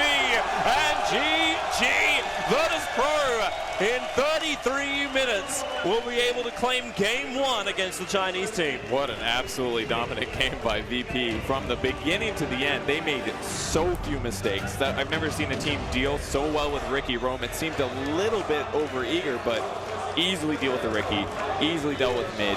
Their team fight coordination was amazing, and when they are winning the game, these guys do not mess around. 1 buyback, instantly back. BKB wasted, that's okay, we're winning. We'll wait another 30, 40, 50 seconds. Yeah, I know in the group stage, it was mentioned about Virtus Pro that they're a team that understand the patience of the game. They don't have to dive like the Russians, but they have the tools, the skill, and the ability to actually force the engagements and push in, and that, for me, was a perfect example of that. It was perfect control from VP the entire game. And I just don't know how iG.V mentally come back from such a defeat. I mean, the laning, basically what they went into the game with their draft, they opened Omni Knight, instantly VP had a solution. And I don't know if you guys caught this, I don't know how fast panel went to it, but that was like 15, 30 seconds between the bans and 3 picks. It was just instant. All the picks come out and everything happened, and VP knew what to do. Man, it was a beautiful play by VP. I cannot wait for game number 2 to see if iG.V can actually give us a series or not. We'll find out. Is it possible? That is the question, Toby1. Yes, indeed. After a dominant display by the hometown team, what can iG.Vitality do for Game 2? Let's check out Game 1 first of all with our panel once more. We're back with Fog, Conrad, and Gods. Fog, we'll start with you. Has there been as an impressive game only today than that one? I don't think so. I think VP executed to like near perfection. They knew exactly what they needed to the game. I think I really liked what Lil did in the early game too. A lot of times you could see him, maybe he just had this like idea in his mind that, okay, I need to be dual laning with my Darkseer the whole time, putting pressure on the Sven. But he kept seeing the Riki messing with Solo, and Solo is pretty important to their plan to get the Arcane Aura levels up early on to win all 3 lanes, which is what VP loves to do. So he sacrifices himself a bit, runs around with the dust, trying to find dogfights, and he finds him a couple times. So I really liked what Solo did, or what Lil did in this game in the beginning. Really, that was a great plan, guys, wasn't it? We haven't always seen the Riki roam kind of punished like that. Yeah, I mean, they even messed up the very first dust gank, but it was just this idea that, like what Fog said, secure the CM jungle, and then eventually they do start getting those kills, and they do make sure that dogfights is ineffective. And I think not only is it about securing their own draft, it's also about shutting down that pretty key IGV player. I feel like some teams, like you look at a certain player, like who do you want to have a slow start? And I think with IGV, it is dogfights. As much as they succeed around Paparazzi, it's dogfights who always enables him. If dogfights can create space, Paparazzi does well. And there's nothing dogfights can do is getting constantly having 2-3 heroes on him. So they often rely on him to set the tempo of what they're going to do in the game, and they just couldn't do anything around him, could they? No, nothing. No. Conrad, what do you make of VP? Very impressive display, wasn't it? Yeah, can't get the tempo started if you don't have a beat. They really shut them down that entire game there. For me, Ramses and No One just did their jobs to flawlessly. Were able to win their lanes, pretty handily, and just kind of continue carrying on into the late game. Especially No One, who just ended up getting farmed like crazy. I really like they did it pretty much instantly, so I don't even know if it was like a response to the Omni Knight, but maybe they were kind of just preemptively expecting IGV to pick it. But with that instant Ursa pick, it left them that they were like, okay, CM and Slaughter can do whatever the hell they want in this game. Yeah. Ursa 1v1 versus Omni Knight is pretty tough, at least especially it seems so too. Angel I went to the jungle because one rotation comes in and you're dead every single time to an Ursa in that. So MVP? Talk about it. I think we'll go with Pasha. He made some of the big plays, the vacuums around the Roshan pit, the game-winning fights. He was the setup for a lot of it, so he made the flashy plays when they were needed. So I think everyone on VP did their role, and it was such a dominant game where they basically stomped this game, other than that one Roche fight that IGV won that it's hard to pick an MVP, but Pasha probably stands out. I wrote a couple of notes down, which was great mid matchup, calm, collective, perfect. Don't think I've had such a positive card written down for the whole tournament. What is going on? It's gonna take a small miracle for iG.Vitality to come back into this, isn't it? Yeah, after such a massive, devastating loss, I think it's really hard to reset yourself, especially when they're playing versus the crowd in a way as well. You could see them screaming and yelling and everything that was going on too. So I think it's going to be really hard for them to bounce back. Bit of cheeky from Lou in there as well. A little smug smile halfway through. Very. Got that little camera there, yeah. Nicely done. Okay, we're going to talk more about our upcoming game and, of course, move towards the draft for Game 2 to see whether iG.Vitality can get back into it. But first, let's catch up with No One, who caught up with Shiva just before the round of 16. No One for Virtus Pro. First of all, dude, congratulations, 3-0 in the group stages. Thanks. Pretty amazing. Expecting that? Yeah, it was a bit easy because every of team understand what groups is a bit useless. So everyone playing 50% of their possibility. 50%, I think. So we're going to see great main event then. Now, I hate to bring this up. Boston Major, the group stages went really well for you guys. And then at the main event itself, it didn't go so great. Can you talk to me about what it was like for you and your team during that time? First of all, again we won group, and winners of a group playing first at stage. It's not good for a team who set first place. Just I don't know, kind of sad because you win group, you need to have some reward. Yes, but you just playing first at 9 o'clock. Yeah. It's just not so good for us. And how was that for your team? Because you went into the Boston Major as the favorite team for a lot of people. They thought you were gonna be at the top. It was fail for every person who thinks so. Yeah. Because we just win summit and it's bad for us. Yeah. We show everything what we have at summit, so that was totally bad. Okay. I was think so because what we are top team because we playing Clone Wars and Screams and official matches, and we just crush every team at Boston. And then just iG crush us 2-0, and That's it. Yeah. Sad story. Very, very unfortunate. But this time, in the time between the Boston Major and now, I mean, talk to me about that because you rarely played official matches. You didn't show anything to anyone. We played ESL 1 Genting and Dota Pit and lose it. We was a better team because kind of sad when you lose Boston. It's major, of course, and then you go to ESL and Dota Pit. It's good tournaments, but anyway, it's not major. Yeah. We didn't prepare for it well and lose it. And yeah, we didn't play Duck because of some problems. Yeah. Virtus Pro. We didn't show every team what we have, and now we're here. So you're feeling like you're in a better position than you were going into Boston? A bit. But anyway, it's playoff, so everything can happen. We can lose to iG.Vitality. They're a strong team. Everyone knows. Yeah. Every team at this tournament is strong. But who knows what can happen. Who knows, indeed. So you've had not a lot of officials after ESL against and Dota Pit. What did you do in the time that you had? Obviously, you practiced a lot. How did you divide your time? Especially me, I was always at bootcamp. My team goes home, relax a bit, but I'm going on bootcamp and just train. Then we group up at bootcamp and just train like a team, scrims and laps, and that's all. Do you do anything to relax? Anything other than Dota? Of course, we go to kino. I mean, cinema. Yeah? Yes. We're looking some films. Which movies did you like most? Life of P. Yes. And Knock on Heaven's Door. Oh, I haven't seen that one. I will watch that. It's a very good film. It's a very good film because I love Life of P. So. As well, we're playing some video games in PlayStation. Okay. What's your favorite title? Last one it was Resident Evil 7. It was super good game for us. We just relax and have fun. Yeah. Any other esport titles? Because I know that you play a little bit of CS:GO. No, just not lately. Okay.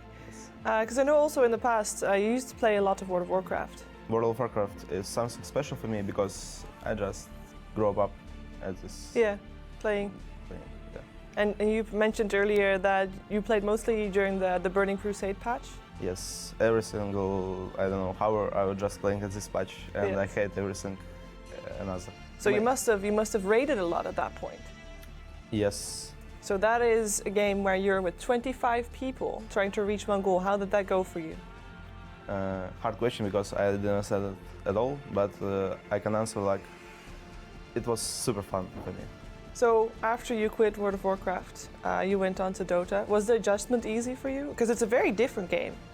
Seriously, it was super easy for me because when I saw Dota, I was like, oh, it's a super good game for me. I didn't play Dota 1 so much because I played like 10 or 15 games at all. And then I saw Dota 2 and I just, oh, I want to play this. And never looked back? Yeah, and just delete World of Warcraft. Deleted World of Warcraft? Yes. On towards Dota. Now, ultimate goal for any Dota 2 player is winning the International. And I believe you once said in an interview that once you do that, you would quit Dota 2. Yes. Why is that? I want to go away from Dota like a champion, not like a loser. Okay, you want to quit on the high? Yes. Now that makes sense. That makes a lot of sense. What would you do though? Just enjoy my life. Enjoy your life. Retire? Because I knew you grew up in a fairly small town. Yes. Yeah. How was it? What was it like growing up in Ukraine? Super good. Yeah. Yes. Okay. Well, main event is happening very soon. Obviously, you had a very good group stage. It seems like you have still got a lot of respect for your opponents, even if you did do very well. How do you feel going into it? Do you think you're going to be one of the tops, or is just taking one match at a time? I can say so. I mean, I can say something like this because Dota is game on a moment. Yeah. It's always just one moment in game. Everyone can win, everyone can lose. So if you lose, we was bad at team. If you win, we were better. That's all. Everyone can win. Everyone can win. Well, I hope that you make it all the way here in Kiev. Thank you for taking the time to talk to me, Noah, and good luck. Thanks.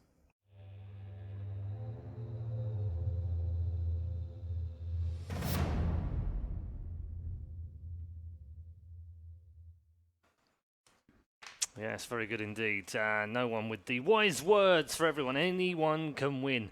And he's absolutely right. They can at any time. Right now, Virtus Pro winning. They lead by 1-0, and they look very good for it so far indeed. We're going to look ahead now to draft number 2, which is just around the corner, and find out whether iG.V have got anything left in the tank. They're going to need absolutely everything. Mental strength and a decent draft, you'd imagine, as well, alongside that. Yeah, I thought the wise words that he said actually were get Dota 2, delete World of Warcraft, and never look back. I think I heard something about that. Yeah, that seemed to be quite good. He also said he wanted to retire after 2. Do you understand that sentiment? Do you kind of get it? As a former player who has lost a lot, I can definitely understand that because it's really painful to lose. So I could definitely understand the fact of when you get to your high point of winning, especially like TI, then you definitely don't want to go back to losing in any way. Yeah. So what drives players to want to do it again? Because there are lots of players still playing now. TI 2 winners, TI 1 winners, still out there searching for another TI. Because there is that other thing to do right now. No one's won 2, so. I mean, natural competitive drive. I think a lot of these guys that got into Dota are just interested in being competitive, and they just want to continue that and setting records. Yeah, that and I think right now it's a fantastic career if you're able to play at that high level, and there's a lot of rewards that are available. But some, like no one, just want to win one and that's it. I find that hard to understand. Like it's the Nico Rosberg effect. Dota's your jam. It's like it's not your passion. Like you win one, you should want to win more. Like it's like you win a Super Bowl, you want to win a second Super Bowl. Absolutely, yeah. You're gonna keep going, and I'm I gotta say a bit surprised here, but I also feel like when he wins a TI, then we'll see if he actually does retire. Because it might all be a little bit different when it actually happens. Right, draft number 2 is upon us. Bands ahoy! iG.Vitality getting rid of Magnus very quickly, and LC it looks like as well. Do they take the CM? Or do they go for a different kind of approach for VP here? There's a lot of heroes left open, but I thought that their approach for the last game was just very aggressive, and I thought that the way that they played around the Ursa, so I feel like they might go back to something like that. I thought the way they played around the Ursa was just actually impeccable and phenomenal. I thought that it was like everything that they need to do. Super fast tempo game, so I wouldn't be surprised if they took a similar approach in this one. Yeah, definitely, safe opening pick here and able to kind of give you a lot of different options. Just like a Warlock. Safe. Yeah, perfectly safe. It's kind of, I mean, it's a same, like not same concept, but it's a support as well, so they set themselves up for strong lanes, strong team fights already. I feel like VP is in this mindset where it's let's not repeat our picks over and over again, because then people are going to know we're going to pick and be able to prepare for us. We prioritize CM game 1, we're going to prioritize Warlock game 2, just because we can. Keep people guessing. Both the great 5-position supports. We've heard both Lil and No One now both say that the mistake they made going into Boston and at Boston was playing the full strength all the time and showing everyone what they had. They've not done that this time round, and it's been harder for teams to figure out what they like and what they're doing because they haven't played anywhere, and when they haven't been practicing for it. So it seems a good thing for them to do is to keep doing that kind of thing until they do get figured out with something. Until you have, like, you're in that key matchup. Like, if they suddenly have to, get to like a semi-final, they're versing like EG, or it's like a team that's off secret. Even if they're not one down, like I think like every game they're going to go all out just to get to the finals. That's when I think when the moment's right, when they're far enough in, they're going to go all out every game, of course, with their drafts and their play.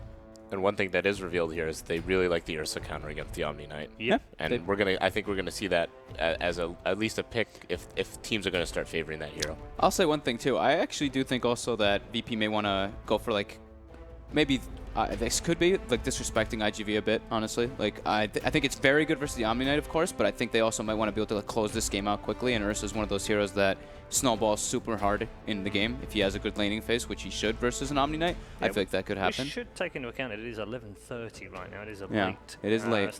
Seems to suit Virtus Pro. They mentioned earlier No One didn't like Boston because they had to start at 9 AM in the morning on the knockout. And they're not a good early morning team, it seems. Maybe they are a good late night team.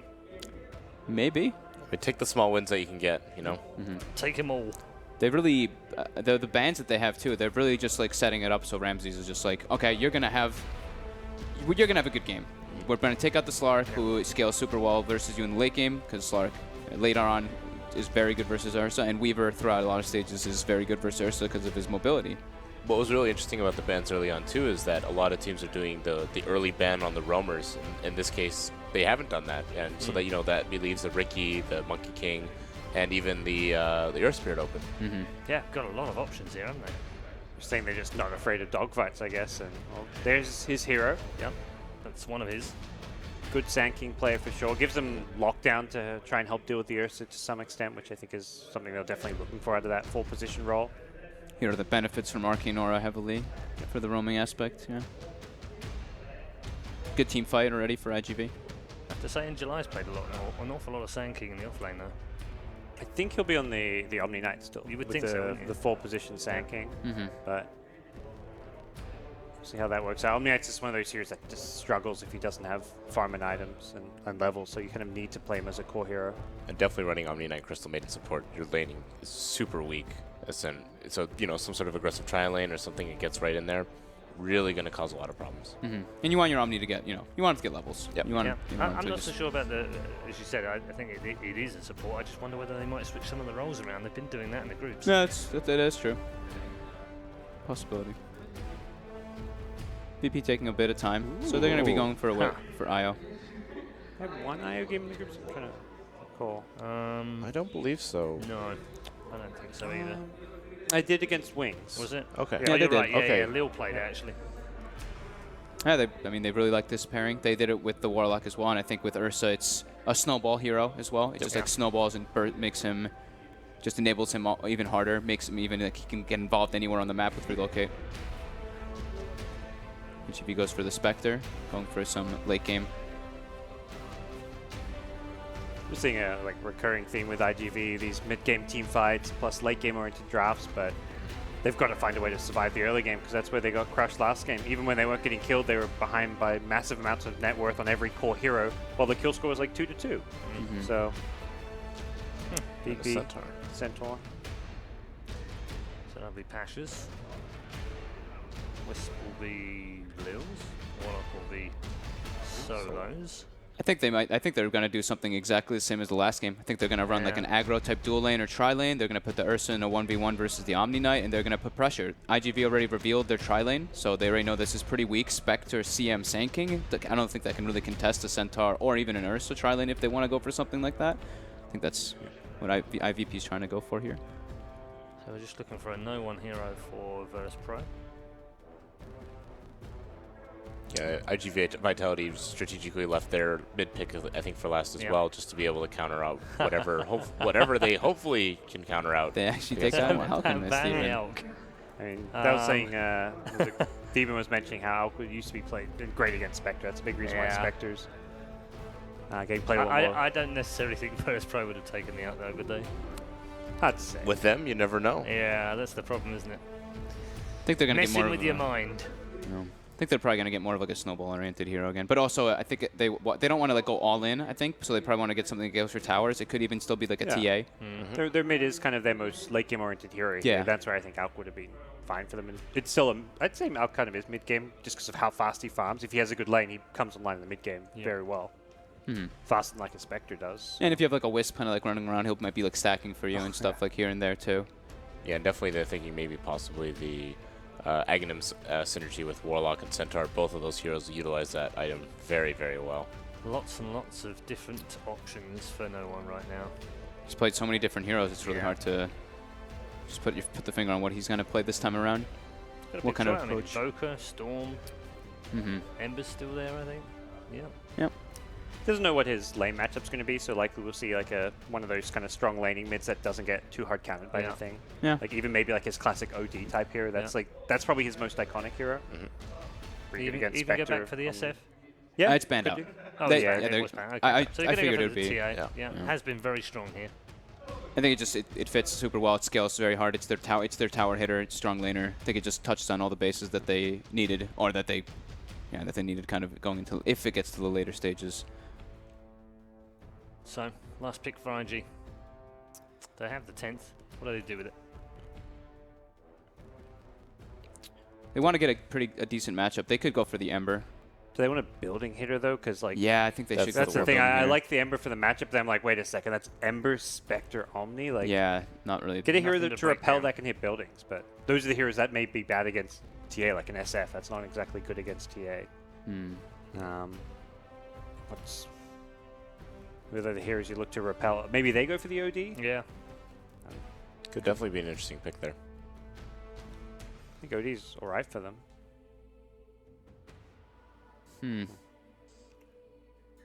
Otherwise, look at the funky heroes, like the Venom mid-type heroes. It is a Cicada hero as well, so... You know. She's third most played since 7.0. Venom is. Go for it. Sorry, OD. Oh, OD. Yeah. I was like, it's not had we never heard of it? I think Ember, there you go. We'll go for the Ember, which is a little safer. I think last game they got destroyed so hard in the lane, so I think the idea is they want to try and pick stronger lanes, but I don't think this hero is going to work too well for them in the big picture of things. Okay, prediction time? Stick with VP again in game 2. Yeah, did nothing wrong first game after all, I guess. And good solid draft.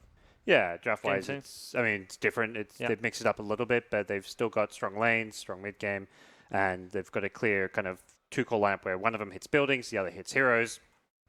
Easy peasy. Okay. Comrade? I think Virtus Pro as well.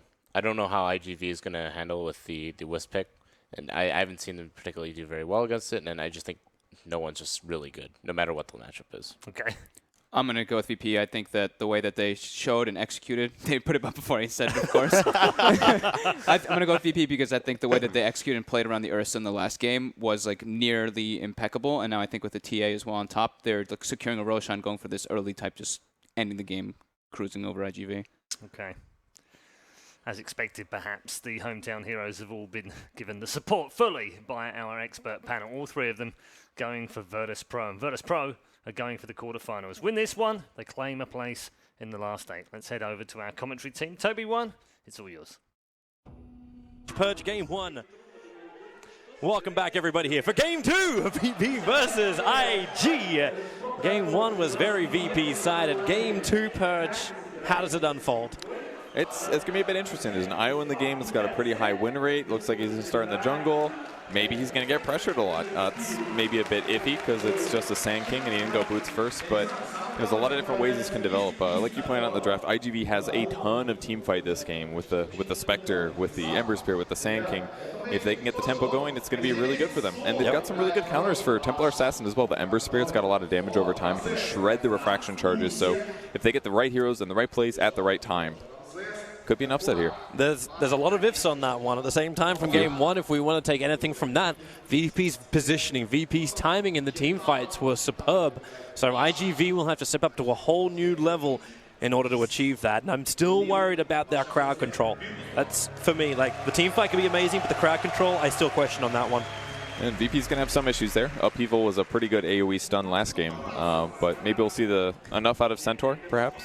He's going to check the boundary rune here from Angel. Oh, they're going to get some good damage here. Yeah, so take rune, then just try and beat the Omni Knight down. Yep. You already had to purify once. And Lil playing a little greedy. Chose not to go for Tether there for extra harass. He's going to go Spirits most likely to jungle lane. VP actually switched their lanes up already, so we have both Ramses as well as Pasha up on the top lane. This is because iG.V are running an aggro tri-lane with Spec. They have Dogfight's SK, Super's Crystal Maiden, and then Cicada's Spec as this off-lane role. And yeah, here comes the TP. So they're dragging Pasha down. Okay, so I thought it was going to be soloing, but it's going to be a Warlock plus Centaur. That makes a lot more sense here. Okay. Again, that's the matchup they want. Ursa versus Omni Knight. It's a little scary for Injuly until he gets a lot of mana. He's not going to be able to get lane advantage here. Do you play the switch? Like, do you actually? Well, then again, what do you want to do? You want to put a Spectre up against an Ursa? That doesn't seem to be a good matchup for iG.V no matter how you roll it. It's good if you have a tri-lane. If you don't have a tri-lane, not a good thing. But it all comes down to where the supports are. Hypothetically, if the supports rotated at the top lane, that would work too. Except for the fact that Spectre will get more pressured by Centaur War Runner. But not the best thing for iG.V here, but I think the Omni did okay last game considering the fact that he's up against Ursa. And we'll probably just see them stick 1v1 like it was last time. The difference this game, though, is there's no Riki. Riki can't delay the jungle heroes. It's basically just Lil going to power farm here, get some levels, and eventually start contributing to lanes. And the interesting thing about this is that he's just AFK farming. Every other IO that I've seen so far this tournament, they actually do move around, try to help their lanes, get some good trades in. This guy's just going to try to get levels and then do that. Well, there's always been a jungle invasion here. As you said, like there's always that Invis hero, there's an Earth Spirit to roam around. This game, you've got a Crystal Maiden and a Sand King. Like, Sand King is having his work cut out from just battling against Warlock to control the 2-minute rune. Like, this is the biggest fight iG.V are going to get from their supports. For now, at least. For now. I mean, and then Lil's going to have fun on the mid. That is actually an invisible IO, no matter what you may think it is. Okay. Is he going to... Oh, wait. No, he doesn't actually get this courier, does he? Definitely. He's actually going to get the courier. The invisible ball of light has managed to slap him down with his ethereal tangles. Dogfight wants a little bit, but he can't get jacked because there's your tether away. And Lil does the damage of a Ricky while taking the farm of anyone. I don't want to say an Enigma. Jungle Legion Commander? Is that what you're talking about? Jungle Legion? Yeah. Gotta watch out. We can go with that. That's a great gank, though. Really, really unlucky for iG.V, though. I mean, it's one of those runes that just can change the game so much if you get it in the right position. But really helped as well. They don't have a roaming hero. Who's going to expect an IO looking for a courier in that kind of position? No. And it's just the action rune, too. The fact you managed to get an invis at 2 minutes, and you can maybe put that down to the vision game. Or Gaben. Or Gaben. Well, yeah. I don't know what they did to get the love of Gaben. No one wants to get the first blood into Paparazzi. This is what he's worried about. The miss uphill. It may be enough. Here goes another attack, but no one. He'll connect with this one. And Paparazzi will fall. It's been a hard time for him in mid. Note that he is back in the mid again. And no one is probably regretting or making him regret that decision. It's very interesting for Lil to be this active. Like, he got 1 level in the jungle, bought an Iron Talent, and now he's just moving around getting stuff done. But this is really the time period where he needs to, because Ember is such a good matchup versus TA. He might die here. He's almost for sure under the dead. tower with a Fairy 5. Paparazzi's coming in deep, and now in comes Lil! The refreshing's up! He's going to survive for a little bit, but it gives Lil now level 3 3/4. But that was huge kill by Ember Spirit here. He almost hit level 5 with that one, so absolutely needed to get that one.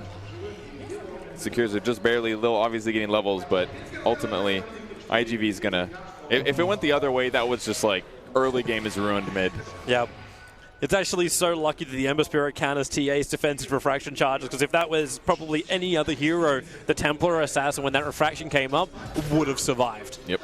The benefit of the last pick, get those kind of matchup advantages. So fast level 6 is the big thing for Ember Spirit this game, most likely, just because it'll really help set up kills for the Spectre. Well, this is actually really nice for mid. Oh wait, Super didn't go for it. I thought with the Observer Ward down, he would have just gone in for the Frostbite. Gotta wait for the better moment, probably. Especially because Sand King's also rotating over. He's a little low on HP. This could turn bad, but between Frostbite and Flame Guard, they can definitely kill the TA here. But they're gonna play safe for now.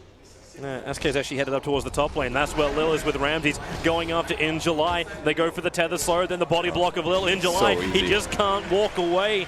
And Lil ensures that Ramses gets the kill. Phase boots up, PMS as well. They can't even return the damage output they want to do. That's what's so scary about these bad lane matchups. All it takes is an IO, tether, as well as body block, and you kill a hero. That's insane. Yep. Makes your gank so easily. A lot of the other matches we've watched, it's been like, oh, you need to gank this Weaver when you have no disables. That's tough stuff. So VP, the draft is really helping them a lot in this game. This is nice for Super, and Dogfights know if they walk down this hillside, they're going to be in trouble. Because Lil's going to see him and then just back out. Then you got double creeps. The Burrow Strike actually connects. It's level 2, but then the tether down to the lane. Lil will survive on 56 HP. They miscoordinated. They changed ideas there. Super used Frostbite on a neutral creep while Dogfights went for the kill. He did get the Burrow Strike. He had Tranquils. Lil does not have boots. That's why he caught him, but Super wasting his skill, not communicating properly, and that cost them. Dogfight's coming again. All right, so if at first you don't succeed, try a second time and don't screw up. That's the plan here for iG.V. Moving forward, Dogfights, look for that Burrow Strike. Now he'll back up a little bit. They won't see it unless the balls actually hit them. Here comes Paparazzi. Okay. Spirit forward, that'll work. The Burrow Strike will hold him there with a Frostbite, and Paparazzi is the man to get the kill. So this time it works with a friend to hold the hand. Okay, well, that was a lot of time spent to kill one little ball of light, but I mean, a kill's a kill. It's off the map a bit, won't level quite as fast. could be worse for them. Either way, In July still having some trouble. That's actually not true. This guy's got 31 last hits. That's actually amazing in this lane, I must say. Yeah, he actually picked up a lot. I suppose, like, what's Ursa going to do against him? Like, you want to run at him with just a PMS, you're going to get purified down. But he doesn't have that much mana, so he should be able to definitely pressure him, but he's got to play a little safe as well. I mean, part of the problem is in moments like the last 30 seconds, they don't really know where the CM and the Sanking are. And if they show up at the Ancients and gank the IO and fail, where do you think they're going to go next? With the Ursa right there, that'd be the best target. It's nearby. So maybe they can get a kill here. This is going to be... Oh, Burrow Strike. It hits nicely. It's actually stopping Ursa from attacking straight away. But now with Enrage, Ramses looks like he wants to commit into the fight. And In July is slowing him down. Crystal Maiden's making her way over. So Super in from the east, scouted out by the fresh Observer Ward, planted down by Lil. The lane we've neglected, the safe lane, Centaur Warrunner, going to hit 6 right now. And Warlock 4. So they're doing all right. Spectres got pretty good. There's actually so many last hits. Stamping forward. They're going after the Spectre with Ramses here. It's 3 swipes to the paws. Great rotation. So easy to get that kill as well with the Stampede. And then the time to change up. Like, it's so fluid, the movement of Virtus Pro. Move down to bottom lane. You want the Ursa now to get his Blink Dagger farm, Vladimir's farm, and then you push Pasha, very tanky, up to the top lane.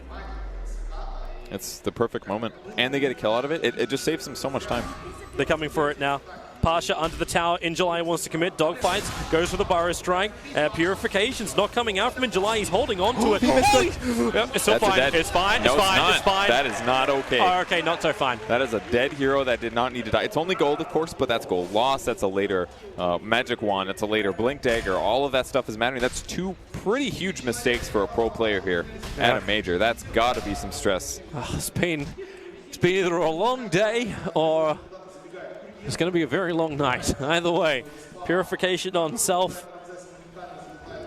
Hard to live down. Paparazzi, no one, strikes him with the melt underneath the tier 1 tower.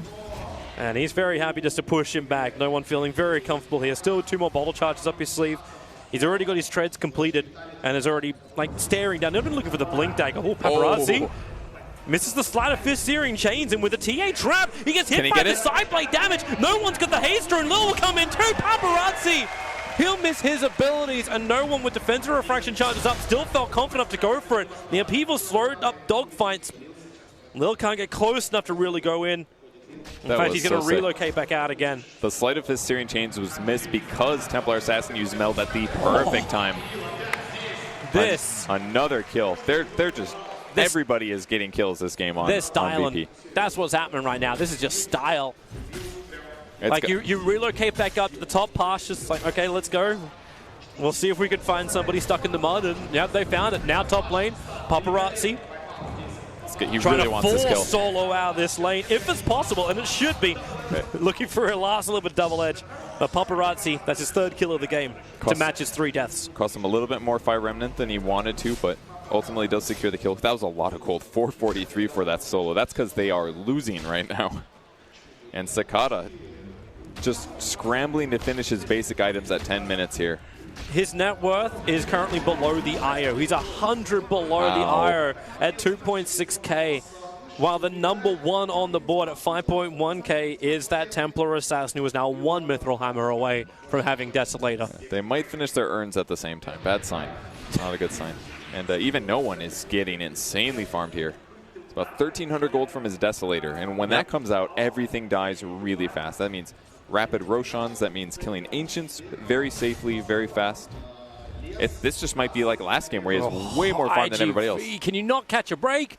They just smoked underneath the Radiant Observer Ward looking for a kill, and what they probably would have wanted is the Ursa, who's 200 gold away from having his Vlads. But then Ramses sees it, TPs to the top lane, now finds a space to pick up his Vlads and even brings him closer to Roshan. They know exactly where these guys are. Scan goes down to one place that they're a little vulnerable to. Nobody else is nearby. Solo's walking into it. Actually broke it on Dogfights. So Dogfights is revealed. The TA trap, Pasha, ready to fight. Stampede is available. Dogfights, one Mel Strike, but it's the Rock. Connects perfectly on iG.V. Sideblade the damage down if you want to. In July, has to trigger off his Guardian Angel. Lil relocates up, so at least he buys a fraction of a second to survive. But no one in Pasha, no one waits under the Mel Strike. Hits into one, but the Burrow Strike from Dogfights. It creates a little bit more space. Pasha has to hoof stomp, but he's dropping down quickly too. Paparazzi, he's finding the damage, and he's going to look for if he can, all 4 kills. He's got a little bit of help around him. In fact, so much help around him. In July will take the kill. And this is 4 heroes lost from VP. Even though their Rock looked bloody good, it wasn't good enough. A little too overconfident there by consolation VP. Prize. They move in on the opponents, but the Haunt and the Burrow Strikes, the Burrow Strike from Dogfights to start the fight off was so good. Got the TA, I believe, hit somebody else on the backline. I'd love to see a replay Let's have here. a quick look again. I think he hits up Centaur as well with his Burrow Strike catching. Oh, doesn't barely. Jumps right through. They actually don't go for Dogfights. They really wanted to clean up the Omni to prevent that from happening, which makes it really hard to kill heroes. And in the meantime, Sakata's in the backline. Io got killed.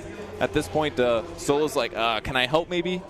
I really wish he would have saved his Meld Strike for the Sand King on the backline as well, rather than trying to kill the Ember. I mean, maybe if they have a fountain there or a shrine, they maybe could have won that fight, but no one's laughing a little bit. Oh, whoops, we got a little overconfident, guys, and that delays the Deso and gets iG.V back in the game in a big way. Yeah, but iG.V still have the other big problem, the fact that VP have a great Roshan lineup. This is a small opening when Solo's caught out by Paparazzi. Haystroon running to the pit. Roshan's still only at 2/3 of his life, so he's not within kill range just yet. But here we go again. Pasha jumping in. They've got enough damage to kill the SK. No Dogfights. He gets up inside the Sandstorm. The attack from no one will still bring him down.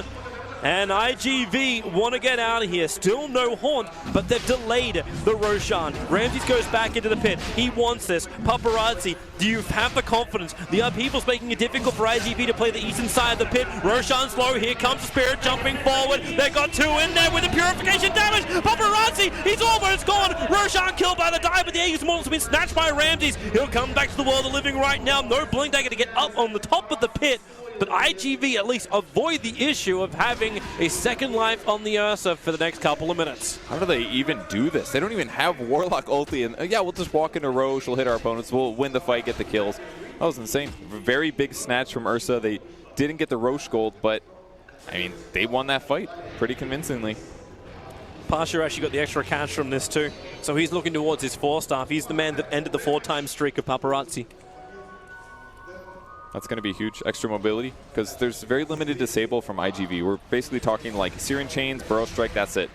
So if they get a 4-staff and they can save crucial heroes like TA to reinitiate, jump on the heroes that are important, like 1-2 shot CM, maybe kill the Ember if he's out of position, that's the crucial movements in the game. And Io on the backline, he's having some trouble keeping alive. Like he's the one that iG.V are routinely going to jump on, mostly from like Spectre Ember. It's going to be a lot easier for them too once Paparazzi has his Blink Dagger, but he doesn't have it just yet, so he's going to veil up no one. Try and bring down the lane quickly. Oh, wow, Dogfight took so much damage. He'll still be purified with the Rock. It connects over on 3. Stampede forward super. Evaporates into the middle of the air. Paparazzi back behind the tower. The GA is going to wear off in a second. Pasha with the purification on him. But no, Dogfight! A huge stun underneath the tower. The relocate pulls them down to the south, so Ursa is gone, and Solo is soloed in the mid lane. Nowhere to run to, nowhere to hide. A golem for extra cash. And iG.V, successful defense. This game feels so different than the previous one. It's almost the same heroes on VP's side, but they just don't have the same damage output. The Omni Knight is actually changing almost every single team fight, and all it's really taking is a Purify, maybe a little bit of degen aura. The Ursa's just not able to catch up to the same heroes. They're and what's not able going to happen burst once them. he has the mech? It's coming out in just a bit. It's got to be them going on the Omni Knight first. They've got Warlock Golem. It's useful, but it's not a long disable. It's like interrupting the team fight. It's not letting iG.V do exactly what they want, but most of the team fights start with Syrian Chains into a Sand King Burrow Strike at the same time as a Rock, which is kind of just equalizing it. It's still amazing that Dogfights is lining up so many people without even having his Blink Dagger just yet. Yeah, like he's just got the slight increase of movement speed, but his stun timing, if you've got this guy in your fantasy team and stuns at like plus 20%, they're doing pretty good this game. Yeah. It's a very dangerous pick though. Like, oh, I'll just pick iG.V against the team top who's two. second in the group stage. Yeah. I think there's gonna be very few with that circumstance that you mentioned. You have to live life on the edge if you're going to win fantasy points. Not that on the edge. You don't have to jump off the cliff before you're sure you're tight end. DD picked up for Ember Spear. That could make a difference here. Sleight of Fist only level 2 though. But he still has that blink dagger. That's what he got from having that fight. The extra money just flows in. And it won't be that same issue of what he had before, where he had to walk in, use the Sleight of Fist, do a little bit of damage, like Blink, Searing Chain, Spirit out. This becomes more of an option. And he aims for the TA every single time. Disable her, break the refraction charges, let his team follow up. I still can't believe how much damage, like in July, being so close, able to get Purification. Like I think in that mid-fight, like it happened twice, he got the perfect Purifications off. Yeah, it's like all melee heroes. Makes a lot of sense. Centaur, TA, Ursa, always going to be up close. Ursa is building a Diffusal Blade. That will definitely help them out. iG.V hunting bottom. They got 3 heroes smoked up. Dogfights have been sitting in the tree line for a very long time, and now he's going to come out to push down the wave. So no Blink Dagger on him. He went straight for the Desolator, so there's no extra maneuverability, but Lil does have Relocate Save available. And they are underneath that tower. And now Spectre Haunt, it reveals him. Can't jump away, Spirit jump forward. They really want to kill off Io. Lil cannot bring no one to the safe zone. Even Epicenter committed. iG.Vitality through the kitchen sink at those 2 heroes. And VP was expecting a very similar rollover as the previous game, but it's just not the same when you're so hard countered with your pick. They chose to go for the Templar Assassin here, but that Ember Spirit pick just completely countered it. And ever since they lost that fight in the Radiant jungle that they thought they would win, it's just been downhill. And the Spectre Haunt spots out the IO. They're able to follow up with probably that was Searing Chains to interrupt the relocate. Yep. And now they're just looking in a really bad spot. The networks are still good for VP though. TA's ahead, but Blink's going to help. But he needs a BKB big time. They're waiting for someone to come and defend this mid-tier 1 tower. Ramsey going to show himself. Sleight of Fist and Searing Chains. Paparazzi connects his target. It's just holding up Ramses. But the bigger thing is Pasha. Dogfights, well, he would have seen him for a second. Pasha was just sitting on top of the shrine. And Solo baits Rock. That ain't coming down now. Yeah. That's a cool try. Maybe he jumps back and wastes a Remnant there. And it sounds cool. A lot of damage on the tower. No fortification available for iG.V now as they burn it. They have to wait just a second, but they're too far away. Oh, Paparazzi, nope, he still tries it. Going for the denial. But they're happy for this. Okay, you lose a tier 1 tower in mid, but I'm looking at their more critical hero and what he's got in his quick buy. The Spec has currently a Radiance looking to buy it up, still trying to play catch up, but got space to farm just a little bit more. Yeah, that'll make a difference. 3,300 gold for that. Once he does get Radiance, then it's just even more worse for TA, for Ursa, for Centaur, for Io. All of these heroes do not want to take lots of ticks. Is that an Epi? No, it's a dagger. Okay, sound very similar, don't they? Yeah, they do. Like Epicenter? Not yet. But yeah, Centaur wants to blink. Ursa wants to blink. Io wants to use Urn, Bottle to regen, and he's going to be interrupted. And TA, Refraction charges blink, same kind of thing. Radiance is really good this game, actually. How does the fight play out, though, once this Centaur finishes up an Aghanim Scepter? It changes it a little bit. It'll really help them negate some of those bad circumstances, like an Epicenter hitting 3 heroes. But it's only 40% damage reduction. It's amazing. It's not everything, though. Well, here comes Ramses on the hunt. Already starts off with the overpower Paparazzi, and he doesn't Sleight of Fist in time. They destroy him. The Mel Strike hit perfectly. Now Injuly on the run. Pasha trying to body block him up, and Injuly, he knows he's dead. He'll actually trigger his Guardian Angel to get back behind the tower. Mega still available, plus the Purification. Dogfight in for the double stun, catching both Solo as well as no one. They go in deep. The Rock will drop. Super caught out. It's all the Ursa on the back line, looking for that kill on the Super if it's possible, but no one. He will capitalize on it. Blinking forward, taking the kill. And Virtus Pro will turn this into momentum and maybe even another kill. They find this back. He's trying to play the cliff, but the dagger runs out. Pasha will get the stun. And Ramses will take the kill. And they got more. Dogfight sitting in the mid. Where's your detection? You've got Balls. You've got Clap. You've got Storm. You've got Dogfights running up the hill underneath the Observer. And Solid doesn't even miss. No, that was a little. That's a little kill, dude. Oh, it was. More farm for the IO. What an amazing fight. I mean, so much of that all depended on whether or not Centaur was able to land the stun on the Ember Spirit, but he did not see in time, gets disabled, instantly killed, and mobility is definitely a huge advantage that VP was able to exploit there. I don't think they needed to have that many heroes get picked off, Spectre especially, but did he even get his Relic? He does have his relic, but that's it. Nothing past that. Radiance delayed, tier 2 tower mid gone, and even more map control for VP. They're back on the right train now, because Roche is coming up soon. That's the next goal. Then continue to take team fights, get a BKB on no one, so he's not so countered by Radiance and things. He's almost there already. And you talk about that trend, you can see it in the graphs. It was actually iG.Vitality who held the advantage in both gold as well as experience, but it just skyrockets up in the net worth as well as in that experience graph. The XP graph actually swings even harder. 7,000 approaching 8,000 swing from just that, like the last couple of engagements. And that was basically a 5 for nothing. I don't think anybody on VP died, right? Not that I remember. The Omni goes down. Ember goes down. CM got killed almost instantly after that. And somehow Dogfights was still there too. Hiding in Sandstorm. Well, IGV will try and make the most out of this timing they've got. So it's 51 seconds before the Chaotic Offering is back up again. So they're trying to force in the tier 1 tower, create a little bit of space. But VP have the same thing on their mind. Staring down bottom lane, Pasha is already, well, he's going top lane. So maybe they don't find the fight they're searching for on bottom. He definitely could have gone for that if he wanted to, but IGV has decent resources with Greaves, with Repel, things like that. VP also didn't have the greatest vision ever. Like, they got one Observe Ward on the Dire side of the river, and it's the one that was looking up the hill next to the Dire Shrine. Yeah, that's true. They have to be a little careful about how they initiate, and that's how VP's going to play for now. Split pushing continues. Mid tower is going to take a lot of damage right now, actually. And VP, like you said, they don't really look like they feel safe right now. Letting the mid tower take a lot of damage. This would be like the perfect time to jump on whoever defends. And that's why they let Ursa go first. Actually, they let this get below deny range now so that they can reduce the amount of gold given to IGV. IGV, they are almost all sitting underneath that Radiant Vision. The CM is visible, Omni and Ember, and they know the SK's nearby, so there's no way Virtus Pro get caught out by this. But you know what it's all about. It's all about Roshan. It's all about waiting for almost maximum spawn time. And no one TP'd over. It's time to fight if they can, but they got to get some vision first. Radiance is done. Critical thing. 23-minute mark. Just there's still a while before Roshan's going to be up, and you'll still have the spec able to farm a little bit longer. Oh wow, really? It's kind of bad vision for both sides. This looks like it favors IGV though. No, same wards. Paparazzi so close. In they jump. They both break their smokes and then turn tail.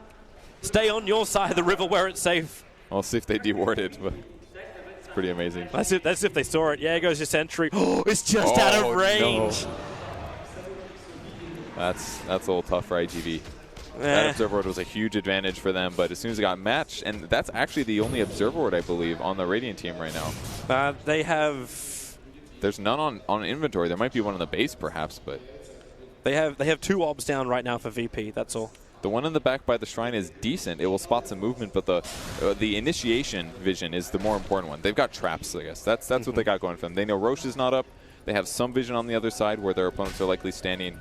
But that's it. And IGV does a very careful check here. IGV have to be wondering, like, how long until Roshan's up, because you've now hit max spawn time. They just spotted it, actually. I think he was still in there. He got out while the vision really? wasn't there. So, yeah, they don't 100% know, but you've hit max spawn time. So if they watch the clock, they know he's up. I mean, they should... Oh, they've got Centaur eggs now, too. He's a little bit low. They got to be a little careful about vision right now, because if IGV feels like it's time to go, Centaur's not going to be there in time. Picking up the Ags, healing in base.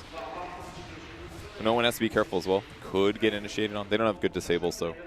And you can't even have dogfights there. Like, he's the only jumper. Like, next to the Ember Spirit, but you don't want to put him on the front lines initiating onto a Templar Assassin. Especially not when she has a BKB, that's for sure. Still can't believe all of these. Like, you can count the Dire Sentry wards around the pit, and the fact they haven't found that, the 2 obs. It's just... That's sad if you're IGV. Yeah, that could really matter at some point. If they think there's no vision, well, that's why you place the wards in spots like that. So many wards and counter wards around the Roche area are very predictable. Teams nail them all the time, but this one placed just south enough, spots all of the low ground, spots a lot of the river vision, but far enough away from the common ward spots. It's fun to see warding strategy develop like that. 20 seconds until that ward on the shrine is going to time out. Ooh, TA wants to one-shot somebody. Double meld strike. Wait for it. It's a Dota 1 trick right here. Wait for it. He sees the CM. That's the food. Oh, the sentry ward! It actually went down! They found no one. Stampede has to be triggered. Paparazzi spirits away. And they get the BKB. That's the 10-second BKB of no one burnt. And that's while Roshan is up and now Stampede is down. That's so big. And they're relocating. Oh, they know he's coming back. Lil's going to be there. The rock was faked out by Solo, but here goes your Haunt. Solo's on the run. Where's your primary target? VP are back under the tier 1 tower plus Shrine. So iG.Vitality will not offer them a fight, but they did burn their big ultimate. They burned the Haunt. They really wanted that IO kill because they would have felt so much more comfortable going for Roche, but using the Haunt, it just eliminates all that advantage they just got from the BKB usage. So they can't even just jump inside the pit and take it. They know they don't even want it. Like, it's not a favorable thing to do that. Paparazzi, be careful. He was trying to go on top of Solo, but right now Solo, he's all bass drum. No crescendo just yet. All right. One Remnant forced out. Just doing a little bit of pressure like that is definitely effective if you can. And he's got Diffusal Blade as well, actually. Every single hit is 50 mana. That's massive. Here goes Ramses. Oh, that Observer Ward. That's a good one for iG.V to get rid of. Right on top of the Ancients. That was the last 10 seconds of the Sentry War that iG.V had there.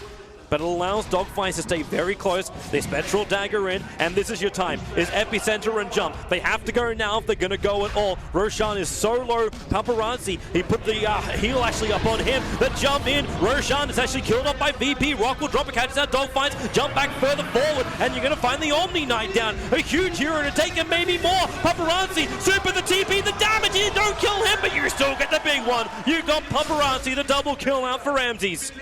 That little pressure on the Ember made all the difference. Hit him 3 times, something like that, drain enough his mana. He doesn't feel like fighting.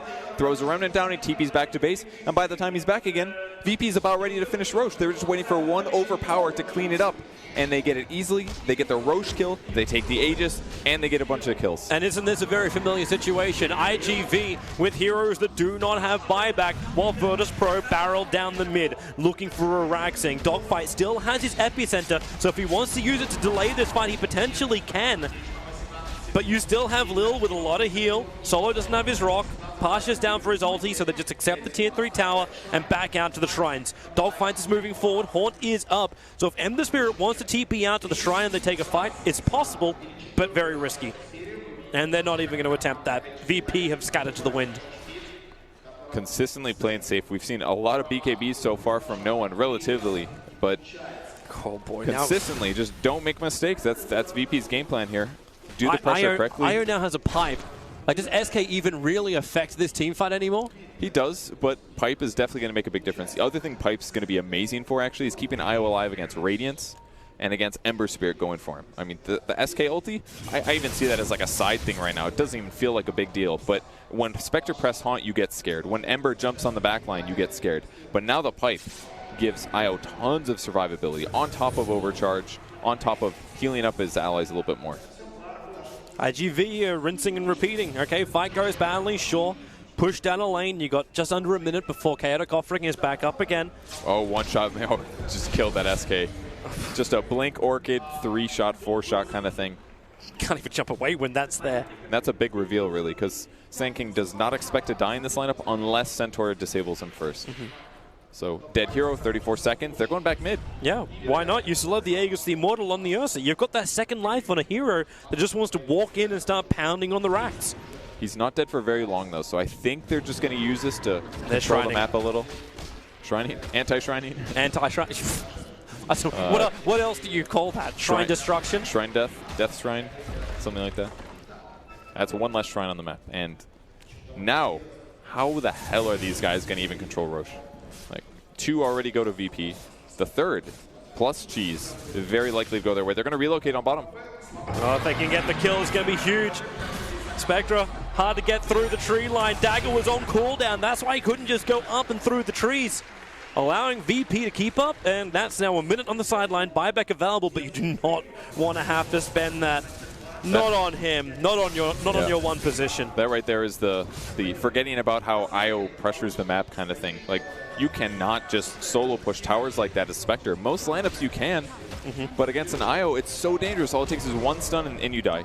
Maybe he was hoping that VP would think it was a bait, but thanks to the Observer Ward that's sitting in mid lane, they knew exactly where the rest of iG.V were, and thanks to the lane pushing through the top, now they go in through the mid. Really, Bloodthorn is actually done now 30 minutes in. You do not want to get caught by that. No one goes in. Crystal Maiden, what did she ever do to you? Instantly destroyed. Crystal Maiden, it is not her day, and Paparazzi tries to delay it. Dogfights, is this your time to commit? He's not visible, he's inside the fog of war. You've lost your mid-racks. You really only defend now if it's worth holding on to your second. And it will be. VP, they're going to play safe. Ember Spirit misses the Searing Chains. He needed that on no one to cause any kind of possibility for a fight. As Spec came back up, she had Horn, she could have jumped, but the opportunity goes begging. It was not the first Searing Chains he's missed. Don't think it matters a whole lot, though. Those racks were pretty much falling no matter what. With the Shrines going and a racks going, it's starting to look almost identical to Game 1, with the exception of the, they were winning for a little bit there, kind of. And they just keep getting further and further ahead. Ursa's got a 10-second BKB. He's level 20. Pretty much everything just keeps going VP's way. If you want to see them ahead, all you got to do is look at the graphs. You've hit 15,000 for both experience as well as gold. Virtus Pro, they're rolling in the dough. Ooh, Basher up on Ursa. This is one of the best ways to kill an Ember Spirit. They're looking for him. Paparazzi slides a fist in the tree line, and then nope. That defensive Spirit was back almost at his tier 4 towers. The only safe place, Fountain. All right, so there goes the Aegis. They don't have that anymore. 3 minutes 28. So as far as the spawn timing goes, this one's going to be a lot quicker than the others. VP are ready to fight. A full Crimson Guard is now completed on Pasha, all in one big go. Yeah. Not to mention Templar Assassin sitting on another 3.8k. On jump. Io, the rock is going to fall, will create enough space. Lil, they do actually bring him down. The rooting on Pasha. He can't just run away. Super's ulti has actually done so much work with the side effects from Paparazzi. Centaur's help there, but Ramses gets the bash onto the Ember Spirit. He'll find himself a double kill. iG.V, it looked like potentially it was a good initiation, but now they're going to lose almost everything. Spec is the only one able to TP away. Just shows you how far VP is ahead. Yeah. It was a pretty good fight. The big mistake, though, is unfortunately they didn't disable the Warlock at the start. If they picked him off at the beginning, in addition to the IO, maybe they won that fight. But Rock comes down, Upheaval buys them some very, very precious seconds, and even the Centaur, who got ultra low, was able to live. But VP's itemizing so well this game. This team does not buy Midases. They're like, hey, why don't we just play normal, don't make any mistakes, and then we don't have to worry about this whole, like, we can't end the game problem that a lot of teams are having. They're finding the money, but they're finding the money in the best possible source. It's the death of iG.V. Exactly. That's how they find the cash. That's the reason why they afforded 2 pipes instead of just 1. And the on Crimson top Guard. of the Crimson Guard. And the Vlads. All the items that make their team better. And the BKBs on the crucial heroes. Yep. All right, Dogfights, this is it or nothing, man. You kind of have to do something when Ember spawns up in 5 seconds. If you lose a second lane of racks, it's all going to end the same way. All that damage output. They have to trigger the Shrine to stay alive. Observers and sentries are down, so nowhere to hide. Sentry down by Super's going to reveal it, but now he loses that one quickly too. He's got one more left alive, and they pinged it. They actually know exactly where Dogfights is. He'll Burrow Strike Ramses down, but no one's the man. Just doing it solo. And he looks for the melee racks. Blink over, Paparazzi back in. The BKB, Dogfights actually not getting out of the tree lines. He let his epicenter go, but basically hugs the tree for dear life. Blink and Burrow Strike. He catches out to the Centaur Stampede, negating off the damage. Paparazzi has to actually spirit himself back to safety, but the Spec doesn't have the same option. She'll fall, so will the Sand King. And this really, it could be so far deep inside that bag. The VP can't lose it. They want to keep fighting. Front lines, nope, the relocate. They go all the way home, but this means the VP must stick around. Either that close enough for the tether. No, they are bringing no one back in again. Yeah. They want to fight this. They want to end this. They want to go through into the corners. No one waits. Forced up and forward. Super 2 hits. Not enough to kill him off, but Paparazzi will die, and there it is. GG. Well played.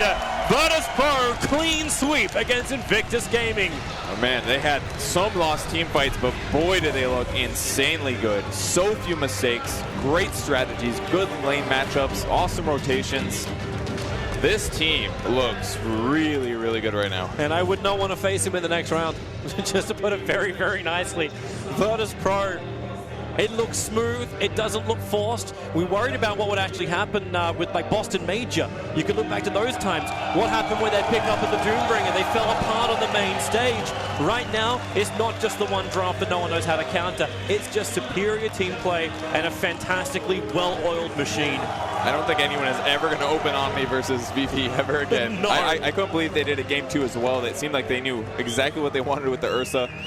And they fit all of their heroes in hit together so well. All the perfect items. They got the map pressure done. I don't know, just they seem like they have the game figured out. It almost feels like every other team is trying to learn a new version of Dota with Midases, and VP's like, why don't we just play regular Dota, guys? Well, it begs the question, what happens when VP faces up against another team that actually doesn't look for the Midas, doesn't look for the later, more delayed game? We'll see regular stuff again. It's not just the Midas, of course, but they don't make mistakes. Man, they look infallible. Will it continue? Will the run keep going? Panel, is this the team that wins the major? That is the question, Toby. Thank you very much for the commentary. Great as usual with yourself and Purge in our final series of the night. And Virtus.pro have wrapped it up 2-0. They are now 8-1 here at the Kiev Major, showing all sorts of championship form. Let's break it down with our panel once more. Gods, let's start with you. Not quite as flawless as the first game. There were a few sloppy bits and pieces in there, but it didn't really matter in the end because Vitality were not good today. Yeah, VP have definitely impressed me, but that's not the game I'd show to anyone. Be like, yeah, look at VP, they're going to win this major. I think they are a team at the level, probably maybe in a group of 3 or 4, get like, yeah, these are teams with good chances to win the major, but I think it was kind of just going through the motions there more than anything. iG.V didn't really look like they were all on the same page. I mean, they're going back to the role swap thing with Sakata and Paparazzi. Mm-hmm. Seemed like VP strat was pretty much, let's put Ursa in the Roshan pit and wait for iG.V to come to us and do some sloppy fight, and then we drop Rock and win. You know, it just felt like VP didn't have to do much to win that game. To be honest. And what we have seen though from them, Conrad, has been impressive so far at this tournament, isn't it? 8-1 right now, and it seems relatively easy for them. I want to say. I mean, you can't argue with the results. Yeah. Those guys have been playing out of their minds in this past couple of days. I'm very excited to see them come into the next round against VGJ. Obviously, another team that opens with Omni Knight. Yeah, I think. David just mentioned it off the air, and I was just like, oh no, not again. and they really like that hero. I mean, Ramsey's clearly showed this game he knows how to play that Ursa extremely well. Yep, certainly sorted that one out, and they fogged. No problem on that score. Have they got any weaknesses that you identified in these 2 games that you feel like maybe another team can exploit? Overcockiness.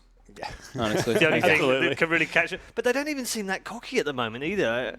Sort of learnt their lesson by getting burned a bit at Boston. Yeah, I think at least in that game, it just seemed like they were like really trying. I mean, it is late. That is probably putting a bit of a factor. It looked like they were, looked like a bit of a fun, a little bit of some sloppy plays. Yep, I think they were trying to maybe appeal to the crowd a bit too. But yeah, I think they play super well around the Ursa. I think it was super commanding. I was kind of surprised iG.V did the same kind of opener versus it, and yeah, they just kind of played a similar game, but not as crisp as the last one. Yeah, MVP everyone. I think Ramsey's for me. Yeah. He went 9-0, I believe, that game. Don't know the exact record, but he was I just thought he played really well, and he knows that hero like nobody else. Yeah, cool with that. Thought he played really well. I thought it was like the whole idea of like the game that they did. It's the same kind of concept as the last one. Play around the Roche. Yeah. Yep. 9-0-11. Ramses on the Ursa in that game. Well played to him. He is the MVP for our final game of the night. We'll continue wrapping things up, and we'll have Shiva. Actually, do you know what? We'll get some more thoughts from you in just a moment, because Shiva is standing by right now with no one. So let's head over to Kiev for the interview with Shiva. Yes, I'm here. Are we live? Ooh, we are live. Hello. Thank you, Paul. Sitting here with no one from Virtus.pro. No one, first of all, congratulations. That was a very dominant performance. The crowd here goes absolutely crazy for you guys. How does it feel playing in front of them? Awesome. At all. I don't know what to say anymore. We just won, and crowd was 100% for us. Does it have any impact on your play, you feel? Yes, for sure. It always. It always does. Now, during the group stages, it was actually Lil who said that when you guys were drafting, you didn't take it that seriously because you even said you were playing at 50%. How did your drafting process change for playing on the main stage just now? How to say it? Same, but a bit. I don't know. I can't answer this question seriously because any team can ban these heroes. So just seriously, at 100% we are playing. And did you talk to each other for the draft, or is it just one person making all the calls? No, we all picking. But Solo is making a hard decision, like pick this hero or this. But we are talking with each other, and yeah, we pick heroes as team. All right, that's good to hear. Now, you guys play super fast Dota 2, like incredibly fast. Even it doesn't even necessarily have anything to do with the heroes. I feel like there's something you guys do that makes you play that fast. How come? It depends on our playstyle. We are super aggressive team. We love to just crush our enemies at lane stage, and then they can just give up because we got 3 lanes win. We got jungle hero who farmed and no chance to win. That's how we play in Dota. But sometimes, Dota is a moment game, so sometimes it doesn't happen, and we playing like normally with team. Sorry for my bad English, but we're trying to play. Just it's our style at all. All right, thank you very much. Now it's very late, so I'm going to let you go. You can get some rest and enjoy the victory with your team. And love to see more Virtus Pro on the main stage in a couple of days. Paul, it's back to you. Indeed, yes, thank you very much, Shiva. Thanks for your hard work today as well. And thank you to no one. Congratulations to Virtus Pro and all the fans in the audience. I know they had an absolute mountain of fans there cheering them on today. It was fantastic to see the scenes there late into the evening. It was well worth the wait if you're a home CIS region fan. Virtus Pro are through to the quarterfinals, and they've done it in some style with a 2-0 victory over iG.Vitality, as we said earlier on, potentially a banana skin. I just say it more now because it makes Fog laugh. Let's wrap up the last game. Your thoughts on iG.Vitality in terms of where they go next? Again, I don't want to get Ben's video out where they say, don't disband! But these guys aren't going to disband, are they? I think they showed a lot of weakness, to be honest. I think, like we were talking about, the switching of roles a lot. They just seemed very uncomfortable with a lot of things. I would like to say the nice thing for them was, I think, dogfights in that last game. I thought he was pretty much I guess one of the only positive things actually that had him. He had some really nice burst checks that kind of were bringing them back into the game, but overall, they definitely need to have some talks. I don't know about maybe obviously not disband, but definitely talk to each other and be like, something's not right, especially because they're switching things around. You can tell, we can look at it. There's just something's not clicking properly with them. On the other hand, Virtus Pro obviously go home very happy tonight. They'll get a day off as well tomorrow for day 2, and then come back on day 3 for the quarters. It's going to be a bonus for them. They're not used to this kind of special treatment. Boston had to play at 9 o'clock, they said. Yeah, I mean, I think the extra day is going to give them time to research, especially the team that they're going to face up next, VGJ, and take a look. I mean, they've had a lot of games in DPL, lots of research that they're going to be able to do. Yeah, plenty to look forward to. Are they now your favourites? Have they risen above the crop, or are they, as you said earlier, are they still amongst that top 3 or 4? I'll wait till the end of tomorrow. I think you need to see all the teams play at the main event for me, at least. We haven't seen main event OG yet. OG weren't the team that stood in the group stages, but that's where OG wanna be, Secret, EG, Thunderbirds. I feel like until the end of tomorrow, it's hard to say who maybe are the clear front runners. I'll ask you again tomorrow night. Yeah, sure. Done. Easy. And then tomorrow I'll say, you got to wait till after let's wait till their semis. Yeah, because we'll kind of know more. Maybe the morning of the final. We'll probably know at least the top 2 by then. Yeah. We'll know more than that because the bracket has begun to fill itself out, as you can see on the right-hand side. Virtus Pro, 2-0 winners over IGV. Advanced to play Team VGJ. Winners by 2-0 over Digital Chaos. Very disappointing today. IG, though, they came through a tricky game against Mousesports. Looked all right in the first game, looked everything all the way against IG, but then Mousesports came storming back to give them a hard time. Likewise, in the final game of the day, Liquid looking terrible for a game and 10 minutes of the second game, but they also managed to win 2-1. We'll see IG take on Team Liquid in the quarterfinals. There's your playoff bracket then. That's how it looks right now after 4 series today.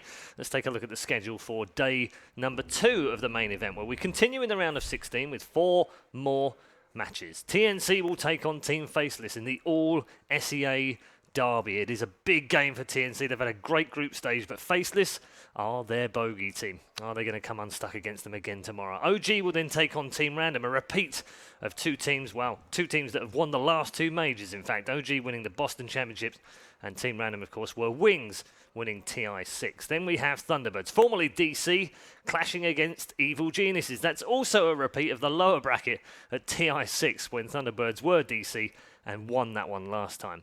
We'll finish off with Team Secret, the top seed from the group stages, going head-to-head with Brazil's first ever qualifiers for a major, SG Esports. There it is. We've come to the end of our first day of the main event. It has been an exceptionally long day, but a great day of Dota 2 yet again.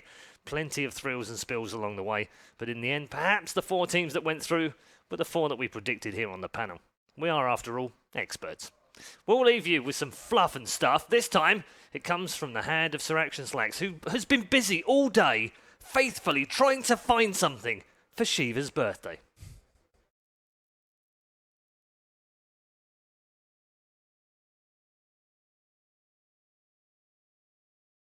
Oh, Jesus. Do you want to sit? No, Maybe you should sit. No, it won't go too fast, believe me. Woo! How can you get sick of this? This is exciting. This is a roller coaster. I pay good money for this at home.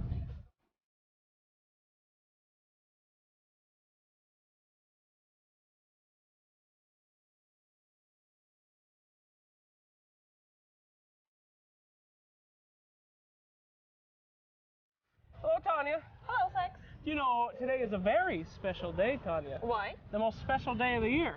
It's the greatest day ever. It's Shiva's birthday. Oh my gosh. Yes, I know. A very special day for me. Every day I get Shiva a hideous gift for her birthday once a year. And this year, since we're here in beautiful Kiev Major, I figure you give me a tour around the town and we go find her something ugly to give her. What do you Ugly? think? No, I want to give her something very beautiful. She likes ugly things. You want to have a competition? Yeah. All right, you find her something, I'll find her something, we'll see what she likes more. I will win in this competition. No chances for you. So There's sorry. no way. Women don't know what other women like. What? Women know. You have no idea. Trust me. Okay, we're gonna go find out. But first, tell me a little bit about this area. What's with the eggs? So we had an Easter just last weekend. Yeah. So the kids and the people draw this beautiful Easter eggs and put it in here on the square near the Michael's Golden Cathedral. That is so beautiful. everyone can see, and you see the names of people who did that. So this Easter egg is from Kharkiv. It's the city on the west of on the east of Ukraine. Also, each one is a city. No. A city? Oh, okay. So it's from Kharkiv. It's the city. Oh, it's from a person from that city. Yeah, Yes. good enough. So tell me about this cathedral. It's absolutely gorgeous. Do you know anything about the golden? It has, it's called Golden, and Yeah, I don't know really a lot about it, sadly, but it's beautiful. It's one of the main sightseeings in Kiev, so I you can't probably... believe, yeah, it's right in the middle of the city. Yeah, we have a lot of them here in the city. There's another one behind the camera, maybe Wow. you'll see it later. But You know what's even more gorgeous than these beautiful cathedrals? Shiva? No, God, no. Gift shops. Let's go find something, all right? Go. Money spending.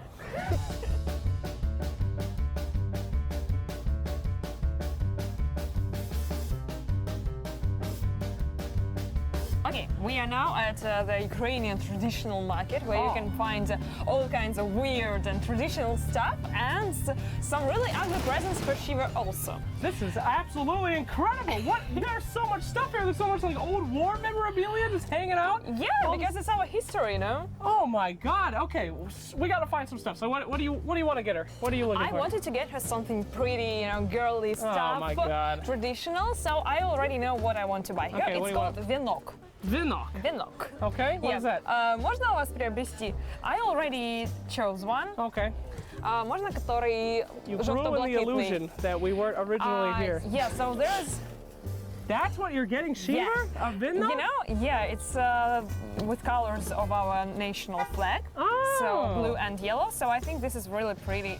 That is pretty. It's very girly. Yeah. She's gonna hate that. Why? There's no way. No. Shiva's not into that. I'll show you what Okay, Shiva's we'll see, into. we'll see. All right, we'll see. I know Shiva. surprise I've worked with her for years, and I'm the only guy in the Dota 2 community that actually has a girlfriend. So I know what she thinks like. And this is what she's after. She wants one of these big, crazy curmudgeon maces. What the heck are these things? So this is a symbol of, Ukrainian power. These yeah. Our kings back in 1,000 years ago, they get these things like they're, I don't know what they did with them. I think I know what they did with them, girl. These things have spikes on them. These things are heavy. I know what the kings did. Hit someone. Come out of line, pop! Yes. It's Ukrainian way. All right, I'm getting one of these. One of these is going to be absolutely perfect. And a few more things. How much money do you have? I don't have any That's money. Fine. Pay for it.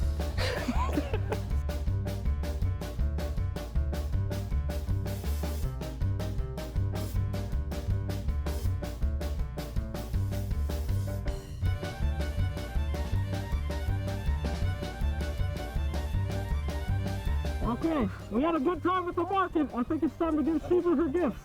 What? I said we're gonna give Shiva her gifts. Great, my gift is better than yours. I don't think so, woman. That's cool. It doesn't work that way. Yeah, it's fine. Liquid GH. Drop it, please, drop it. Well, you mentioned earlier that you feel ready right now for going into the main event.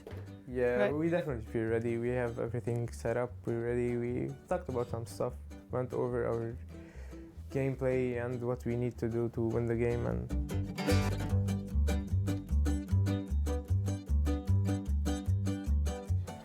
You have to sing.